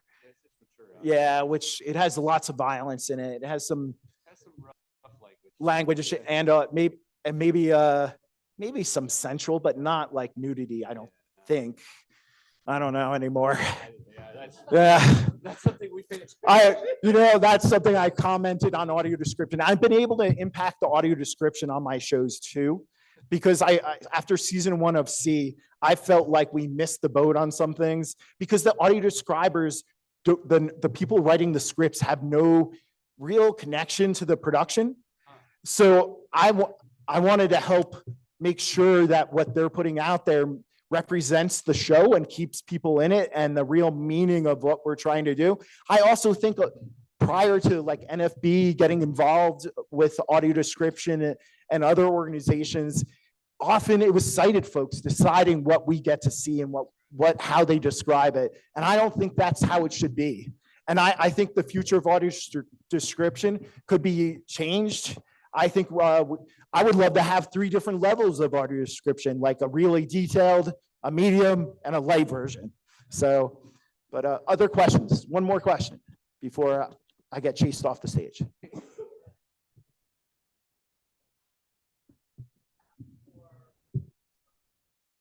Yeah, great question. It depends what I'm doing. So scripts, I do it all myself. Like animation, I build in my contract an extra amount of money so I can pay a sighted assistant to who I have, and I tend to work with professional choreographers as my audio describers because I care about the little details. They're like professional dancers. My current assistant on the show I'm working with, she danced in Moulin Rouge in Paris for 2 years and choreographed for TV and film. Yeah, I have an assistant who audio describes every take on set. I want to make sure that I'm getting the detail I want, and I decide that beforehand. And I train people, I interview them.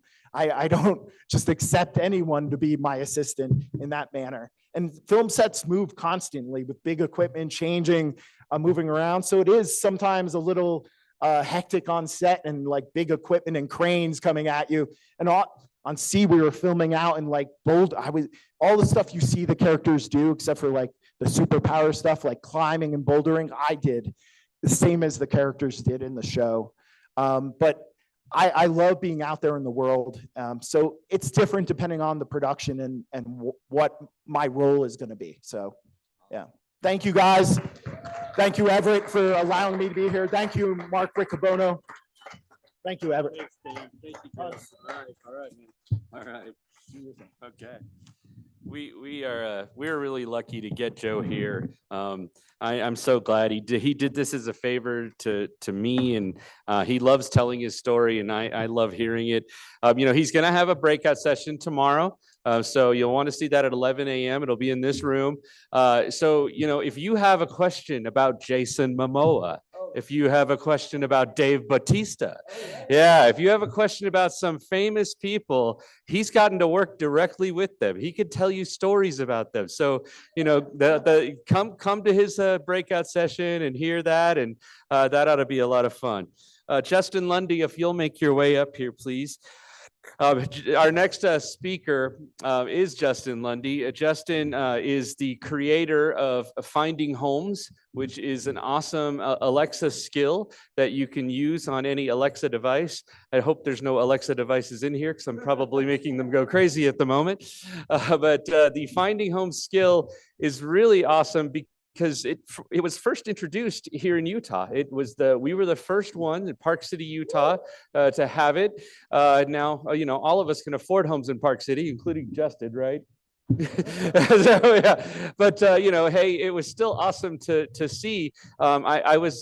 He reached out to me through email, and I was able to try it for the first time. And I found a $2 million home with 3 baths in a Park City. And I said, well, I can never afford this, but this is cool.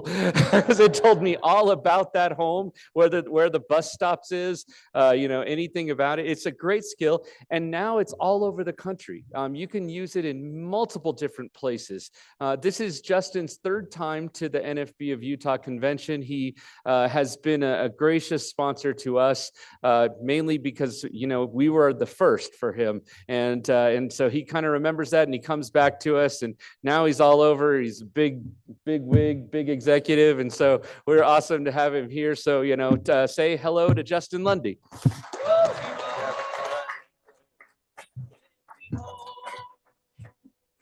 To the place I belong, West Virginia, Mountain Mama, take me home, country road. All right, thank you. Hi, everybody, I'm Justin. Thank you, Everett, for having me again and inviting me back. Some of you know me. As he said, this is my 3rd one.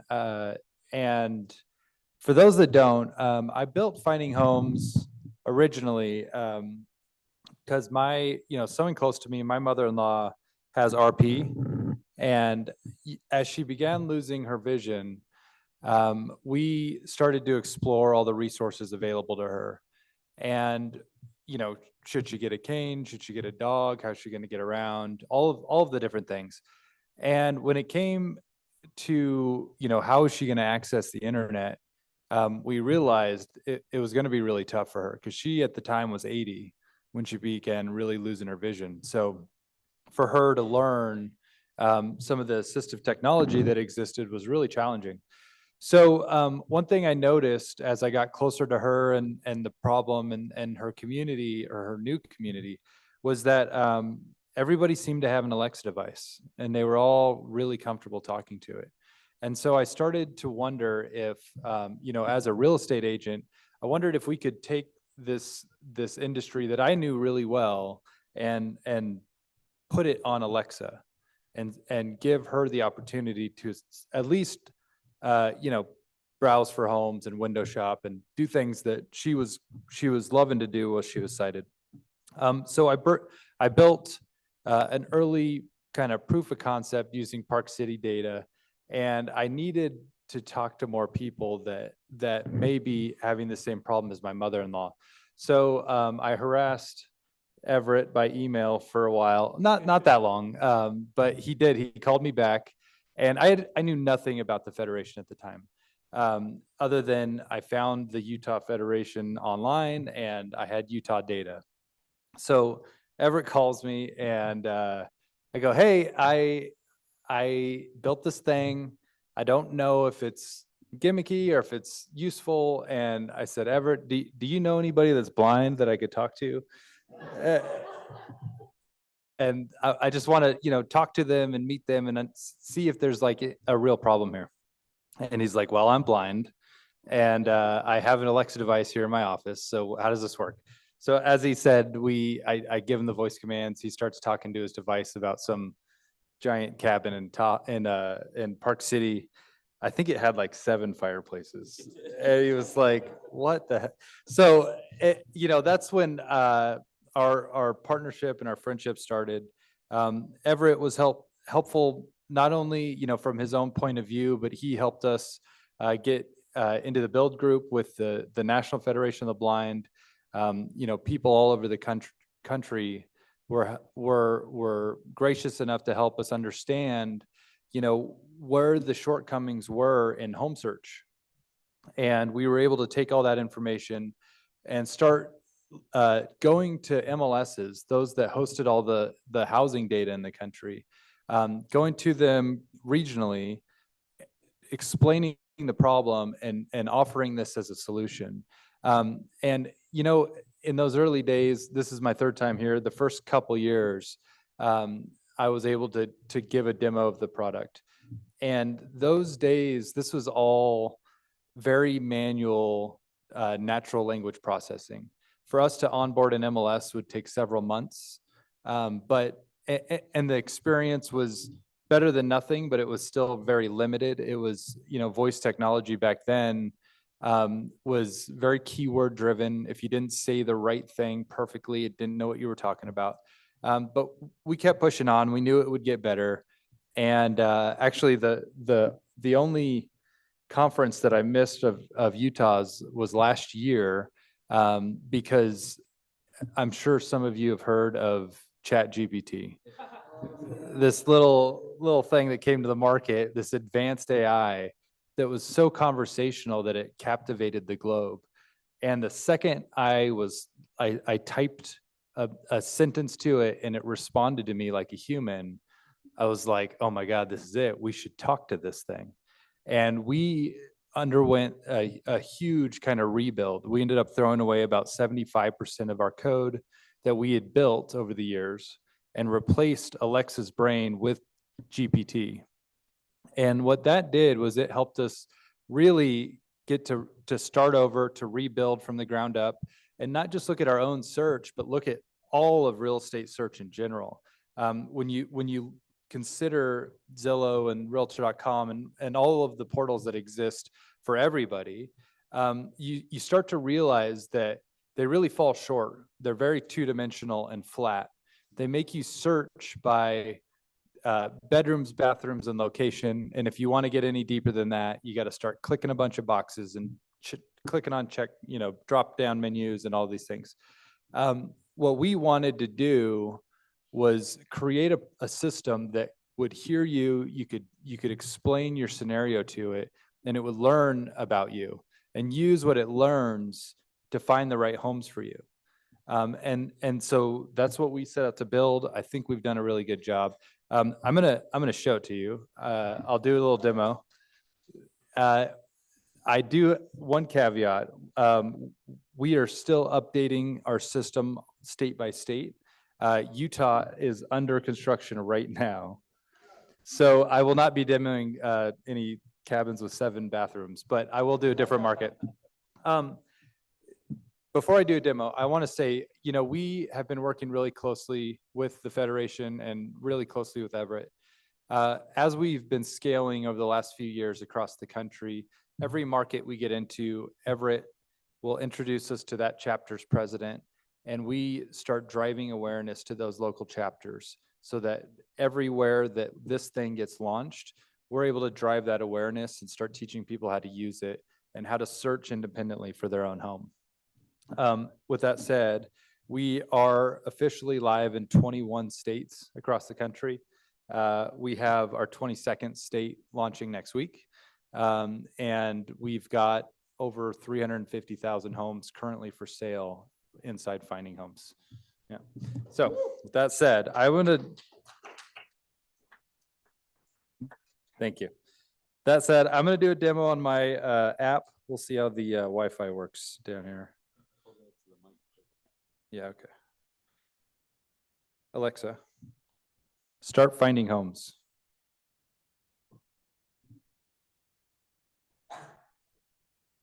Welcome back to Finding Homes. Would you like to continue your recent search in Portland, Oregon? Start a new search. Let's start a new search. You can search by bedrooms, bathrooms, price, city and state, or you can just tell me about your situation and I'll figure out the details. My wife and I are moving to Atlanta, Georgia, and we need a home that's big enough for us and our 3 kids. I like to cook and entertain, and we also have a dog. Can you also make sure there's enough room for occasional guests, including my mother-in-law who can't go up and down stairs? Our budget is between 1.3 and $1.5 million.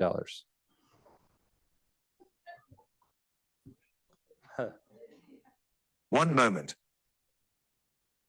Here are the properties that match your request. The first is 2015 North Decatur Road. This is a single-family residence with 6 bedrooms, 5 bathrooms, listed at $1,425,000. Say yes if that's the one you want, or if any time say next if you want to hear the next one. Yes. Welcome to 2015 North Decatur Road. What can I tell you about this home? Tell me why you think it's a good fit for my family. This home offers 6 bedrooms and 5 bathrooms, providing ample space for your family and guests. With 2 bedrooms and a bathroom on the main level, it's ideal for your mother-in-law who can't manage stairs. The kitchen is a cook's dream, featuring a breakfast bar, island, and walk-in pantry, perfect for entertaining. The private backyard is great for your dog, and the location in Druid Hills offers proximity to parks, schools, and shopping. Thank you. Sorry, I can provide listing facts, but I can't assess the condition the property is in. My son just started playing the drums, and we would love it if he could practice somewhere where we can't hear him. This home features a finished basement with a large living area, which could be an ideal space for your son to practice his drums while minimizing noise throughout the rest of the house. Would you like more details about the basement? This listing is provided by Carly Nassar. Goodbye.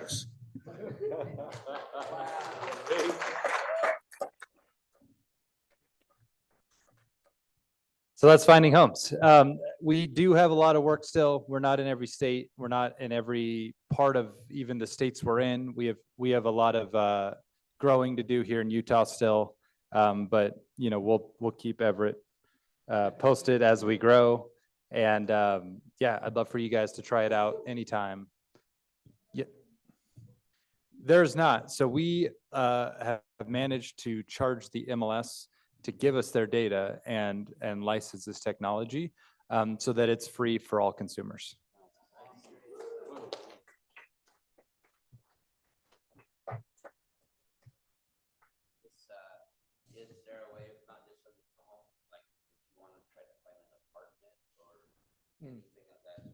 So we don't have rental data on there yet, but we do have a partnership with a nationwide rental company.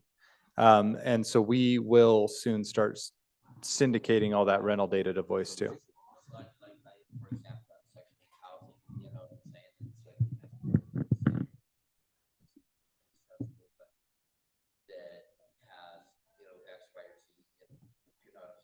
Yeah, no, I think that's a totally relevant use case. We think that rental data might be even more important than houses for sale, you know, through this method. So we will work on that soon. Awesome. You got it. Thank you for having me, guys.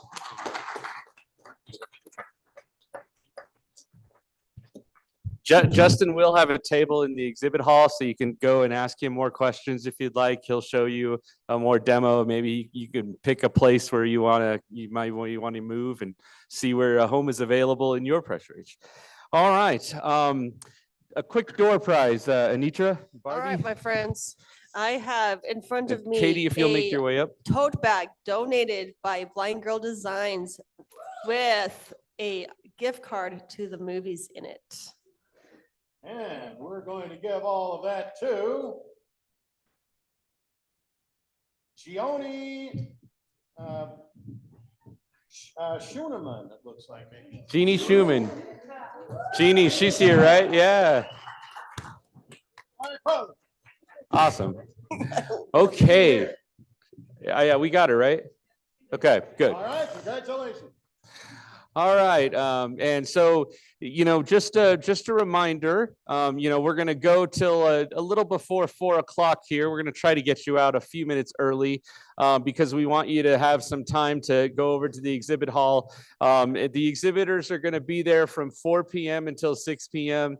The folks from Maggie Vision, you'll want to see their product. You'll want to see Ira is here. Barry Utley from Ira is here, and Ira will have a table. There's just a lot of great things that you want to go see and talk to. And please thank these sponsors and exhibitors for being here. They give up their time and effort and some of their money to be here. And so we want to thank them because, we need their funds to help us run this convention. It's not cheap to run a convention like this. So please go see them. Also at 5 p.m., the exhibit hall will be from 4 p.m. to 6 p.m. in the Aspen room. So that's on the other side of the hotel. You just go past the elevators and keep going. There's a little stairwell, and there's also a little elevator for a wheelchair need. And you can go down there to the exhibit hall and check it out. It's open from 4 to 6 or until everyone leaves, basically. And then at 5 o'clock, Stephanie Cordova, our auction chairperson, will have the Timpanogos room open. When the Timpanogos room is over here, it's the farthest end room past the meal room. And then you can get a hands-on look at all the different auction items we have and see some of the things that you might want to bid on. So if you didn't bring your checkbook, we will take credit cards. So, okay, our next speaker, I was really excited to get to meet her. I got to talk with her through email last fall when I found out she was in the program, but I finally got to meet her in Washington D.C. at the Washington seminar. And what was really cool is she will really fit right in with our group, and I kind of feel like she became a member that weekend. And she really loved what we were doing in Washington D.C.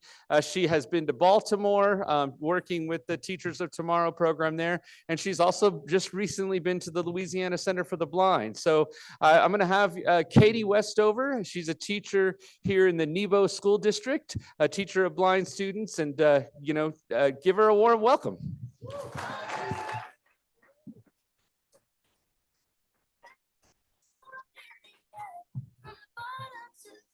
I was wondering what my song was going to be.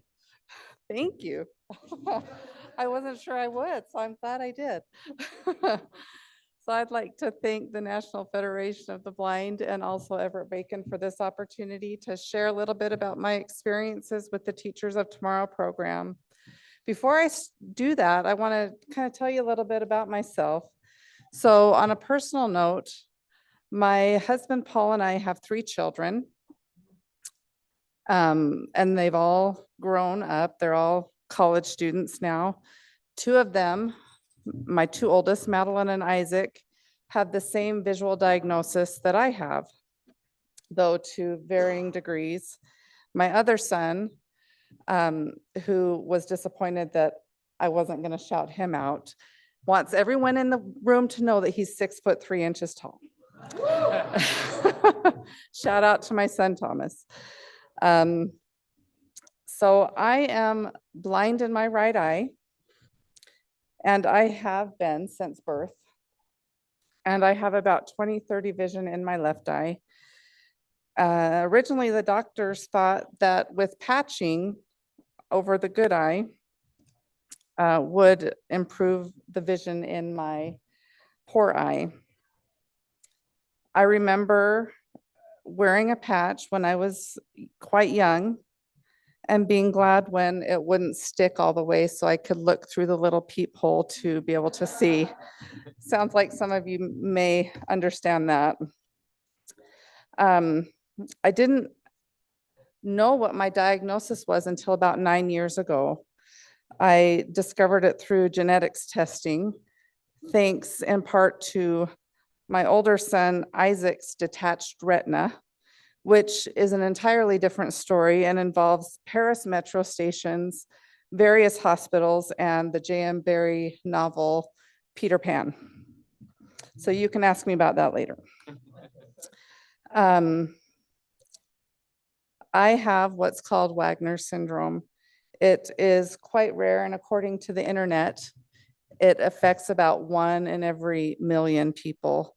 So like some of you in this room, I can say that I am truly 1 in a million. The severity of vision loss is varied, but generally speaking, the retina is affected as well as the vitreous in the eye. Some people get cataracts. For others, vision loss can be progressive. So there's my personal life, and now a little bit about my professional life. So I've been in education for about 12 years. I've been a paraeducator, a deaf-blind intervener, and currently a teacher of blind students. I've worked with blind and deaf-blind students, and over the years, I've come to understand that my job is more than just teaching academics. It's about teaching students to advocate for their needs and capabilities, especially in a world that often underestimates them. The Teachers of Tomorrow program helped by teaching me the importance of advocating for myself, which comes out in simple ways. For example, when I'm asked to teach a large group of people, I start off by talking about my visual, my diagnosis, and explain to them that when I look at them, it won't look like I'm looking at them because my macula is not centered. And then I go on to talk about how they will know I am talking to them, and it helps them, and generally they're very kind and receptive to that information. And they, and it puts them at ease, but it also puts me at ease. The Teachers of Tomorrow program has also encouraged me as I teach students the importance of advocacy.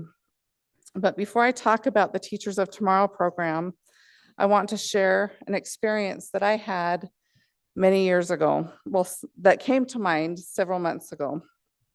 So about 10 years ago, my family and I were living in London, England, and because we are self-proclaimed necrotourists / cemetery tourists, we decided to visit Highgate Cemetery. Highgate is one of the Magnificent Seven cemeteries, a group of large Victorian cemeteries around London. Highgate is famous for being the burial place of people like Karl Marx, Christina Rossetti, the poet, and George Michael, the pop singer. It was beautiful, and it was filled with weeping angel statues, majestic mausoleums, and monuments of various shapes and sizes. In many places, the graves were overgrown with blackberry bushes, and we actually ate a few blackberries because they were ripe. What I found most interesting, though, was how the cemetery was designed. A lot of the paths are curved, so you can't often see very far ahead of you. As you look at the bend from a distance, it appears like the path just ends. But as you get closer, you realize it doesn't. It just turns and keeps going. That image of not knowing what's around the corner until you're right up to it has come back to me many times since that experience in different contexts. But most recently was February of this year when I was in Washington, D.C. I was there for the Washington seminar with a wonderful contingent from the NFB of Utah. I had the chance to listen to several people speak to our congressional representatives and senators. Many of these people had lost their vision later in life, and they shared what that process had been like for them. One person said, "We had to learn to be blind." Another talked about how losing their vision wasn't the end, but a detour on their current path. I thought of those paths in Highgate Cemetery and how easy it might be to think the path just ends as you look at it from a distance, but in reality, it does continue if you keep moving forward. Listening to those stories in Washington, D.C. was another reminder of how important it is to teach advocacy intentionally and consistently. not just hoping students pick it up, but really teaching it as a skill. When students know how to speak up for themselves, to ask for what they need, to correct misinformation, and even push back when expectations are too low, that can help them. Learning these skills may give them more control over their own lives. Teaching those skills will only help if we've practiced them ourselves. And that's one of the reasons the Teachers of Tomorrow program was impactful for me and gave me confidence to practice my own self-advocacy skills. The Teachers of Tomorrow pushed me into situations that I wasn't entirely comfortable with. As Everett mentioned, I had the opportunity to go to the Louisiana Center for the Blind in Ruston, Louisiana. And we spent about half a day under sleep shades or blindfolds to simulate blindness. And even though I've worked with blind and deafblind students for several years and have participated in a variety of deaf-blind or blind simulations, this one was unique. I got disoriented in a hallway that I was unfamiliar with, especially when they used cardinal directions. If I don't have mountains, I don't know what direction I'm going. I don't know. And there are no mountains in Louisiana. I knocked over someone's cane multiple times. I ran into several people and even went into private offices unknowingly. I helped bake very, very lopsided brownies in a kitchen I'd never been in. And I also used a chop saw, which honestly, I almost skipped. I had had a migraine that morning and was just dealing with the migraine and wasn't sure I'd feel comfortable using the chop saw for a number of reasons, but under shades, it seemed especially daunting. But one thing that helped me is knowing that the people that were teaching us about the chop saw weren't asking us to do anything that they hadn't done before. They explained the parts of the saw, talked about the safety features, which are standard on all chop saws, had us listen to the saw starting and stopping, and told us how far away our fingers were going to be from the blade. They had us measure and it was all safe. And also the person teaching us was a skilled woodworker himself. So what that experience with the chop saw showed me was how much our confidence grows when we're given space to try new things. And when the people around us believe we're capable. That lesson applies just as much to me as an educator as it does to my students. A family member of mine, Vernon Law, a former pitcher for the Pittsburgh Pirates and a 1960s Cy Young Award winner, once said, "Experience is a hard teacher. She gives the test first and the lesson afterward." And that felt especially true to me in my professional and personal life. I think we all get tested in different ways and at different times. And what I've come to believe is this: life is going to be challenging no matter who you are. Whether you're blind or sighted, there are going to be times when things feel overwhelming or unfair or unclear. The question isn't whether it's going to be hard. The questions are, when it is hard, what do you do? How do you respond? Who do you turn to? And what can you learn from this test or experience? The answer to these questions will be very individual. For me, I know that the experiences I've had, especially through the Teachers of Tomorrow program, have changed how I think about the work I do as an educator. I've shifted from trying to help students to trying to prepare them, from trying to protect them from frustration to helping them find and use the tools necessary to work through the challenges. Because they're going to hit those bends in the road. And they deserve to know that the path doesn't end there, even when it feels like it might. We all come up against moments when we think, I don't know how to move forward from here. And sometimes all we can do is take a few more steps ahead to find what's around the corner. That's one thing that the Teachers of Tomorrow program taught me. Thank you very much. Brilliant. Thank you so much. Oh, you're wonderful. Oh, that was great, wasn't it? Yeah, okay. Dan Cameron, if you'll make your way up here. So I need to change one announcement that I made. I guess we still have a few auction items coming in. So Stephanie has told me that we're gonna actually delay the opening of the auction review to 6:30 tonight. So it'll be open at 6:30 to 8 p.m. the Timpanogos room. I'm sure she'll keep it open a little later if you're running late and you need to get there.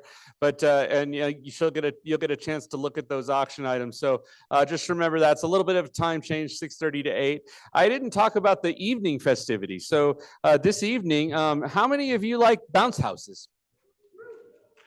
How many of your kids like bounce houses? I should say.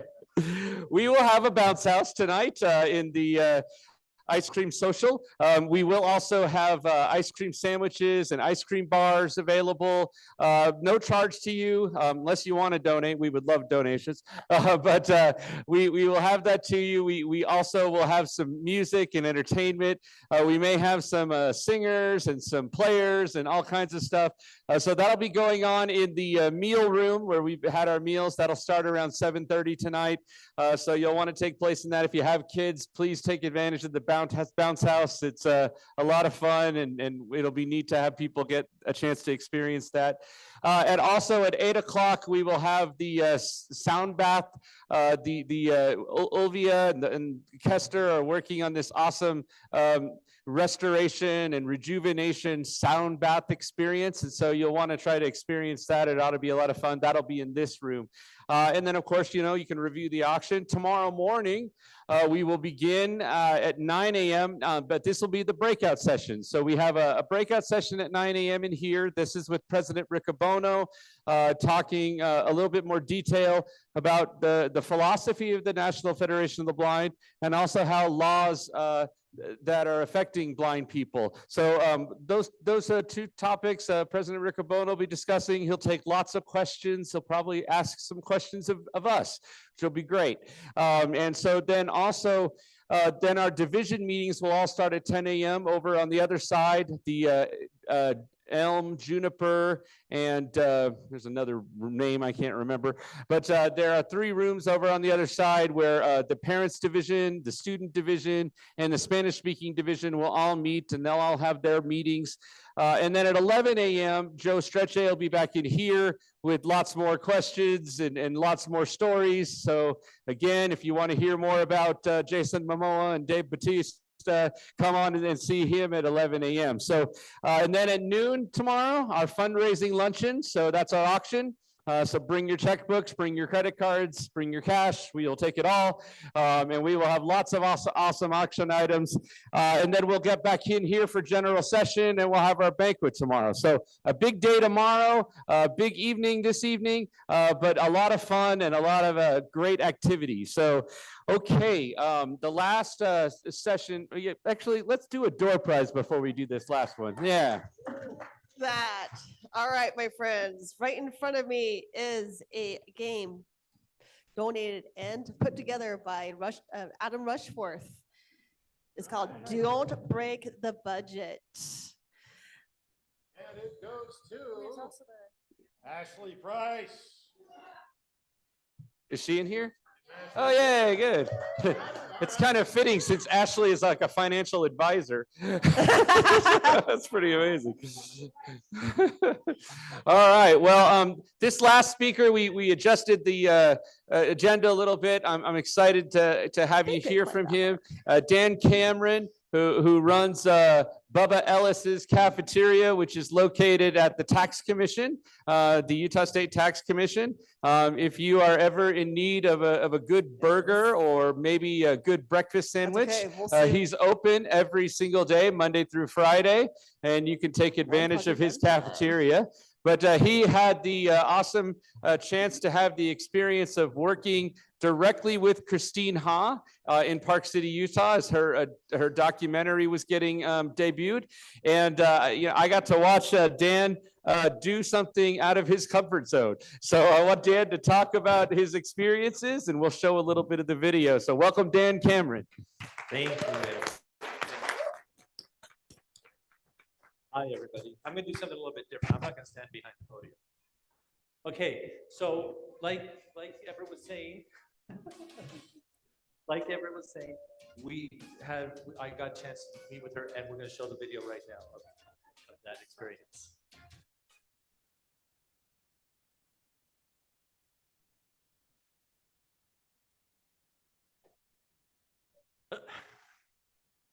It happened, really, I promise.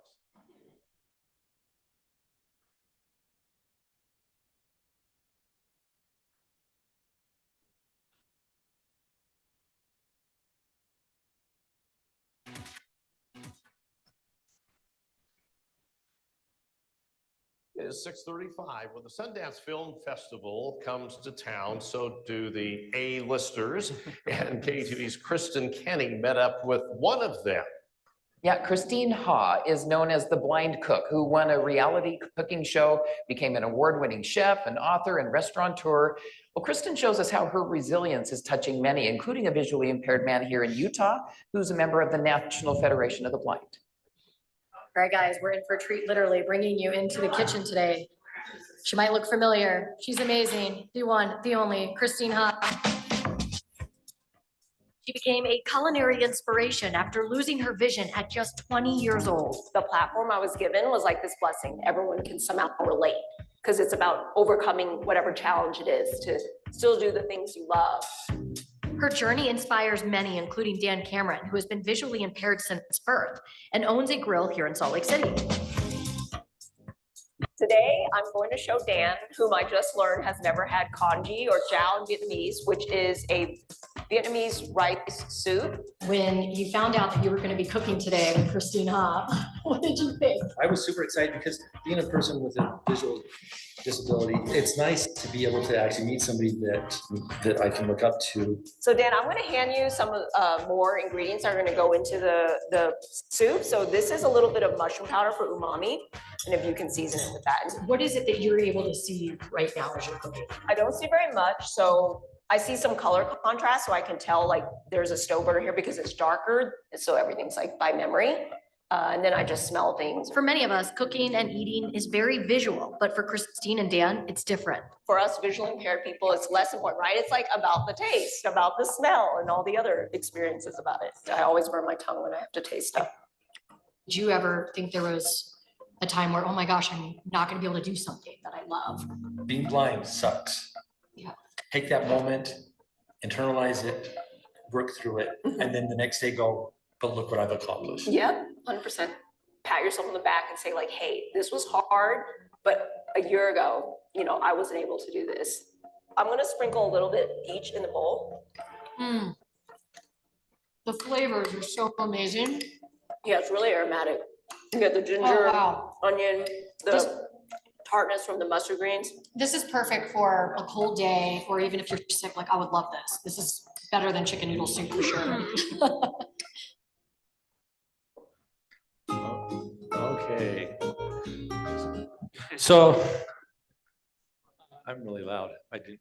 Sorry about that. Maybe I'm too close to the mic. Okay. So some of Christine's accomplishments. Obviously, we know she won season 3 of MasterChef. She's written many cookbooks. Her first one was My Home Kitchen, and that was a New York bestseller for her. She has spoken about disability and been an advocate for disability at the UN. She owns several restaurants. She's a judge for a Canadian show. She was a master chef. She was a master chef judge in Vietnam. So she's done a huge number of maybe it's not a good idea. stand down there. She's done a huge number of things to help advocate for the blind. I didn't talk a whole lot about her story. She started to go blind in her early teens, early 20s. And she could have very well been, she very well could have said, you know what, this stinks, I give up. You know, I can't do anything. That wasn't her personality. She decided that she wanted to be an author and a writer and went to school. She's got a master's degree in writing, science fiction writing specifically. So she's done so many things. And she can be an inspiration to us all. Like Joe over here, who, you know, we all have our challenges, but we have a point in our lives where we need to make a decision. Is our blindness going to stop us? Is our blindness going to, or are we going to fight through that and prove not only to the world, but to ourselves that we can do anything? We may need accommodations, we may need help, but we can do those things, anything that anybody else can do. And Kristen was one of those people that has shown us that we can do that. Joe is one of those people that has shown us that we could do that. Willie, Everett, all those people in our lives that are doing things, great things, are people that can show us and we can learn from how to do those things and how to become better blind citizens. Funny story is Kristen has a very wicked sense of humor. We walk in, she's pleasant. She's the world's nicest person. What you see on the screen, what you see on all the interviews and all that is her. The camera, most people that are famous or whatever, they're really nice on camera. They put on that public face for you to show you. She was just as nice when the camera was off, when it wasn't. But we get ready to start cooking, right? She pulls out this chunk of, I'm not sure what it is. She hands it to me, says, take a bite of this. So, you know, trusting this person, I take a little bit of bite of it. At first, it was like, okay, whoa. She had prepared some ginger for the recipe, and if you have never eaten fresh ginger, just be ready for it, because it is one of those things that does not hit you immediately. It takes a second, and then bam, it hits you. So she has a sense of humor. I was very curious because when Everett called me and asked me to go to if I would be willing to go up there, I was like, yes, I want to learn. I know about Christine. I want to learn a little bit more about her. So I went and I watched the MasterChef episodes and things like that. So I had a lot of questions about her interaction with the cast members. And one of the big questions I had was, and I understood that producers like to create the most drama. Is that not true, Joe? Yes. They love to create drama. So my question for her was, and if you watched her season, it seems like at the beginning of the season, everybody's like, "Oh, she's blind. She can't do this. I don't understand why they let her on the show. She's always asking questions and always, you know." And I asked her. I said, it seems to me that by the end, everybody was much more helpful. There are scenes where you would see people actually coming over to her to help her, guide her to where they needed to go next. They were asking her if she needed help seeing things and things like that. Where at the beginning, they didn't show that as much. And she said exactly what I just said. The producers cut that so that it looked like they were very aggressive and very not trusting. She said from day one, everybody was so nice and helpful and accommodating and trying to be the best. And I said, well, they didn't seem very nice to me, because in one scene they're sitting there watching you catch corn on fire and not trying to help you. But That was another thing.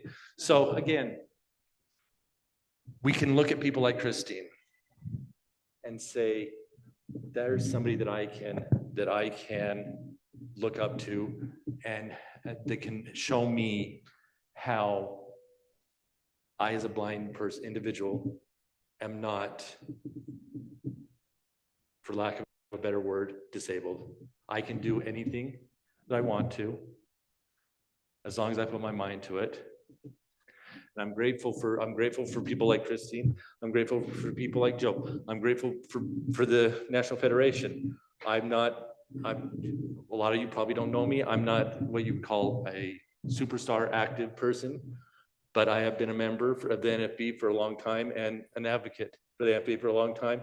And I appreciate the support that they give me and other blind individuals to help move us forward, to help educate people, because that's what it takes. It takes us to not only believe in ourselves and do things, but it takes us to talk to people, to be advocates, to say, when somebody says, here, let me help you across this street, when we don't need help, to be able to have the confidence to say, no, thank you, I've got it. Because that helps other people, that helps people to realize that we can do whatever we want to do. So, thank you. Great job, Dan. Great job, Dan. I was there, and when he bit into that ginger and watched his reaction, it was pretty funny. It was great. Okay, well, has everybody had a good time today? We've had some great speakers, huh? Yeah, great stories. I hope you feel a little more inspired. I hope you feel a little more like, what am I going to do next to help the NFB of Utah? That's what we want this convention to leave you with. We know the great work that we're trying to do. We want to demonstrate that to you and hope that you'll want to help us in the coming year. So remember, we got some great things going on. Please go to the Aspen room and see the exhibitors. They'll be all set up and ready to go at 4 p.m. We'll end today with a big door prize. So let's give a big door prize.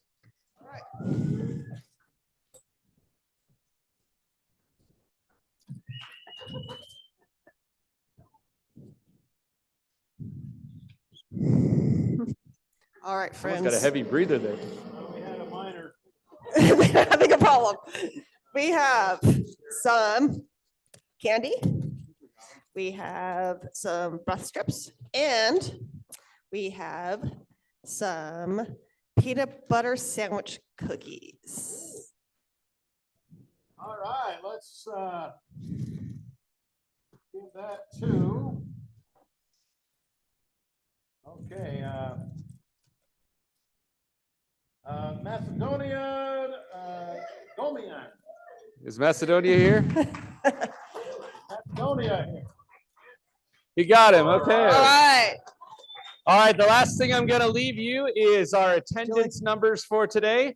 Jerry Neely has just texted them to me. We have 165 people that have registered for the convention, and I think we have around 12 to 14 on Zoom. So pretty exciting. All right, everyone. Thank you for a great Friday. We'll see you later. This session is adjourned.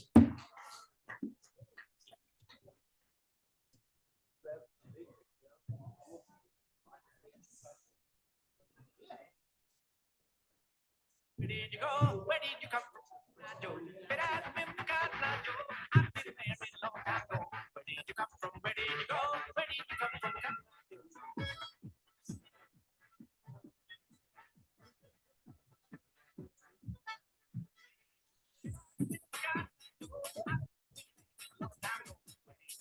Where did you go? Where did you come from?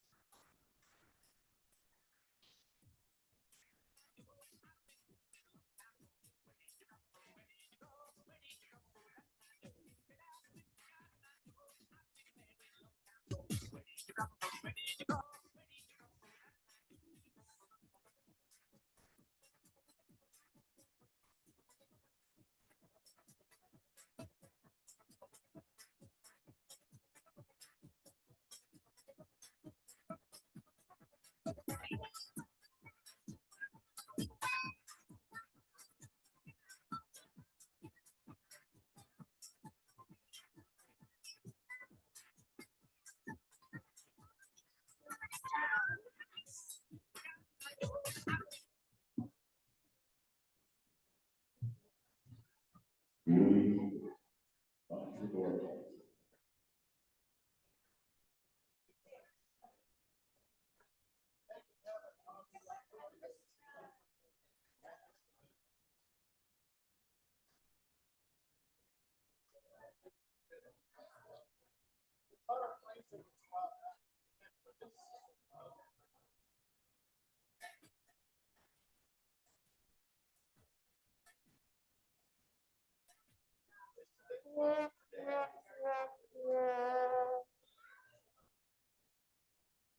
wants to be by the exhibit.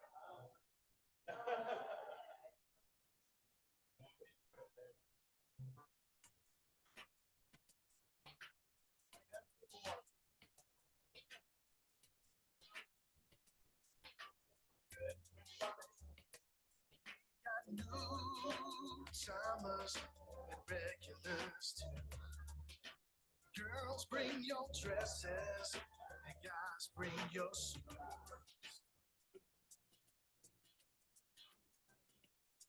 It's convention time for you.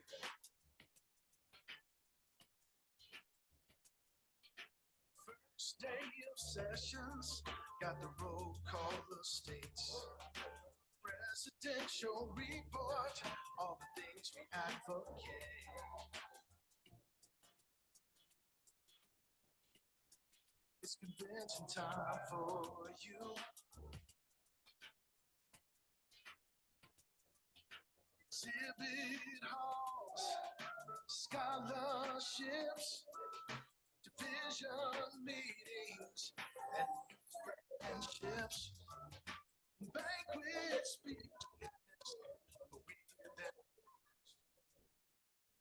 everybody's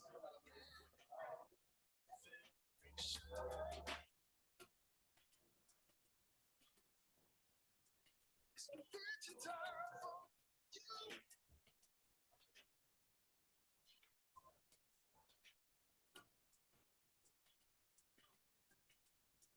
It's convention time for you.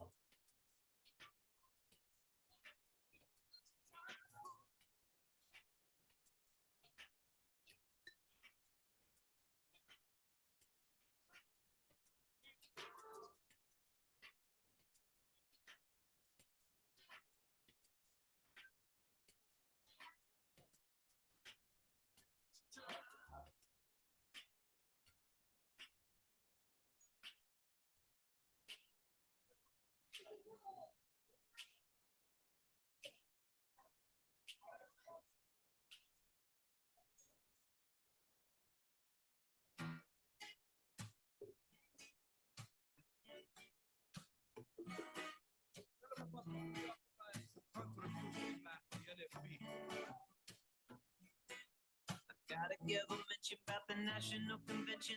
We're gonna have a ball this year. Lots of information all about the Federation. Everybody's gonna wanna hear. It's called the Pack Lane.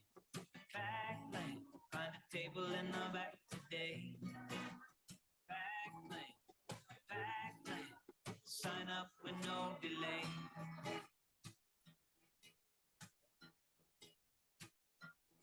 Get on the pack and sign up today. We need your contributions right away. Funding our move, it must be done, so all our battles can be won. It's called the pack lane. Pack lane. Find a table in the back today. Pack lane. Pack lane. Sign up with no delay.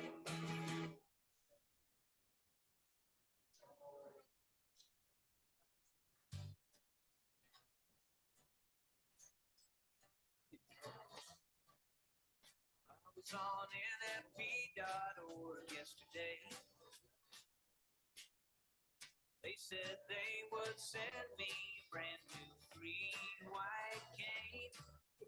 It came in the mail and I opened up the package, put it in my hand and I started tapping, tap that free white cane.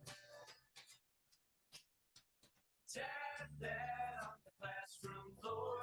Tap that when you're walking out the door. Tap that when you're looking for some more.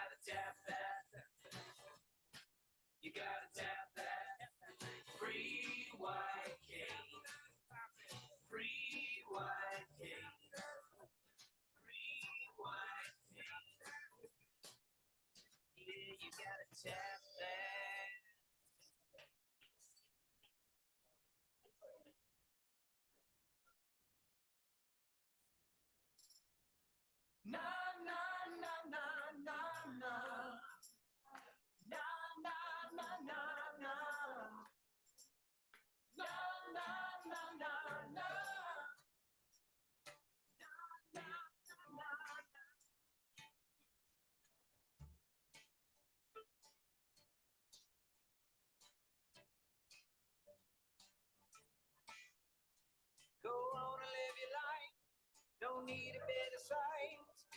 In the end, you'll find braille is beautiful, but your fingers on the page. Tell your friends it's all the rage. It's all gonna be okay. Braille is beautiful.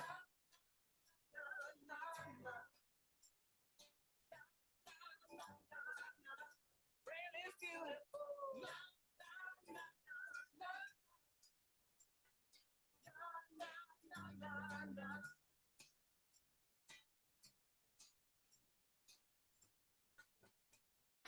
Louis Braille was his name.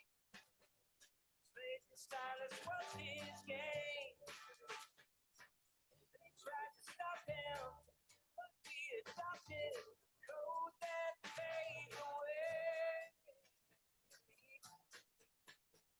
Go on a little life, don't need a bit of sight. At the end you'll find put your fingers on the page. Take a friend, it's all the rage. It's all gonna be okay. Braille is beautiful.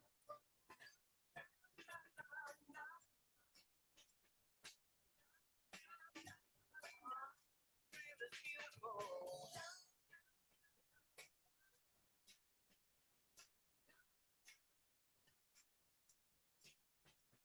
Go on and live your life. Don't need a bit of sight.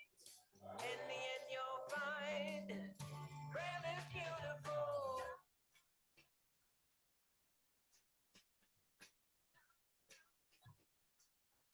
Braille is beautiful.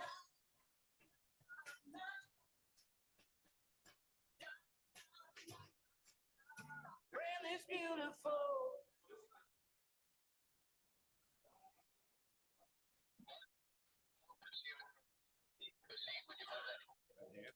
Still extended out the window. He gives a big look now to the cameraman down there. He is Mark Riccaboni of the National Federation of Blind is rolling. You got some mail, you gotta read.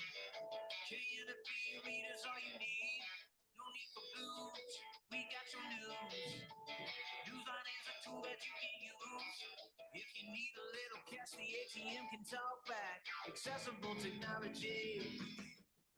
Accessible technology. Accessible technology. Anything's possible and everything's accessible. Accessible technology. You wanna learn? Go take a class. Don't matter if it's English or it's math. Technology just needs to be accessible so that we can achieve. These guys got it all, gonna bring it into law. Accessible technology. Accessible technology. Accessible technology. Accessible technology.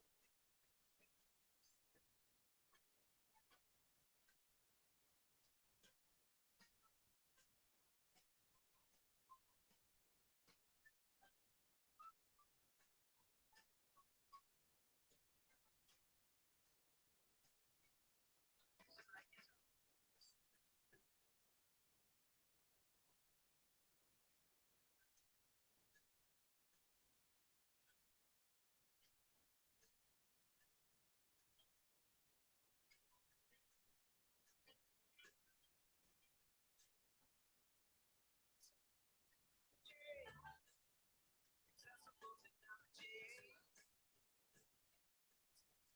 Everything's accessible, accessible technology.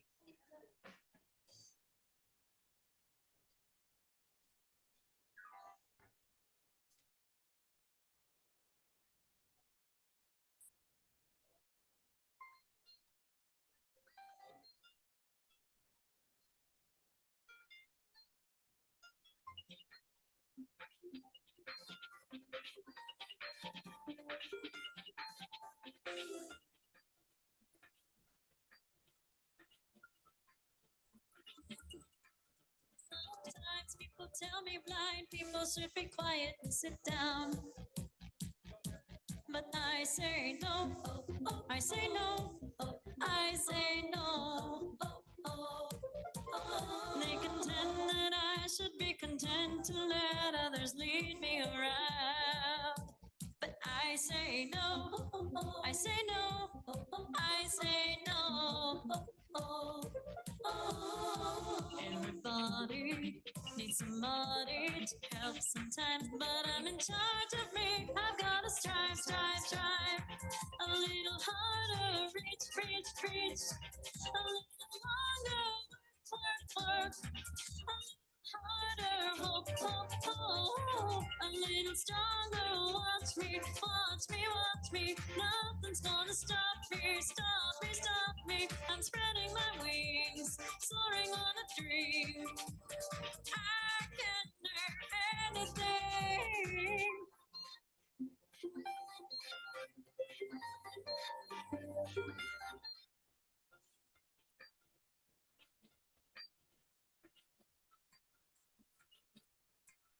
I gotta be brave, even when I'm afraid to do hard things.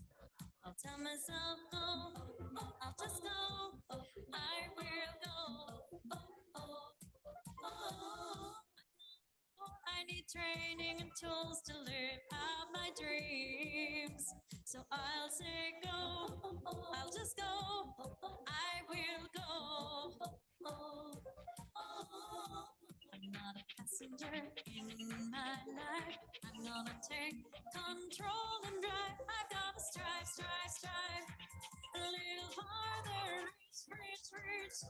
A little longer, harder. Oh, oh, a little stronger. Watch me, watch me, watch me. Nothing's gonna stop me, stop me, stop me. I'm spreading my wings, soaring on a dream.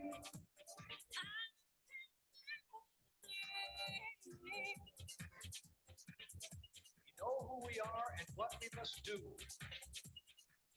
We are organized, confident, prepared for what lies ahead. And no force on earth can turn us back. Our words, our thoughts, and our dreams reach for a tomorrow which is bright with promise. And the heart of that promise is the individual determination of each of us and the unshakable power of our vehicle for collective action, the National Federation of the Blind.